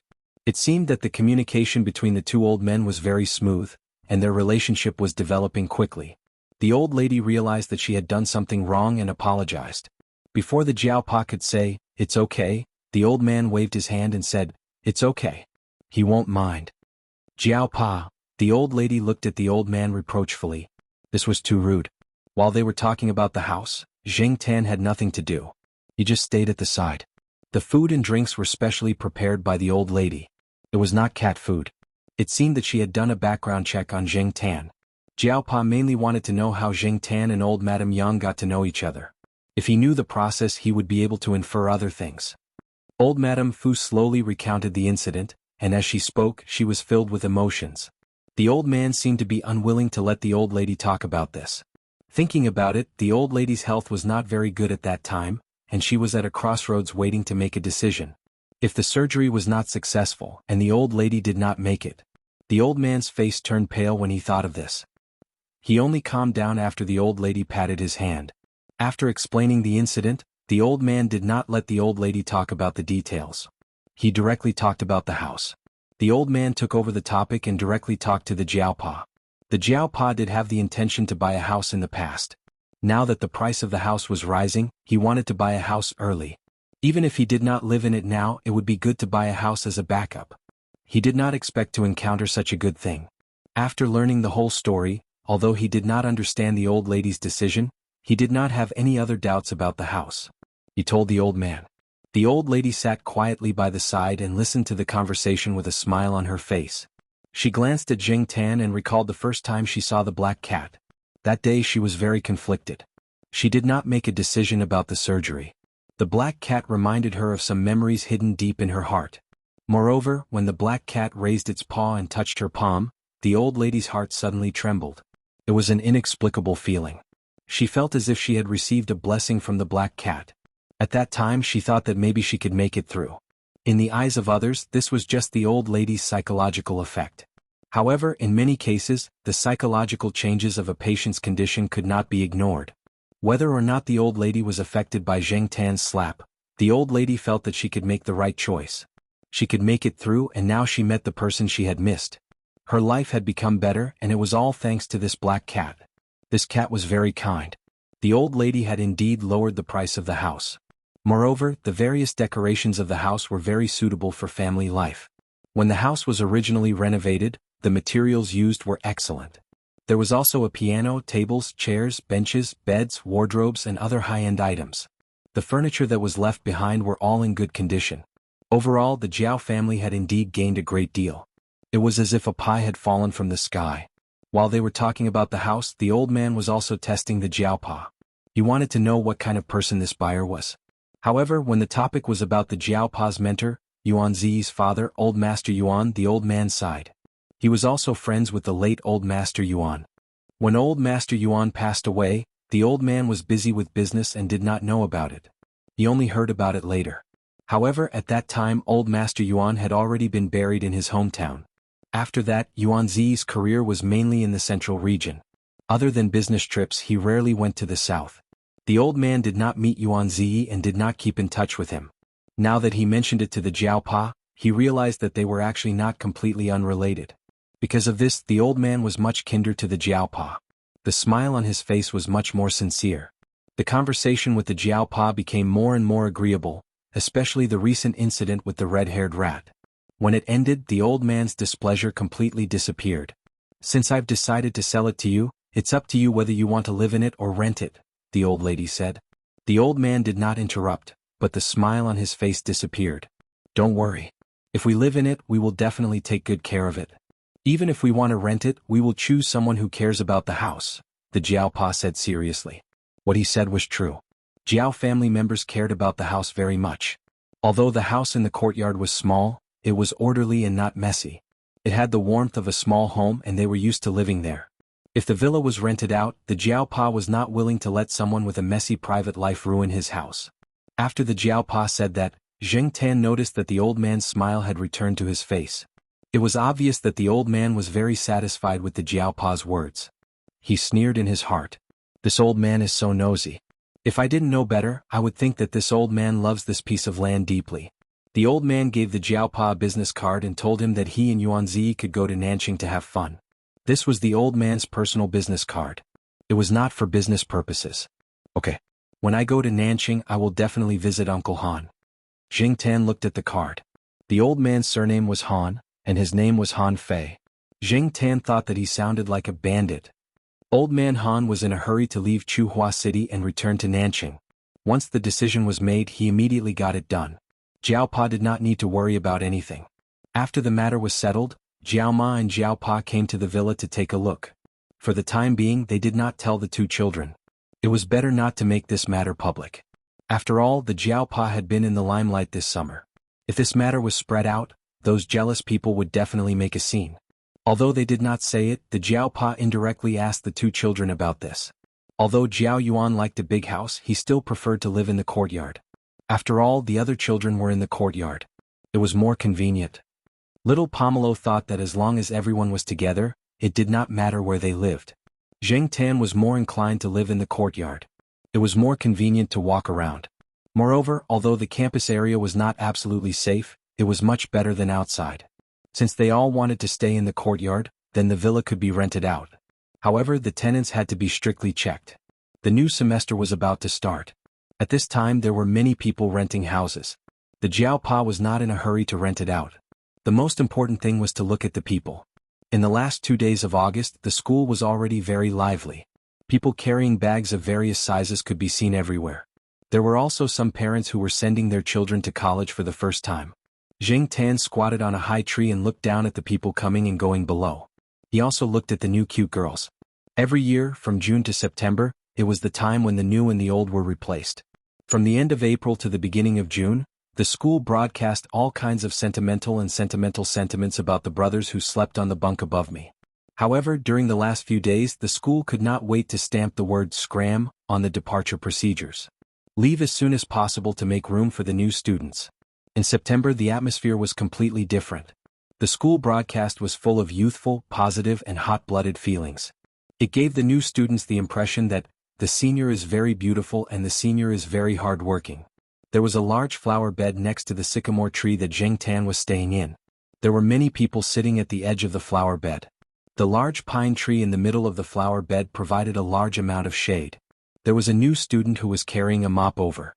When he saw that there was no more space at the edge of the flower bed, He went to a shady area and sat on his mop. He crossed his legs and shook his feet. He took out a palm-sized MP4 and opened an electronic document to read. "Bro, what are you doing?" someone beside him asked. "Reading a novel." The person who was shaking his feet showed the MP4 in his hand to the other person and told him the plot of the novel with great interest. "Oh, I've heard of this. It's about farming monsters and leveling up. My cousin likes to read it, but I think it's quite ridiculous." The person beside him said with some disdain. He felt that this person's taste was too low. This time the person did not agree. "What's wrong with farming monsters and leveling up? Are you discriminating against me or what? Haven't you been farming monsters and leveling up your whole life? Doing homework for various subjects, doing all kinds of exams, changing the map for junior high school exams, changing the map for the high school exams, and changing the map for the college entrance exams. During this period you'll be farming monsters. Maybe you're talented or maybe you're lucky. Farming monsters to level up to the level of a graduate student.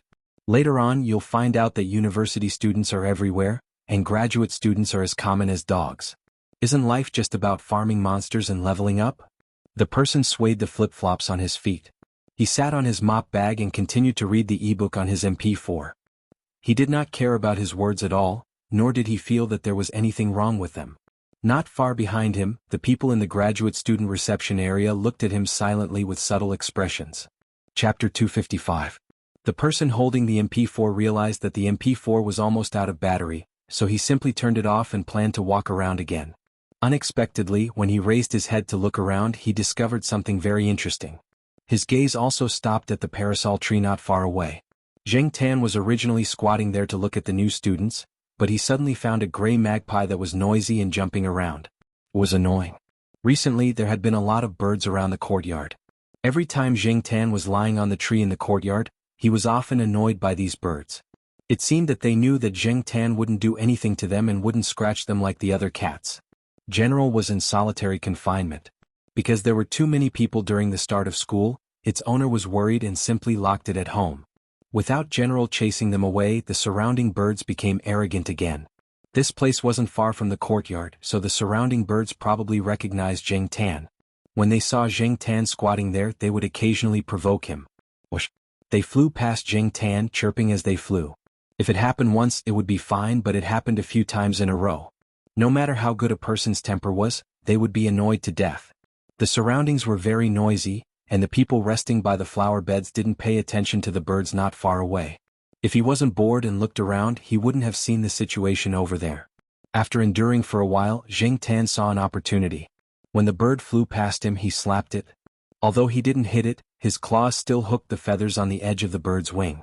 The bird was probably frightened, and after flying to another tree, it didn't fly over again. Without the bird causing trouble, Zheng Tan yawned and continued to look at the people coming and going. Just now, there was a fair girl in a short skirt who was interrupted by the bird. Now that the girl was long gone, he could only continue to look for better quality girls. Noticing that someone was looking at him, Zheng Tan looked over and saw the funny guy who had been silently blacklisted by a few people at the reception desk. However, Zheng Tan didn't care. What was there to look at a man like him? He continued to look for cute girls. As he was looking, Zheng Tan heard a burst of discussion. Following the sound, he saw a limousine slowly driving over from the school gate. This was the reason why people were talking about it. Most of the people around were carrying large and small bags, dragging trailers and carrying bags. Occasionally they would drive a few private cars for children, which would make many people envious, not to mention such a dazzling limousine that suddenly appeared. Of course, other than being envious, there were also many people who were jealous. It was rare for them to see such a luxurious car. They did not expect to see it here. In this day and age, children are spoiled to this extent. Not only do they drive their children, but they even drive such a long luxury car. What do you know? This is called flaunting your wealth. I heard that many rich people can attend any kind of school as long as they are willing to spend money. This was obviously saying that the child of this family relied on money to enter the school through the back door, and not through the proper college entrance examination. He's rich, but is it necessary to send a child to school? It's as if he's afraid that people don't know how rich his family is. The people on the other side of the flower bed were also discussing and mocking when they heard a phone ring. At the same time, the person who had been sitting on the mop stood up and dragged the mop towards the limousine that had already stopped at the side. When the person approached the car door immediately opened. Someone got out of the car and took the trailers from the person's hands. Then everyone saw the person get into the limousine. Until the limousine drove away, the people here were still a little embarrassed. It turned out that the person in question had heard all the mocking words they had said just now. Jing Tan, on the other hand, did not think much of it. Even though the students in the school were no different from the rest, there were plenty of people who hid things well. For example, Zhao Lu was one of them. Who would have guessed that Zhao Lu was the daughter of the chairman of the Changwei group? It was just that some people were more low-key. Many of his roommates even did not know that their roommates who usually chatted, played mahjong, drank beer and ate at food stalls were actually rich second-generation heirs or officials. Perhaps they would only find out a few years after graduation at a class reunion or after listening to everyone's gossip. It turned out that the legendary second-generation heirs were so close to them. Looking at the car that had already disappeared on the main road, Jing Tan did not take it to heart and continued to look for girls. There were many new students in the school these few days. Parents and students were busy everywhere in the school. Jing Tan could not stay idle after observing the school for a few days. There were too many people and it was not convenient for him to walk around the school. After thinking about it, Jing Tan decided to walk around the villa by the lake and climb into the house to take a nap. The house was not rented out yet. Although some people had contacted the Jiaopa to rent it, after meeting the tenants, the Jiaopa and Jiaoma rejected them. They did not think highly of the tenant's character, so the house was still empty. When Jing Tan was free, he would climb into the house and find a room to sleep. When the old lady moved away, other than a few paintings, many other things were left here. Therefore, the house did not look much different from when the old lady lived here. It did not look empty either. It was just that no one lived here and it did not look lively. Jing Tan was already familiar with the structure of the house. Even if the doors and windows were closed to others, Jing Tan knew that there were at least two places where he could squeeze in. The gap between the two places was difficult for people to squeeze in, but for the current Jing Tan, it was just enough for him to squeeze in. The Jiaopa had purposely left the gap so that Jing Tan could have a place to rest when he came out for a stroll. For example, today was an example. The sun was glaring, but not long after, it started to rain. The people walking outside did not expect it to be like this, but they were already used to the sun and rain, so they only complained a little. Jing Tan walked over and saw that it was raining. He went into the house and ran to the sofa by the window on the second floor to take a nap. From the looks of it, the rain would not last long. When he woke up, he saw that it was sunny again. When Jing Tan woke up, he looked at the clock on the wall. It was 4 o'clock in the afternoon. He would be back in half an hour. Jing Tan climbed over the window to the balcony on the second floor. He squatted on a round pillar by the railing. There was no sunlight here at the moment, so Jing Tan stood on the pillar to enjoy the breeze and look at the lake not far away. Not far from the house Jing Tan was in, a person who looked like a student walked out of a house. It was the person who wore beach pants and slippers but rode in a limousine 2 days ago. Jing Tan saw 2 days ago. Behind that person, 2 middle-aged men came out. One of them was a real estate agent, and he was talking to the other middle-aged man. It's okay. If you don't like this one, there are a few more options. There are 2 better ones behind. Let me show you. The real estate agent led them forward. Baijin, what do you think of these houses? The other middle-aged man turned around and asked while flipping through the information printed on the property in his hand. Unexpectedly, when he turned his head, he realized that the person behind him was not following him. Instead, he was walking in the opposite direction. Baijin, where are you going? The middle-aged man did not continue to follow the real estate agent. He quickly turned around and followed him. Feng Baijin followed his father's assistant to look at houses today. The surrounding environment was good. His mother took a fancy to it and asked him to rent a house around here. She also sent an assistant to help look at the houses. However, after looking at a few houses, they did not settle on anything. Either they were not satisfied with the houses, or they put them aside first. They would make a choice after looking at the next few houses. When Feng Baijin walked out, he looked around and saw a black cat squatting by the railing on the second floor of a house not far away. He walked over curiously and saw the rental information at the door. This house is also for rent? The middle-aged man asked the real estate agent. Oh, this house. The landlord of this house has a lot of requirements. The real estate agent explained briefly. In fact, he felt that the landlord had so many requirements that it would be difficult to rent it out. Therefore, when he was recommending houses, he did not consider this house at the top of the list. Moreover, the landlord had not set the price yet. Therefore, when he was recommending houses, this house had always been at the bottom of the list. Where is that black cat? Feng Baijin asked the real estate agent, pointing at the cat that was looking down at them from the second floor. "Oh, this is the landlord's cat," the real estate agent said. When he came to look at the house before, the landlord named Jiao had told him that this was the landlord's cat. Even if the cat climbed the walls, jumped through the windows and scratched the door, he could ignore it. At that time he felt that this family was quite interesting. They were too indulgent with the cat. He even talked about it when he was eating with his colleagues, so he remembered it clearly. The landlord is a teacher from Tsinghua University. Although the real estate agent was not optimistic about this house, he was very enthusiastic in recommending it. The middle-aged man saw that Feng Baijin was curious about this house, so he wanted to see it. Unfortunately, the real estate agent did not have the key, so he called the Jiaopa. The Jiaopa had just finished a meeting, so he was free for the time being. After receiving the call, he drove over. Seeing Zheng Tan yawning on the balcony on the second floor, the Jiaopa's eyelids twitched again. What did it have to do with this guy again? Father Jiao took Feng Baijin and the others to see the house and told them some of his requirements. Feng Baijin did not have any objections to these. He was not a crazy person and his private life was still decent. He did not mess around. If he wanted to play, he would only play outside and never bring people to the house. After work, the Jiaoma hurried to cook for the two kids. Then she rode her scooter to the villa. She still had to check on the house. When the Jiaoma arrived, Feng Baijin's parents also drove over in the stretch limousine. They did not mainly develop their business in Tsinghua City, but in the neighboring province. This time, they dragged a lot of things to the student dormitory, but they found that the dormitory was indeed very small. After looking around, the two parents were not satisfied. This was the first time their children were away from home, and the first time they were going to live on campus. Was it really good to live in such a small place? Therefore, Feng Baijin's mother set her sights on the residential area by the lake. Hearing that the children and the assistant were satisfied with the house, the two parents put down their work and came over. The furnishings in the house were all very high-end, and Feng Baijin's mother was more and more satisfied. Not bad, this house is very good. She could tell that the previous owner of this house was a person of status. How much is the rent? The rent for this house is at least 30,000 yuan a month, right? Feng Baijin's mother said as she admired the furnishings on the display cabinet. The Jiaoma was speechless. In fact, the Jiaoma was prepared to ask for 7,000 to 8,000 yuan. She felt that it was too high. She thought that if the person was really good, she would lower the price. She had asked her colleagues about the price before she gave it. She did not expect to hear the person in front of her say 30,000 yuan. This was not the capital, and the Jiaoma had never come into contact with such a high-class rental. She was stunned. The Jiaopa did not say anything. He just smiled and did not answer. Feng Baijin's mother took it as a silent agreement. "All right, there's something else.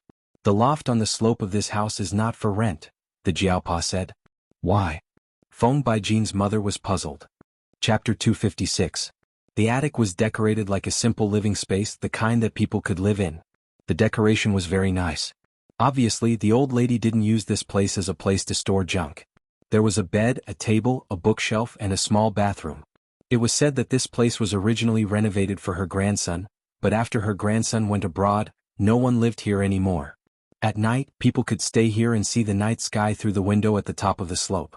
Therefore, when Feng Baijin and his mother heard the Jiaopa's words, their first thought was that the landlord was looking for an excuse. However, Feng Baijin's mother was very satisfied with this house. She didn't care about the size of the house or how luxurious the decoration was, but she cared about the taste of the house. Previously, she had seen a few rental materials provided by the real estate agent, but she wasn't interested in any of them. They had many similar houses in the neighboring province, and she was tired of looking at too many of them. This was the only one that satisfied her. Feng Baijin also felt that this place was good. It didn't have the cold atmosphere of a luxurious house, and it made people feel like they were at home. It was just an attic with a slope and 2 floors were enough. Anyway, there weren't many people living here. His parents were going back to the neighboring province soon, and they wouldn't stay here for long. At most, they would leave a few people here to take care of him. After negotiating for a while, they were ready to sign the contract. The rent was set at 20,000 yuan. Feng Baijin's mother said that the rent should be 30,000 yuan. The 20,000 yuan price was proposed by the Jiaopa, and the 10,000 yuan price was lowered mainly because he hoped that someone would take care of Zheng Tan when he came to rest here. Feng Baijin didn't think it was troublesome. It was just a cat, and he only needed to provide food and water occasionally. Feng Baijin had to admit that he thought too simply of this matter. However, when he realized it, it was too late. He didn't know that there was a kind of trouble in this world called the landlord's cat. Father Jiao and Mother Jiao didn't need to say anything when they were talking about the price. Feng Baijin's mother even thought that 20,000 yuan was too cheap. She specially mentioned the few ornaments in the house and told Father Jiao not to remove them. They must be placed inside. When they returned home in the evening, Mama Jiao was still saying that if the monthly rent was 20,000 yuan, the money to buy the house would be earned back in a few years. Now Mama Jiao truly realized why Yuan Ziyi said that they bought the house at such a low price. A pie in the sky. After the freshmen started school, Zheng Tan went to the villa a few times. Feng Baijin had already moved in for a few days. Other than him, there was also a couple in their 50s who were in charge of taking care of Feng Baijin. Zheng Tan heard the housekeeper call Feng Baijin, Young Master Baijin. Feng Baijin was annoyed by this title, but the housekeeper said that it was always like that on TV. Rich people nowadays were all like that. No matter how many times Feng Baijin said it, the housekeeper wouldn't change it. The auntie seemed to be very capable. She took care of the villa very well. She swept the floor, cooked, washed the clothes and even took care of the plants in the backyard. Feng Baijin didn't really like the term young master. When his family rose, he was only in primary school. After primary school, Feng Baijin's life changed drastically as he became rich. When his classmates treasured the recorder, he was already carrying an ultra-thin imported Walkman. When everyone was still showing off their Walkman, he was already carrying an MP3 player that cost a few thousand RMB. However, Feng Baijin wasn't that particular. For example, at this moment he was wearing beach pants and flip-flops. With this guy's temperament, he could wear a few hundred RMB flip-flops that cost a few RMB to make them look like cheap goods from a street stall. Feng Baijin's mother tried her best to change Feng Baijin's taste and temperament. Unfortunately, no matter how hard she tried, she couldn't change it. She could only infiltrate through some details in Feng Baijin's life. A typical example was the rental incident. The main reason why they could tolerate the attic being occupied by a cat was because of the house. Even though Feng Baijin's parents wanted to change their son's unsophisticated temperament, they didn't succeed. Feng Baijin was their only child. They couldn't bear to be too harsh on him. In the past they would occasionally say a few words, but now they didn't say much. Many people said that Feng Baijin was very vulgar. From his taste to his pursuits, they were all vulgar. What was the point of chasing after girls in school? He should go and chase after celebrities. However, Feng Baijin didn't care about his vulgarity. He always said that it wasn't vulgar but down to earth. Humans were still alive. They had accumulated good karma in their previous life. In this life they were reincarnated to enjoy life, not to suffer. They should live as they should. What made Zheng Tan satisfied was that when he went to the attic, he found that the attic had been cleaned. Even though the attic was only prepared for Zheng Tan's cat, the auntie often went there to clean it. She didn't touch the furnishings in the house and there was nothing missing. However, Zheng Tan didn't go there often. During this time he sometimes went out at night. Today he suddenly decided to go to the old building area to have a look. Now, Zheng Tan sometimes walked to the lakeside villa, and sometimes went to the old street to see the old man playing the arrow on the overpass. Thinking about it carefully, he hadn't been to the old building area for a long time. Part of the old building area had been demolished, and part of it was waiting to be demolished. However, there were a lot fewer people. It was estimated that only the last group of people were still there, but they wouldn't stay for long. Zheng Tan came to the place that hadn't been demolished yet. He hadn't been there before. He jumped on the wall that was already somewhat incomplete, and then climbed to an empty building. Zheng Tan looked at the part that had been demolished. There he used to teach the cat abuser a lesson with a beer bottle. In the past, Li Yuanba also walked there with peanut candy. In the blink of an eye, 2 years had passed, and this area was almost completely demolished. After the demolition, in less than 2 years, modern high-rise buildings would appear here. The old building area only existed in those old photos. The only people who would remember this place were those who used to live here and had deep feelings for this old building. Sometimes, the city's construction was so fast that one's memory couldn't keep up. One needed to stop and think about it to remember what it used to be like. There was a street lamp where Zheng Tan was standing now. It seemed that the people who hadn't moved here had pulled the line themselves. He really needed to pay more attention to this road or he would trip over it. Just as he was reminiscing about the old residential area, Zheng Tan suddenly heard a commotion. He came down from a high place and walked in the direction of the sound. He walked over the incomplete wall. Not far from the street lamp, a kitten was fluttering with small insects. It looked like it was less than a month old. It was thin and small, and when it walked quickly, it staggered a few times. It couldn't even run steadily. It pounced once and rolled twice, but it was still playing happily and didn't notice the other movements around it. After the kitten fluttered for a while, its claws hooked on a snakeskin bag. The bag was pressed down by several heavy bricks, and the kitten's claws hooked on the surface of the bag. The kitten's control of its claws was not very flexible. After hooking it, it couldn't break free. It hung there, twisting left and right, and it was useless to pull its claws. He didn't know whether to say that the quality of the snakeskin bag was too good, or that the kitten was too weak. In short, Jing Tan looked at its stupid appearance and felt anxious for it.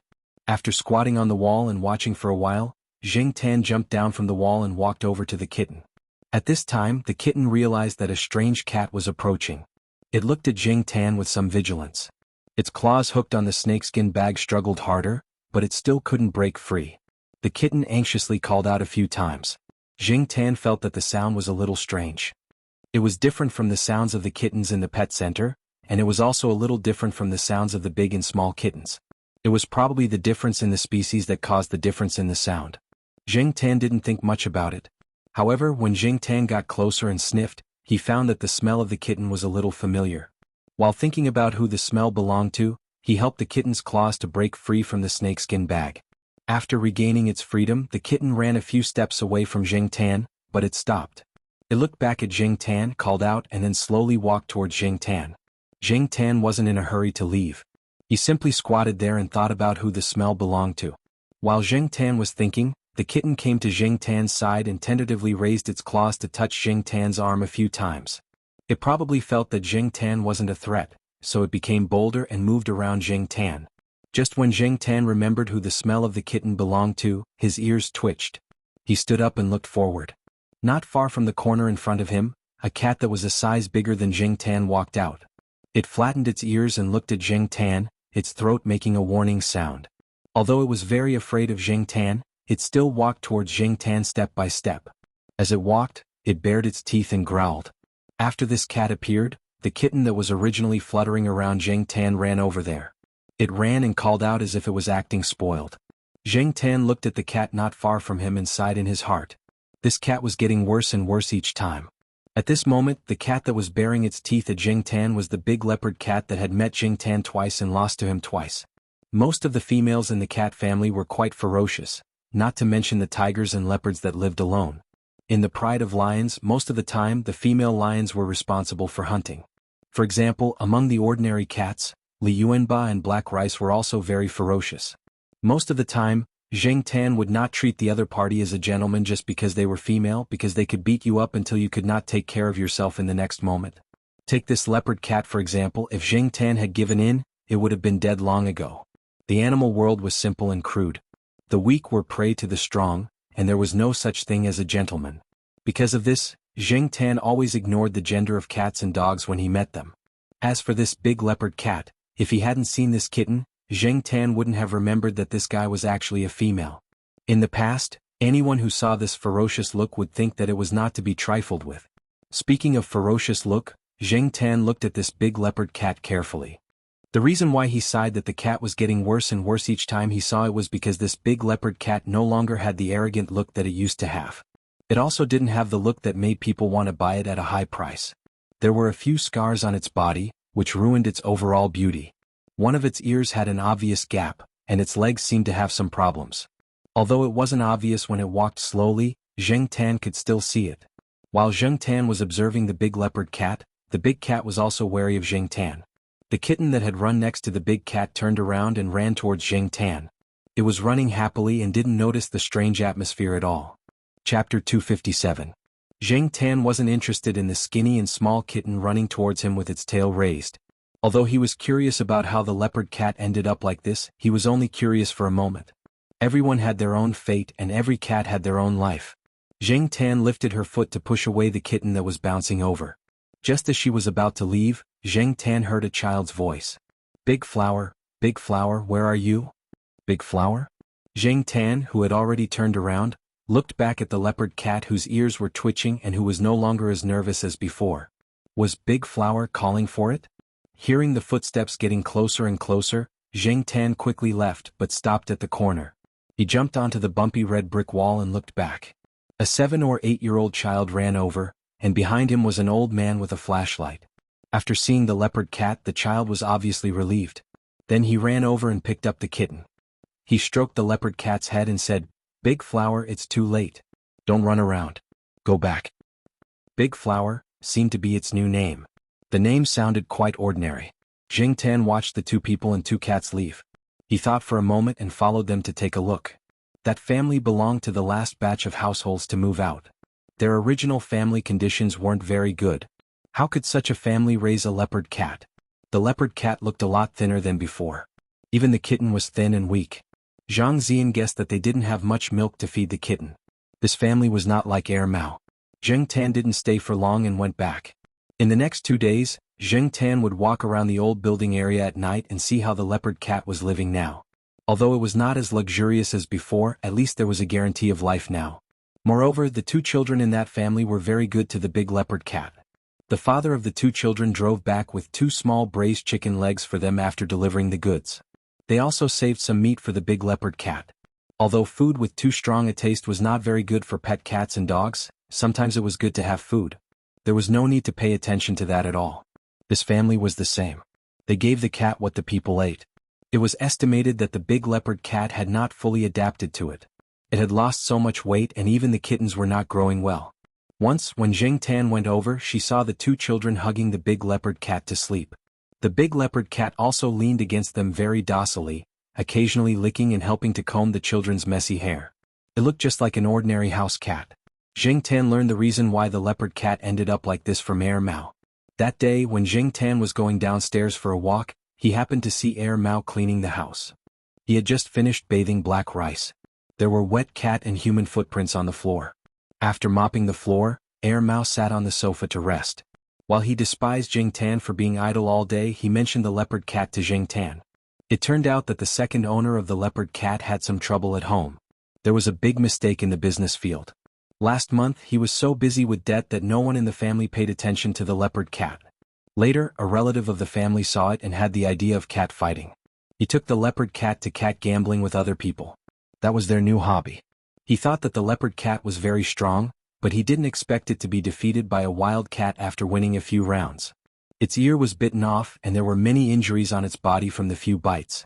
It was also beaten up because it lost a few rounds. After that, it was probably sold to a cat meat restaurant, Air Mao said with strong contempt and disgust for those people. Jing Tan thought that the leopard cat was still alive. Although it wasn't doing well, it was still better than being eaten. In fact, Jing Tan felt that if the leopard cat had maintained the state it was in when he first saw it, even if it was taken to cat fighting, it might not lose. The key was that it had been trained when it was the second owner. Cats were not easy to train, and their wild nature was deeply ingrained in them. Therefore, the so-called training of a cat trainer to temper its nature in a short period of time would probably involve some extreme methods. When Jing Tan saw the leopard cat for the second time, it was indeed a lot softer. If it fought in that state, even with its advantage in size, it might not be able to win against the cats that survived the wild every time. One day after dinner, Jing Tan walked to the old residential area again. Thinking of what Air Mao said, Jing Tan sympathized with the leopard cat. As a pet, it was indeed very lucky to have a good owner. In comparison, Jing Tan felt that it was better to stay in the Jiao family. As he was thinking, Jing Tan raised his head and looked in front of him. The leopard cat was squatting there. When it saw Jing Tan, it immediately stood up. It didn't look vigilant like last time, but turned around and ran away. Jing Tan was speechless. Did he look that scary? That leopard cat was getting more and more timid. Jing Tan complained in his heart. Jing Tan was about to head over to the house to take a look, but before she could take a few steps, she noticed that the leopard cat had returned. What was different from before was that it was holding the kitten in its mouth. Jing Tan was puzzled. Why was it holding the kitten in its mouth? The leopard cat approached Jing Tan. At first, the leopard cat's footsteps were hesitant. It moved slowly step by step, but when it realized that Jing Tan didn't show any intention of attacking or harming it, it quickened its pace. The kitten in its mouth was confused and innocent. It didn't know what its mother wanted to do. Looking at the cat that was getting closer and closer, Jing Tan had a bad premonition. She wanted to turn around and run. Before Jing Tan could move his feet and run, the leopard cat stopped half a meter away from Jing Tan and put down the kitten in its mouth. After the kitten landed on the ground, it looked around. Probably because it smelled its mother's familiar scent, it became bolder and moved around the leopard cat. However, the leopard cat gently nudged its head in Jing Tan's direction. Jing Tan was speechless. It couldn't be what he was thinking, right? The kitten didn't realize its mother's intention. It couldn't resist and was pushed towards Jing Tan. When the kitten saw Jing Tan, it immediately ran over and played with Jing Tan's palm. The kitten's teeth were long, but it didn't have much strength when it bit, so Jing Tan didn't feel any pain. Jing Tan looked at the kitten that was fluttering around her hand. When she looked at the leopard cat again, she realized that the leopard cat had already walked back. "Hey, you forgot to bring your son." Jing Tan saw that the leopard cat was walking faster and faster. When it walked faster, he saw that there was something wrong with its hind legs. It lost its balance and looked a little limp when it ran. That wasn't the point. The point was that the big cat ran away after it brought the kitten over. Jing Tan pushed the kitten back. The kitten thought that Jing Tan was playing with it, so it struggled even harder. When it looked back and saw that its mother was running further and further away, the kitten meowed a few times and chased after her. Unfortunately, its small arms and legs were still developing slowly, so it rolled after a few steps. When the kitten meowed, the big cat stopped and looked back. Then it turned around and continued running. The kitten couldn't keep up with its speed. Soon, the kitten realized that its mother was gone. It was tired of chasing, so it sat on the ground and looked at the dark alley in the distance. It meowed softly. Jing Tan now understood that the big cat wanted him to help take care of its child.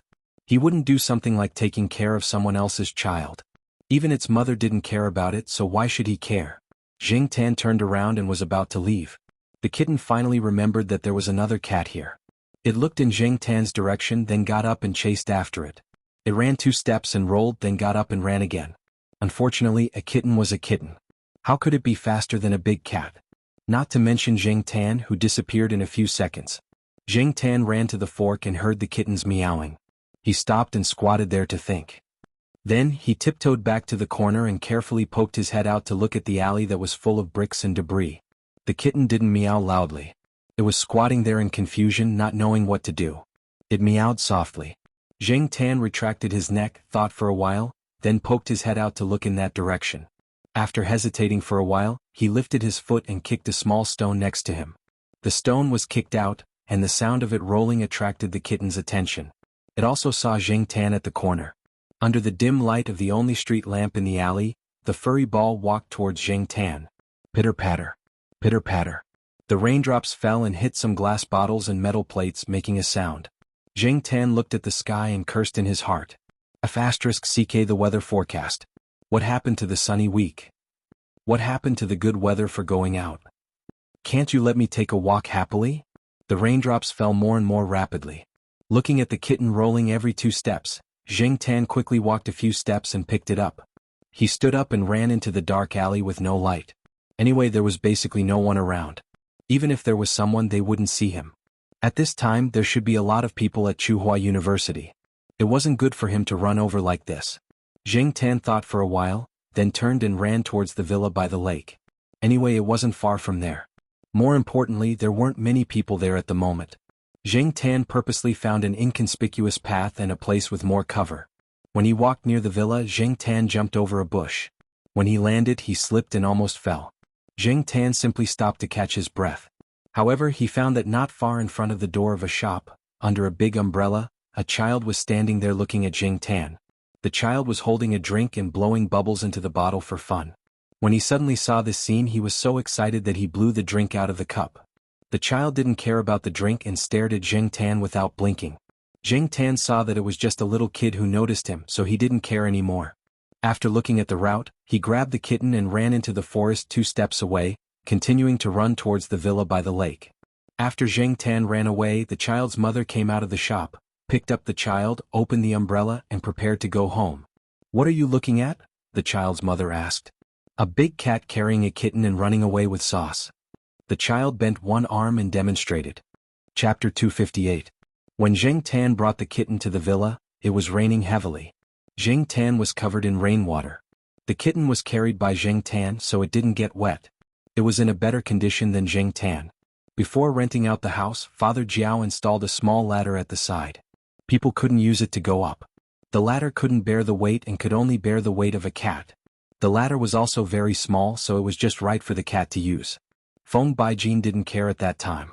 He even felt that this family was really good to the cat. Jing Tan didn't usually use the small ladder. He could find a place to climb up the attic. It was convenient and free. He could go up however he wanted. Today he was carrying a kitten, so it wasn't convenient for him to climb the wall. So he climbed up the ladder. Opening a window in the attic, Zheng Tan climbed in and closed the window to block the rain and wind outside. He turned on a table lamp next to the window. In fact, it didn't matter if he didn't turn on the light. Zheng Tan could adapt to the dark environment here. Turning on the light next to the window was just to tell the people downstairs that the one moving in the attic was Zheng Tan and not some other thief. Zheng Tan remembered that there were many things in the cabinet in the attic that the old lady didn't take away, such as towels. The towels hadn't been used for a long time, but they were very clean. Zheng Tan took one out and wrapped it around the kitten so it wouldn't catch a cold. Although the temperature wasn't low, the kitten was still fragile and easy to get sick. The wooden floor in the attic was very clean. Zheng Tan directly put a few towels on the floor and put the kitten there. The kitten kept meowing. Zheng Tan didn't know if it was hungry or wanted to express something else. He looked around. On the single bed in the attic there was a small tiger plush toy. The old lady had bought it as a birthday gift for a friend's child. Later, for some reason, she changed it to another gift. The tiger plush toy had been left here. When the old lady moved away, she didn't take it with her. To the old lady, this toy didn't have any special meaning. Zheng Tan used it as a pillow to sleep when he came here. Zheng Tan took down the plush toy that was almost as big as him and put it next to the kitten. Maybe cats were very close to soft plush things. The kitten went over and touched it with its paws. The kitten's attention was diverted, and it stopped meowing. Zheng Tan stayed at the side and wiped her feet with a towel. Along the way, her feet were also covered in mud and there were muddy footprints on the floor. However, the auntie downstairs would come up to clean the house tomorrow. Father Jiao had offered to pay a cleaning fee every month, but the auntie refused. In fact, the two auntie and uncle's salaries from Feng Baijin's parents were much higher than those of white-collar workers, so they didn't care about the cleaning fee. When the Jiaopa rented the house, he said that Zheng Tan had stayed here for a long time, so he was very familiar with the place. He knew how to open the cabinets and windows. This was to warn Feng Baijin and the others in advance, so that they wouldn't be scared when they saw Zheng Tan turn on the lights and cabinets. Feng Baijin stood at the stairs leading to the attic. Just now, when he came out to pee, he suddenly heard a kitten meowing. He went out to take a look. The lights by the window in the attic were turned on, which meant that the landlord's cat was in the attic. However, the cat usually climbed through the window to sleep. He had never heard of a kitten. Although he didn't hear the kitten meowing anymore, Feng Baijin was still curious. He quietly walked up the stairs to the attic room's door and leaned against the door to eavesdrop. He heard another kitten meowing. This time, Feng Baijin was sure that there was a kitten inside. That was definitely not the meowing of an adult cat. After thinking about it, Feng Baijin thought of a possibility. The landlord's cat had given birth to a kitten. But then he thought about it. Every day Aunt Lee went upstairs to clean, but she didn't see the kitten. Was it just born today? How could a newborn kitten meow like that? That didn't seem right. It didn't sound like a newborn kitten either. Could it be that the landlord's cat had given birth a long time ago and was just hiding the kitten? Could it be that the landlord actually knew about it but didn't say it out loud? Was that why he didn't rent the attic? Feng Baijin's imagination was running wild. He didn't know how far his thoughts had extended. Zheng Tan didn't know that he had been accused of many things. At this time he was thinking about how to deal with the kitten. Compared to Amy, the kitten was too weak. He didn't even know if it could survive. Anyway, Zheng Tan didn't think that he had the ability to raise a kitten. The leopard cat really gave him a difficult problem. Since the leopard cat had brought the kitten out, it must have its reasons. Zheng Tan didn't send it back. Should he leave it here and let Feng Baijin take care of it? Zheng Tan didn't know much about tenants, so he couldn't make a decision. In his heart, he didn't want to bring the kitten back to the Jiao family. He was enough for the Jiao family. However, if there was no other choice, Zheng Tan could only bring the kitten back to the Jiao family. Zheng Tan really wanted to slap himself. He was so kind. As he was thinking, Zheng Tan heard the sound of knocking on the door. The door creaked open. The attic's door was never locked. It was convenient for the aunt downstairs to come up and clean. Driven by curiosity, Feng Baijin twisted the door lock and opened the door to look inside. The attic's room was dark for Feng Baijin. Fortunately, the room wasn't big. With the help of the light next to the window, Feng Baijin saw the black cat, playing with a towel, and the lump on the floor. After looking carefully, Feng Baijin found the kitten in the lump. There was no other way.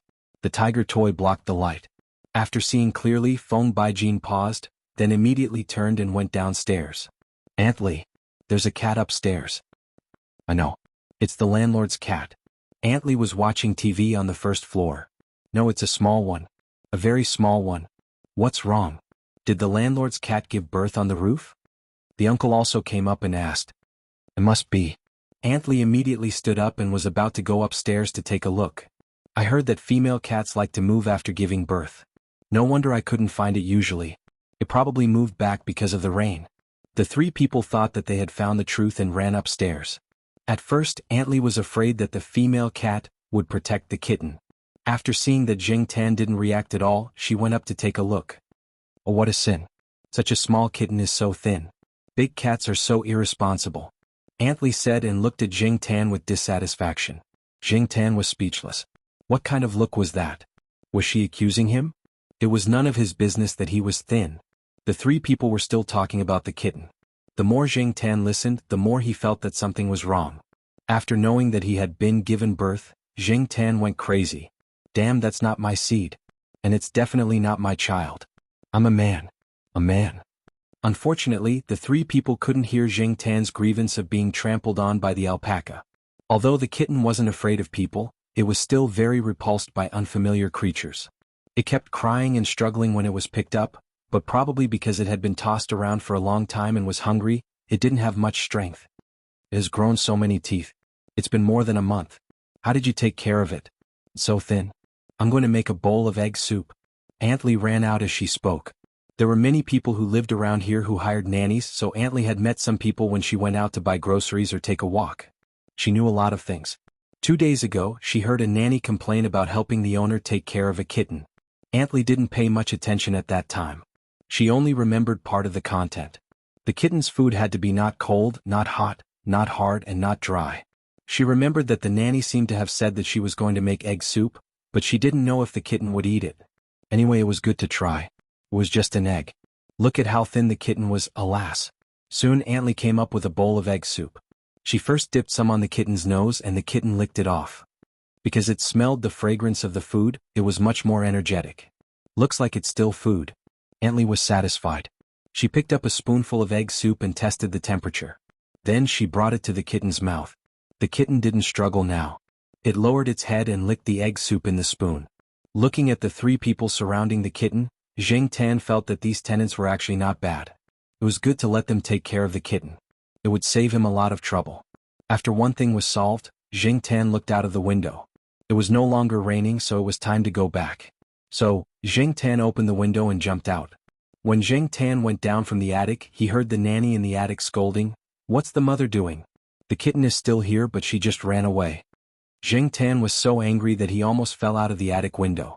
Damn, I'm so wronged. The next day when Jing Tan went to the lakeside villa, Antley wasn't there. According to the uncle, it seemed that she was sending the kitten to the pet center and buying some suitable cat food. At the same time in the old building area, the family with the leopard cat was preparing to move out. "Where's the kitten?" the child's father asked. "I don't know. Yesterday I saw the big flower take the kitten out. At night it came back alone. I went out to look for it but I couldn't find it. Maybe someone took it away," the child's grandfather said. "That's good. The kitten will suffer if it follows us. Kittens are not as fragile as big cats. This kind of cat is intelligent. It knows that the kitten will suffer if it follows us, so it probably thought of a way to send it away," the child's grandfather sighed. He had bought the big cat from a mahjong buddy who owned a restaurant. His child had taken a fancy to the big cat and found out that the cat was pregnant with kittens after he bought it. Unfortunately, only one of the 3 kittens survived because of her poor health and poor living conditions. Although the kitten was thin and small, the old man believed that the kitten would definitely grow up to be very strong in the future. The child's father didn't believe in intelligence, but he didn't say much. Anyway, it was good for them not to take the kitten with them. Otherwise the journey would be torturous. This time he planned to take the compensation money to do business in the coastal area. It was indeed inconvenient to take the kitten with him. He thought of giving the kitten away. Yesterday he told a friend here that he planned to give the kitten away when the 2 children weren't paying attention. He didn't expect that the female cat would take the kitten away by herself. Today when the children at home asked, they said that the kitten had left with its father. The 2 children even cried. When the old van left the old building area in the car, the big leopard cat stayed at the rear window, looking in the direction of the old building area. When it couldn't see it anymore, it went back to the seat with the child holding it. Chuhua University. At noon, Feng Baijin stopped the Jiao Pa when he was about to go home to take a nap. Feng Baijin wanted to call him yesterday, but it was already past 9. He felt that it was too late, so he didn't call. Since they bumped into each other today, it was a good time to talk. Feng Baijin followed him on the scooter that he just bought a few days ago. He thought for a moment and said to Jiao Pa, "Mr. Jiao, did you know that your cat gave birth?" Squeak.